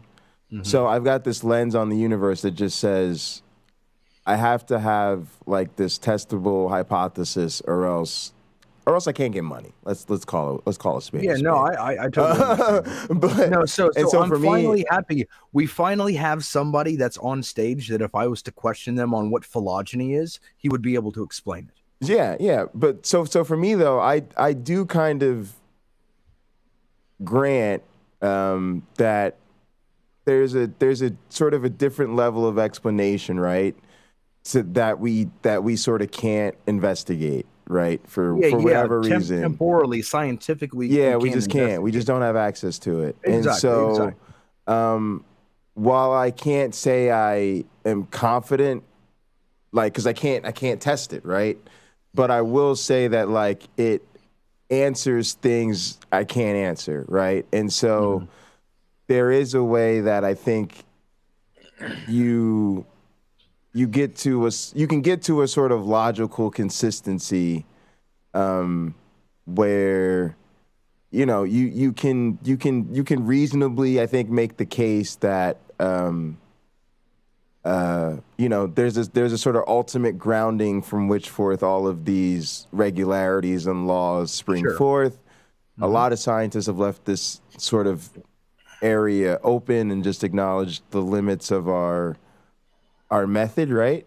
And so I think sometimes when people say that that's not possible or doesn't make any sense or whatever, I think sometimes they're just not taking the theology or the philosophy that seriously. So while I don't commit myself to it because it just doesn't do anything for me. Professionally, I'm being selfish like everybody else is. A trucker is interested in what helps him get over the road, and scientists are interested in what helps us publish papers. So but I will try to charitably grant that it makes sense. You know what I mean? And, okay. Yeah, and I'm here to learn about your theology, and you're giving me stuff that is coherent. I appreciate that. Okay. And what I'm doing is I'm actually presenting you things that do not fly in the face of science, nor do they contradict your current beliefs. No, they don't. Yeah. Perfect. So then when we talk about this, so we're at this necessary thing. And like I said before, I'm making the claim that this necessary thing cannot be limited in any arbitrary way, because if it was limited, there would be an external explanation. Just being consistent with the definition of what contingency and necessity is, in a modal sense, it would logically entail that if this thing was limited in any way, arbitrarily, that it would be a contingent thing, and then we would have to go find the necessary thing, right? We would have to figure out what's more fundamental than this thing, because obviously it's limited. So I would say is it logically possible, like, let's just say matter and energy. Let's just say energy was this necessary thing, right?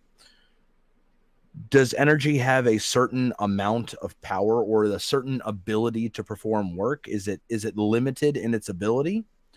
And if it is, what's the explanation? If we have to ask that question, energy is automatically contingent. So now I want to find out what the fundamental thing that energy is dependent upon for energy to be the way that it is. Yeah, it's almost like if you start with something that contains the matter and energy, you still left with where does it come from? It's like a mother giving birth to herself. Yeah.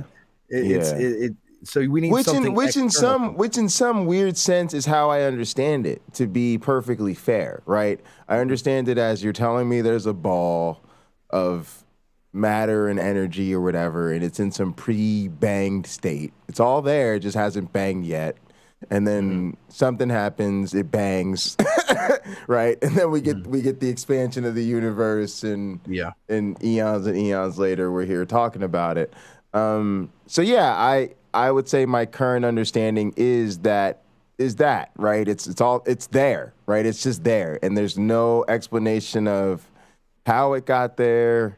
There's certainly no attempts to even explain why it got there or what it's doing there. Scientifically. Yeah, but it's to just say there. that there's yeah. no explanation, I don't find that to make sense, because this universe or cosmos, whatever it is, seems, if it came from some fundamental source, then the cosmos would seem limited. Right, I can't say I'm committed to the idea that there's no explanation, and I'm certainly committed to the idea that I can't explain it. So I'll give you both of those. without making knowledge claims, right. Could we agree that it's most reasonable to believe that all contingent things that exist have some type of fundamental reality that it's based upon? I don't know if I would say it's most reasonable, but I would just say it's like, it seems to be what we observe, right? Sure. And that's kind of what would you say is a competing hypothesis to that, or theory? Well, I just think the idea that, there could be in some way, I guess the idea that the universe itself in some way could not be contingent, right? And again, I don't know what that is, right? But it feels like it's something like the idea of, we're not saying it's limitless or infinite. We're just saying it came from it somehow has to be, right? There's somehow a way in which we exist in a reality in which based on the just sort of brute facts of the situation, our non-existence wasn't really a possibility. And from there sprang forth this system in which everything we've kind of observed since then is contention, because it could go right or it could go left, and it's really different if it. And I mean, we actually have these debates quite. I mean, I study contingency as like one of the theories of, in sort of in a biological and an evolutionary sense of contingency, like Stephen Jay Gould replaying life's tape type thing. But for me, it is a fundamentally unanswered question, because we don't really know. For instance, we often have the thought experiment. My research is based on sort of the thought experiment of, what if you replay life's tape, right? But we don't know that you actually could. Right. And we like the idea of, well, this could happen differently. And if that, the butterfly effect, right? If this one thing happened differently than the dinosaur, the comet misses us a little bit, and the dinosaurs never go extinct. Do you hold to a hard determinist view? I'm just saying I don't know. I genuinely don't know. And I'll admit to you one thing that's very different, I guess, maybe about me, the way you're definitely different than other people I've talked to, is I'm a firm I don't know guy. Like I don't know, and I'm kind of, some people might even think I'm lazy in the sense I was just be like, I don't know. I respect that. I respect that. But that's why I said at the beginning of the conversation, I said I'm not worried about what you know. Yeah, I'm worried about what's most reasonable. To so to me, I'm happy to say this is what's reasonable or not reasonable to me. But even within that space, it's like I admit I don't really know. So for me, I think, again, like this idea of a contingent world in which, let's say the constants are not constant.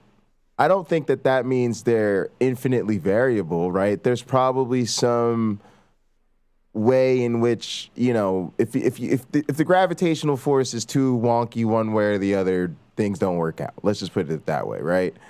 But I genuinely don't know. It also seems to make sense to me to say, no, there's all this. It had to be this way. It's all hard matter.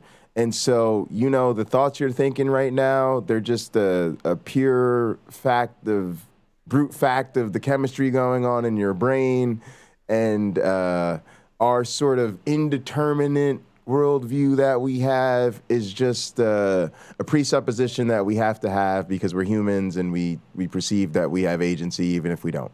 And again, I don't necessarily buy that, right? But I haven't done enough hard work on the philosophy to pretend that I have a better answer. I'm just like, yeah, that seems to make sense. and so does the sort of indeterminate butterfly effect view of the world. I hate to sound lazy, but I'm somewhere between the two. And that's only because literally, like, I even in my own work, I became a hard, like, a contingency guy, right? Like, and contingency was like the theme of my lab. I came out of the LNCA lab, and like we're known for contingency work, and so I became a big Stephen Jay Gould guy. If we replayed the tape of life, everything would be different. And then I had like a more senior member of my lab kind of sit me down one day and be like, "Yeah, we don't really know if we buy Stephen Jay Gould so much. Like he was a real popular dude, but you know, there's a lot of people who disagree with that, and maybe the world is more deterministic than we like to think, you know." And I had to take that correction because it was from somebody who is more senior and advanced than I am, and likewise they're known. Zach Blount, like he's a guy known for he's a well-known evolutionary biologist who studies contingency, right? And so for him to like, you know, hit me with that, I really took it seriously. Just like you yourself, right? You have some conversations with some motherfuckers who know some shit you don't know, and you're sitting there humble. You're like, all right, let me take that into consideration.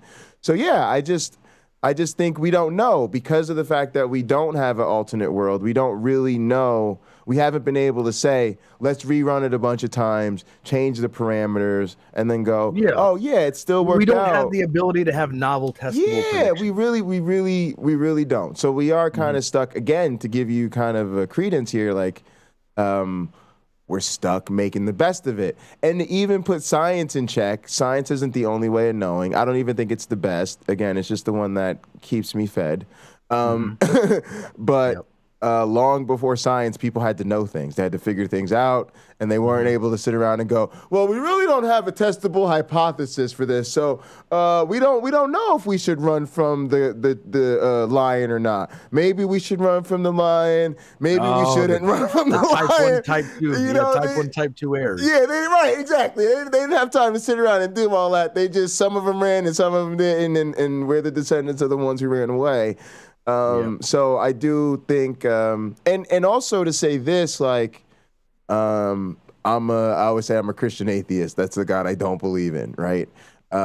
Most of the Muslim friends I know are way less anti-science than most of the Christians I know. That's just and again, I'm not saying that to diss Christians. It's just the genuine reflection of my experience. I have some science colleagues that are Muslim, you know, they tell me all the time there's no conflict with, you know, their scientific worldview. Yeah, I'm just not a Muslim, right? That's it. I don't even see it as, you know, I'm an anti-theist generally. I just, but that's more. I see a lot of bad things that are happening. I don't even think you have to be an atheist necessarily to be that way, right? I think you could be a theist and say, oh, I see this done in the name of God, and I don't like that. I see this done in the name of God, I don't like that. And if we're on the same page about that, then it's like, then we're cool, yeah, right? brother, I'm right there with you. I'm a Muslim, but I'm also a combat veteran who spent 12 months in Afghanistan fighting. Okay, yeah. So are you with me on like maybe we should stop? I don't think is. Yeah, maybe we should just stop killing each other over who has the right to live where. I'm just kind of like, look, y'all are both here, and y'all should stop killing each other, and the rest of us should stop sending our troops to die over here to straighten this out. I mean, that's just kind of where I'm Prior at. to that, let's just stop sticking our nose in people's business. Sure. Let's just start there.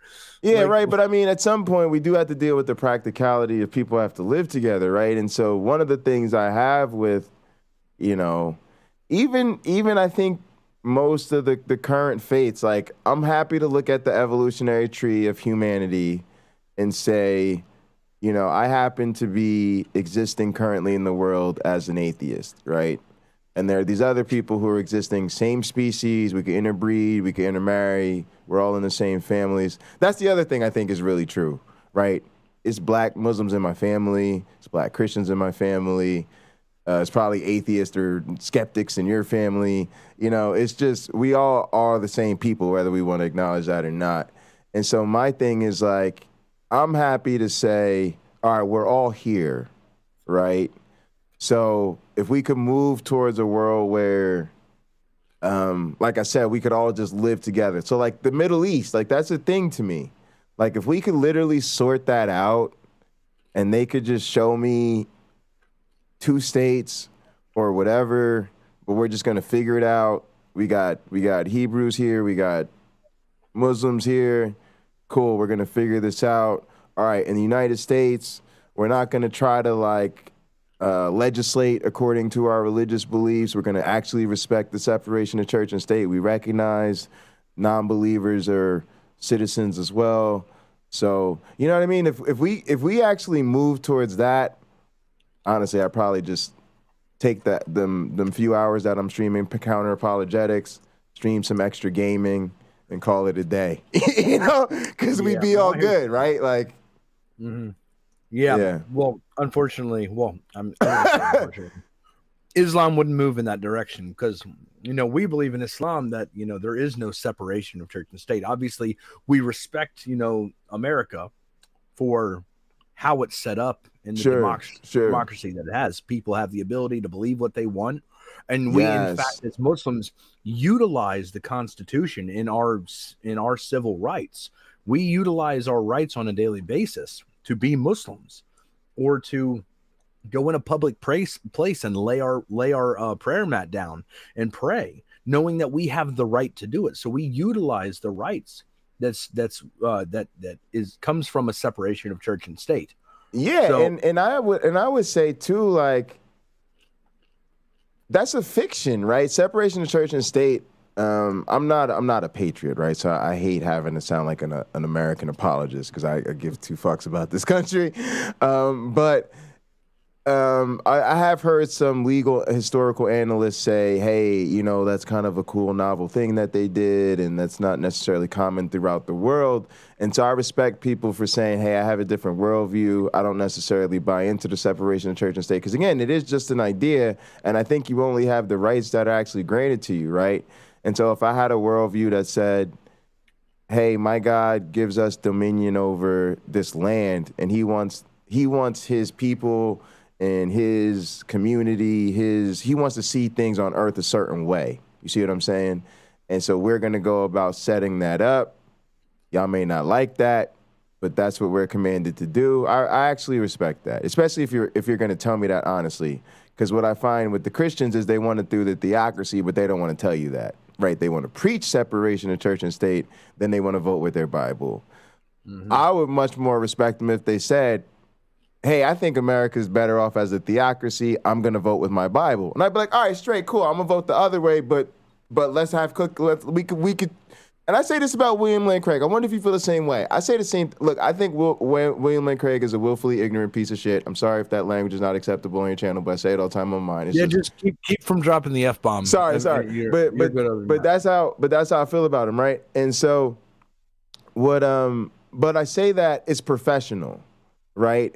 It's sort of like I'm a Cowboys fan, right? And if you're an Eagles fan, it's like when they come to Battlefield, I'm going to wear you going to wear your Patriots shirt. I'm going to wear my Cowboys shirt. We going to go at it, right? But if we're cool and you want to come over and play video games and eat pizza later, it's fine because you getting that Patriots check. I'm getting that Cowboys check. It's all in the game, right? So with William Lane Craig, it's like, look, I'm an evolutionary biologist. I'm a scientist. I'm going to say what he does is no good. He's going to get up here and do his whole spiel. But when I do my spiel, I'm honest about how I live my life. When he gives his spiel, he says, look, y'all, I really believe in the power of Jesus, and Jesus has really transformed my heart, and I believe the inward testimony of the Holy Spirit is really what it takes to be a Christian.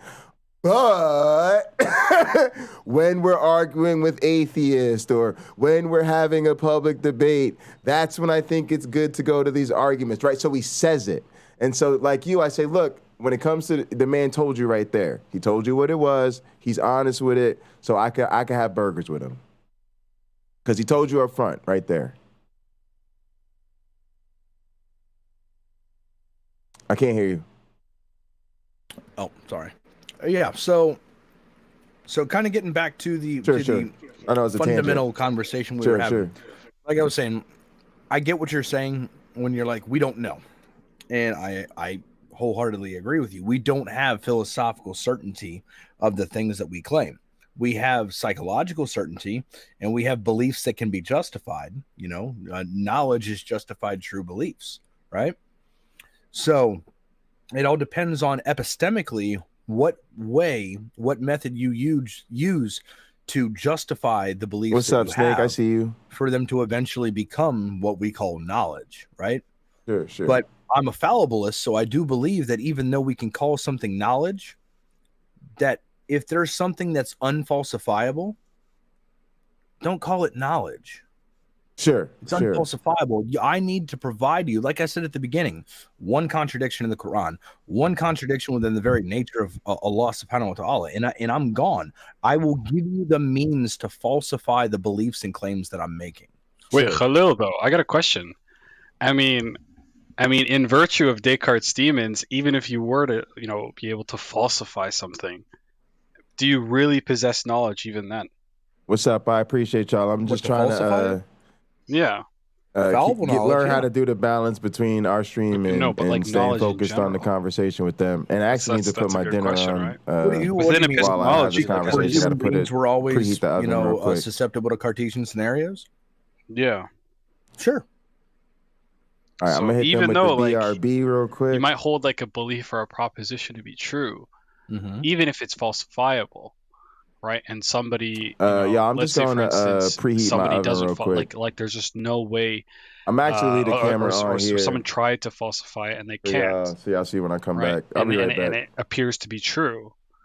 It's I'm gonna turn the speakers on so I can still hear them and hear y'all. If we're like looking at this from like a completely like how should I say it?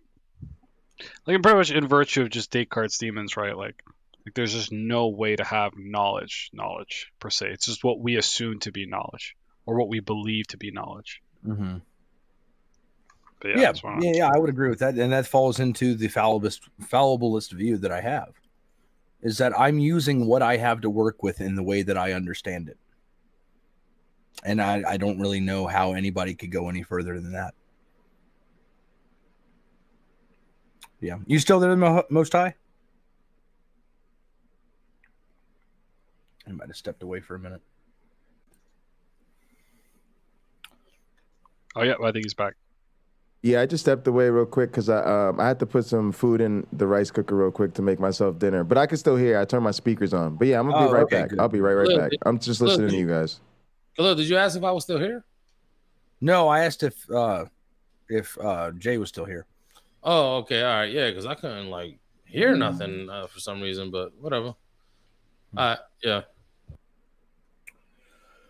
Oh, yeah. So going back to that conversation, if we're going not off of what we know and what we don't know and what's reasonable to believe, and we come to this necessary thing, and it's reasonable to believe that there's a fundamental reality or something that's fundamental that all contingent things depend on, then we have a necessary being.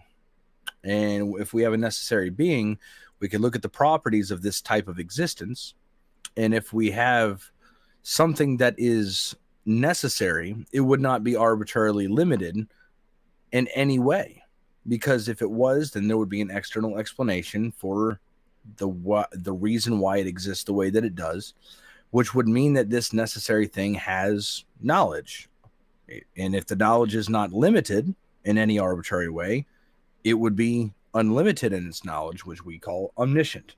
And if it has power, that's a logical possibility for this fundamental thing to have power, and it can't be limited in its power. Therefore, this thing to be necessary would have to be omnipotent, unlimited in its power, unlimited in its presence, which the presence more ties in with its knowledge. I don't think that, this necessary thing would have to be spatially located at every point in space-time. That doesn't make any sense. But as in knowing all true propositions in all states of affairs gives it its omnipresence. Now, the next question is it logically possible for this necessary thing to have a mind? I have an argument for it, but I think this argument simply states that if it didn't have a mind, then it would be arbitrarily limited from having a mind, which would mean there's an explanation on why it doesn't have a mind, right? And then if it truly is necessary, it would have a mind. It would have the ability to make choices, so it would have a will. It's logically possible for something necessary to have a will. There's no direct contradiction derived from that. So if it is logically possible, then we have this fundamental, necessary, causal principle to all contingent existence that is omniscient, omnipotent, omnipresent, has a mind, has a will, has the ability to choose things. And we see that this contingent world exists. So at that point, I just would have to ask if that's reasonable to believe, and there are no better hypotheses that can be presented that don't have any type of appeal to mystery or logical contradiction derived from it. If this is the most reasonable position to hold, then I think it would be smart for one to hold said position until shown otherwise. And at that point, I would just ask the atheist, if all this stuff is most reasonable, why are you still an atheist?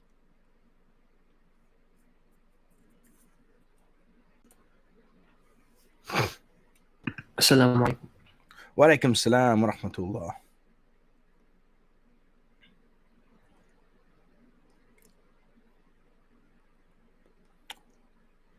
Connor, are you there, bro? Yeah, I'm here. Yeah, what's up? What's going on, man? I know you've been hanging out for a while. Since Jay's talking a little bit, I figured I'd get your ideas. What do you think about all this? These arguments? Do you think they're? I mean, for me, it's like I've been AFK like a very large percentage of the conversation. Mm-hmm. You know what I'm saying? But like, I don't know. I think the most interesting thing to me is what he was saying about like, you said you're an evolutionary biologist. Mm-hmm. So like, yes. Okay, I know I say this like every stream because it comes up for one reason or another. I'm in high school at this point, and I'm about to go to college soon, and that's actually like one of the things I'm considering studying. So it's like really interesting that you bring that up. Yeah, what are you thinking about? What made you think about studying it in college? It's a good idea. I think like, and it's not like my first pick. It's just like one of the secondaries I have in my mind. But I mean, ultimately, just because it like fascinates me, it's kind of like a hobby of mine. Like, I don't know too much about like modern biology and like dinosaurs and whatnot, but like, the Cambrian era and like earlier than that is like kind of like a hobby of mine. And it's interesting you brought up like the like determined whatever. That's a thing that me and my brother have actually, because he's a chemist, right? And that's the thing that me and him have had a lot of back and forth on. And I really think that if you started the clock over, I think up until like, very strange, weather events take place, like I think life is basically going to unfold in the same way, like almost every time. And he doesn't think that at all. He thinks it's going to, so like the thing you brought up earlier that you said you're studying is like exactly what me and my brother have been going back and forth on for a while. Yeah, so that's kind of one of the big questions in experimental evolution, which is what I do. And, I don't think we don't really know, right? I mean, even what we do is we ask the question in a lab, and then we do the experiment, and we tell you what would happen if we reran the tape of life over. But that's because we're doing it in a very limited circumstances that we can do in the lab, either with E. coli or yeast or digital organisms in my case. And so it's only answering the question about the evolutionary process in some sort of theoretical sense.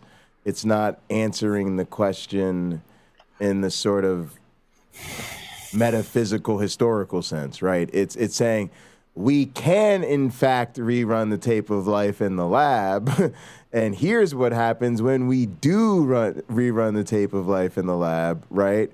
But that means nothing about what would happen if we did it in the actual natural biological sense. You see what I'm saying? Right? It's tape of life all lowercase. Right? Like all lowercase, just in a very, one-off kind of lab type of artificial type of circumstance, rather than tape of life, all capitals, what we really talking about, right? When we refer to this thing. So yeah, it's Will, I'm not trying to like kill the vibe of the whole stream. Hold up, let me ask one biology question. Sure. Because I haven't found an answer to it. Like, okay, is there any reason why like okay, we've got arthropods that have like, this is one thing I haven't figured out. Like, we've got like basically like insects have like 3 body segments. I don't know if you mess around with this. Not too much, but yeah, I know what you mean. Taught it a little bit, yeah. Yeah, they got like 3 legs, or 3 pairs of legs rather. Right. And then you've got like arthropods that have like 2 body segments and then like 4 pairs of legs. Right. So like, I guess I'm just wondering like, what is the correlation between like that number of legs and that number of body segments? Because you don't see like 2 oftentimes segments. there isn't. I mean, sometimes the design principle sort of gives us like an inverse perspective of evolution, right? We sort of ask the wrong question. We sort of think like, what could the challenge be that this weird body plan is the solution for, right? Or like, why does this work so well, right? When really the question, I hate to say it, is like, this is one of the things that really gets me with intelligent design when you really look at it, is like what you see in biology is actually poor design. Like you see, right? And so the question to really ask a lot of times is, why is this not bad enough that this thing went extinct?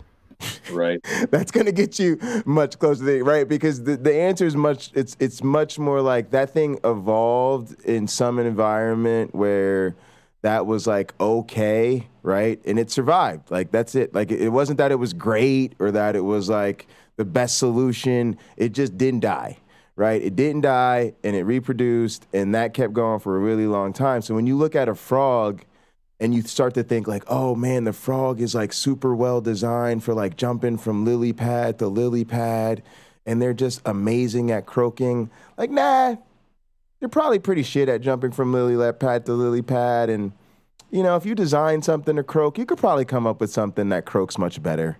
You know what I mean? But it just isn't crappy enough that they've gone extinct yet.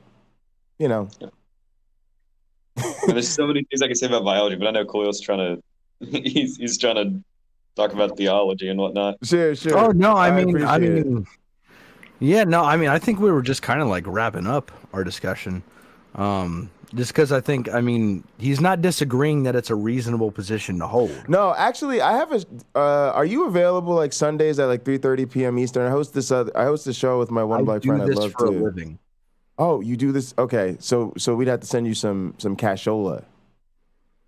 No, I mean, I just mean you're available. You should be available. I have members. Yeah, I'm available pretty much. Okay, whatever. Almost any time. Now, I will say that this channel, what I do is I do night streams.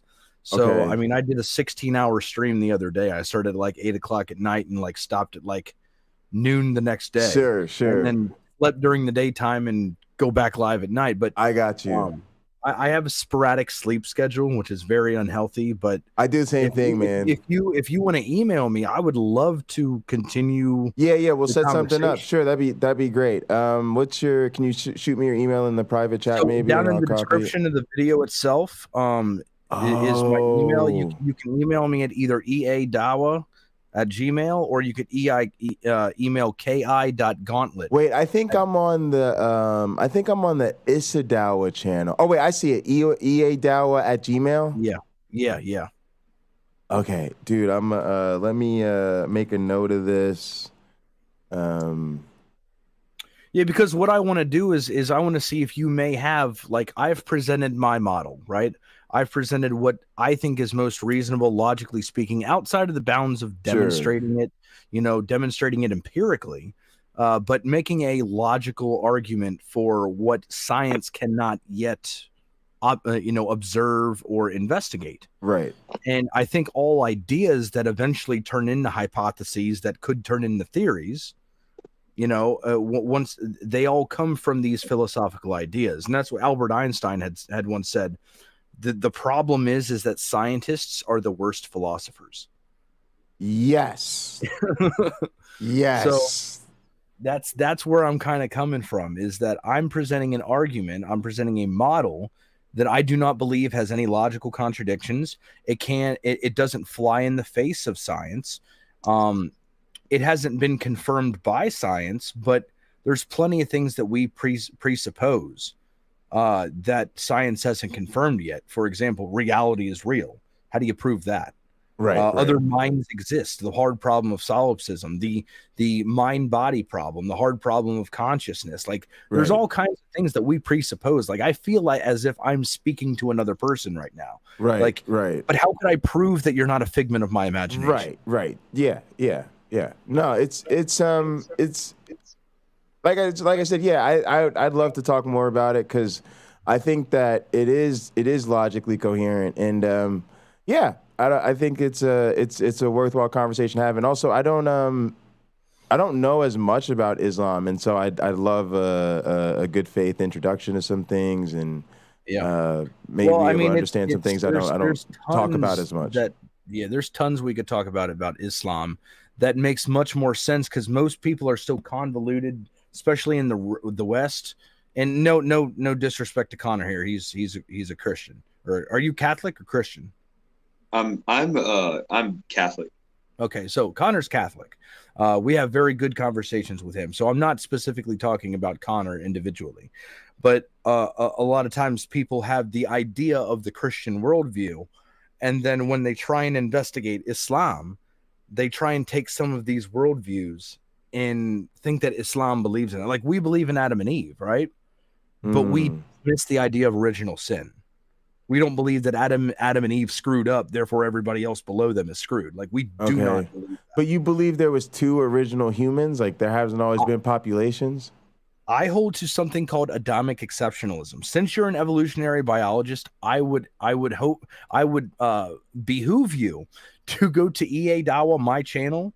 Okay. Which, check it out. Me and Issa, we cross stream, right? No, I get that. Yeah, that's cool. Yeah, so if you go to my channel, you can scroll down, and I had an interview with a guy by the name of Shuaib Ahmed Malik, and he is a Muslim, but he had a book that just got published through Routledge called Islam and Evolution. Okay. And he presents 4 different views. I interviewed him on this. 4 different views that you could hold. There's the creationist that believes that everything is a creation by God. That there is the human exceptionalist who believes that that plants and animals were a product of evolutionary means, right? This natural process. Sure. But that human beings themselves, or like the hominoids themselves, are a special creation by God. Yeah, if you want to share my screen, it's right here. Yeah. Okay, did you put it in the private chat? I'm streaming it. What's the other one you were saying, like an Adam and Eve exceptionalist? Yeah, so there's an Adamic exceptionalist. An Adamic exceptionalist. Yeah, so that's the belief that plants, animals, and some hominoid species came from an evolutionary process. So that's what I hold to. I'm not ground to it because it's not a creedal issue for me. I really don't care one way or the other. You said, wait, say this again. You said plants and animals come from a special. No. Plants, animals, and some hominoid species would come from an evolutionary process, but Adam was a special creation. To which obviously you would be like, well, can you substantiate that Adam existed? And then I would be like, can you substantiate that it is impossible for that to happen within the purview of me? No, you're just that's fine. I'm not here to debunk you, bro. I'm actually here to just get a feel for what you're about. That's the position that I hold, which I think is a much more reasonable position. I believe that there were hominoids that existed prior to the creation of Adam. Okay. And that Adam could possibly have mingled with Eve, and they had their children, and that they somehow were able to coincide and reproduce with these other hominoids. That's why we have Neanderthals. That's why we have Homo erectus. That's why. So you think they may have been placed here or something like that? I think that, specifically in Islam, Adam was placed in the garden. He was the angels came down and they got the clay from the earth, took it back up and created Adam in heaven and formed him in heaven and then placed him in the garden. Okay, and then when they sort of start to reproduce, maybe they intermingle with other, maybe evolving proto-humans or something like that. Exactly. And then all of their descendants would then be part of what we call the Adamic line, and that Adam was the one that had, the soul, and he was the one that had this type of rationale or intellect, and through evolution, the survival of the fittest, that these other hominoid species went extinct and died out because they didn't possess the traits by which gave them the ability to continue to evolve and reproduce. And that as human beings, as we've been evolving from then through microevolution, that we've still continued, even with the special creation of Adam and his line being mixed in with this, that we still go through small genome frequency changes over time. And I don't find there to be any logical contradiction with that. Now, as an atheist, you might be like, well, you get this special creation of Adam, and that seems kind of weird. Sure, but I mean, that's but outside of that, it's logical. You know what? I the one thing I don't sometimes like is, I just think as scientists, I try to put that out there, not to say, hey, as a scientist, I'm not going to believe anything you tell me. I just put out to say, like, my goal is to understand you. Like, I think from a theological perspective, it's very reasonable. Like, one thing we teach is that it's not the nature of science to debunk theology. And again, when somebody says, Adam could have been a special creation that, interbred with proto-humans, I don't have any scientific framework to say that is not something that happened, right? I just say that's a theological claim, and it is perfectly plausible, right? And I think I'm not saying that, again, I don't want people to say, oh, a scientist said that's reasonable. All I said was, it's not my job as a scientist to say that can't happen. What I'm here to do is understand it would be hard the to theological, substantiate the negation of right, exactly. I'm just here to understand what your claims are, even if they're not your claims, what maybe other people claims are your understanding. And I was just going to mention this chart, this table right here, I find very helpful. Thanks for pulling this up, actually. I've actually found this really useful. Yep. Yeah, this is super cool. And that's exactly what it is. So you see Adamic exceptionalism down there. Are non-humans products of evolution? Yes. Are humans products of evolution? Yes. Is Adam a product of evolution? No. I mean, that's really all that I'm saying. Okay. Yeah, that's like really similar to like the traditional Catholic view that's popular in like the 21st century is like 99%.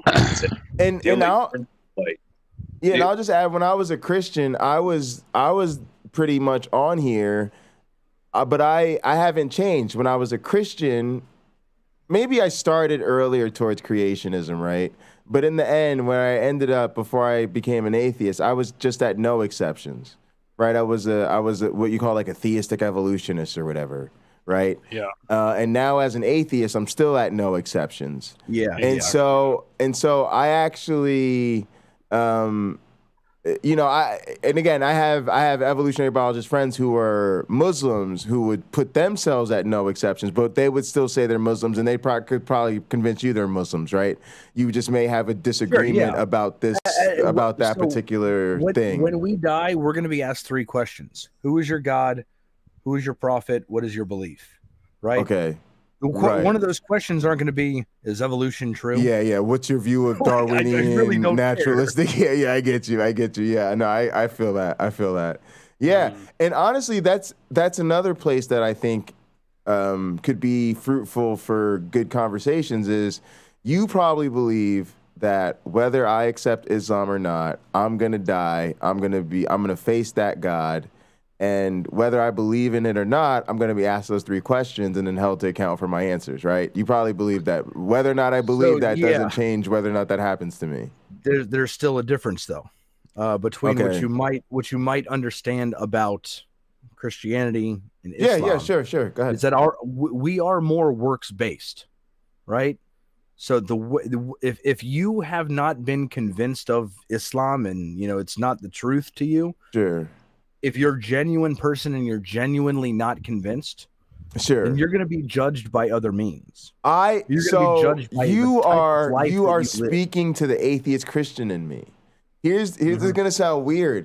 The reason I became an atheist, right, is because I had to say to myself, if there was a God, like the real Christian God of the Bible, right?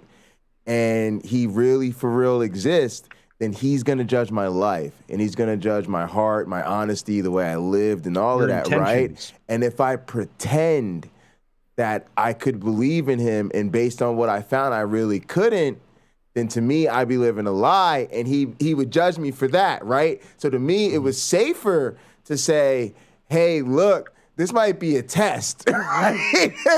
And if God is testing me, it'd be better to say, hey, God, look, right now I'm just a little skeptical, you know, and then hold the count, just, hey, I couldn't get there, God. You know, I just couldn't get in there. Islam, you're held accountable by your intentions. Your intentions are everything.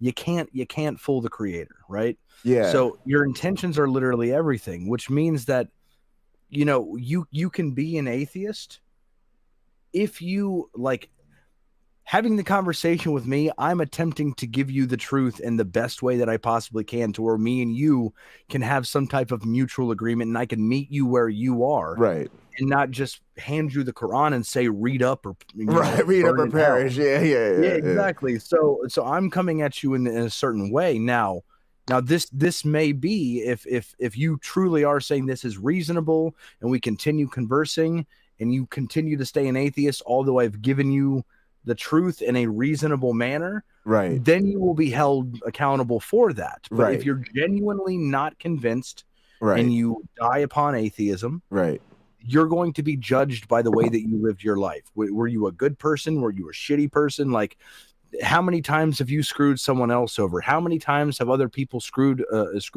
you over? Like, all of these things will be brought into account, and based off of the type of life that you lived, then God will show his mercy upon you, and say, hey, you're going straight to hell for all of eternity. Or he may say, you need to go to hell for a certain period of time and burn off some of these sins and then come on up and hang out with the boys up here in paradise. Sure. Or he may just say, hey, you were a good dude. Nobody gave you what convinced you, what would convince you. Right. So welcome. Like, all of these things could happen. Sure. But engaging in conversations with us, I'm going to try and convince you of the truth. Now, whether you know, it's not me converting you. If God wants you to convert, you're going to convert. Right. And I But also my job thought is not to maybe, make you and I always thought maybe there's a place in the kingdom for the skeptic, right? Like, there's those people, like you said, who, we just have a certain thing to do. Like, I always thought if my God is real, then he won't mind me digging into it.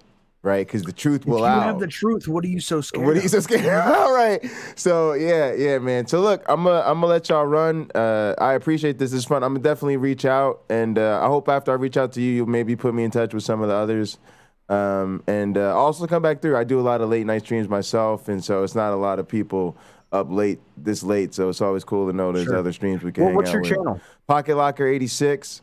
My name's Jay Bundy. I also have a little channel there too. But yeah, Pocket Locker 86 is the best way to find me. Pocket Locker 86. Yeah. But yeah, I do a variety of science, music, gaming, and like counter-apologetics. So I'm not always doing this kind of stuff, but I do some of this stuff too. So yeah, this was definitely fun. And like I said, I'll come back through, man. I feel like you guys were really engaging. And even when I came through at first, I was just kind of sitting back enjoying the conversation. I felt like you guys were having a great conversation before. So I enjoyed that. Thanks for being so welcoming and inviting me on and treating me well. Appreciate that. Absolutely. Definitely we'll talk to you guys soon and hope you guys have a great day, man. Get some sleep. We got to encourage each other, right? At least the late night hours, man. Let's get like some I said, sleep. reach out to me, email me, and we'll get in touch and we'll continue the conversation. For sure, man. Appreciate you guys. Have a great night, everybody. See ya.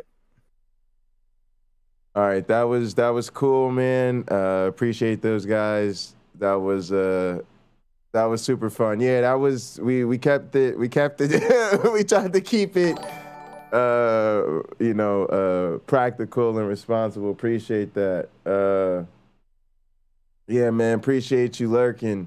EA Dawa, thanks for the subscribe, man. Yeah, that's huge, man. Thanks for the sub. That was a fun conversation. And genuinely, it's kind of easy to put on the curiosity cap. Same thing like Cameron, we was talking earlier about Seventh-day Adventism. Like, when I'm genuinely out of my depths on something and I really don't know as much about it, it's not as much in my wheelhouse. I don't really have as much of strong ideas. And to be honest, this is kind of my issue with Islam. Of course, I think there are a lot of tangible things. Like, I actually think there are contradictions in the Quran and stuff like that, right? But I do think that religions that manage to keep it all intact really boast themselves up because they're born in the full light of history, so to speak, and are super logically coherent. I think that's an even greater challenge because of the infallibility, right? It's a non-starter in science, but it isn't outside of science. And so definitely happy to get more into that. Cameron, I'm gonna let you go to bed. I plan to stream till about 4 or so, but maybe I'll call it a half hour early here myself, take my dog out, make my dinner, get myself some sleep. It's been a long day. A lot of y'all have been rocking with me throughout most of it. I greatly, greatly appreciate that. We did Hot Program at 3:30 p.m. Eastern on the Hot Program channel. Our guest was my main man, Cameron Bennett. That was a wonderful, wonderful show. We did the Sacred Death stream. We did some gaming with the Sacred Death Motorcycle Club. I want to shout those guys out. Then we did the Atheist Crew Book Club, and then a really sweet after party here with the call-in, with Tux and with EA Dawa and crew. So been a great day. It's going to be a long, long week. I've got to get up and finish this, send in this information for my presentation. I got a big workshop to give on Tuesday, and I absolutely need to prepare for that. So they're gonna probably be on me because I'm literally giving it to them the day before it's due or whatever. But oh well, we got to get it done. I'll be back all week, guys. Appreciate you. In the name of the Darwin, the Dawkins, and the Christopher Hitchens. Science bless you all.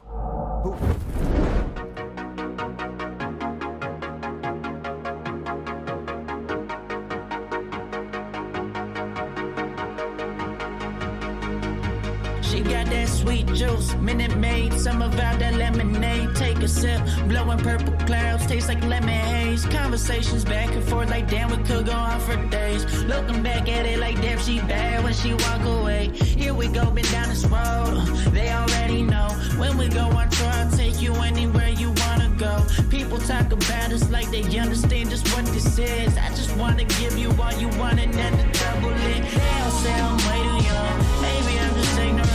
I won't find nobody like you on some real shit. Spend a couple hours on the phone, hey.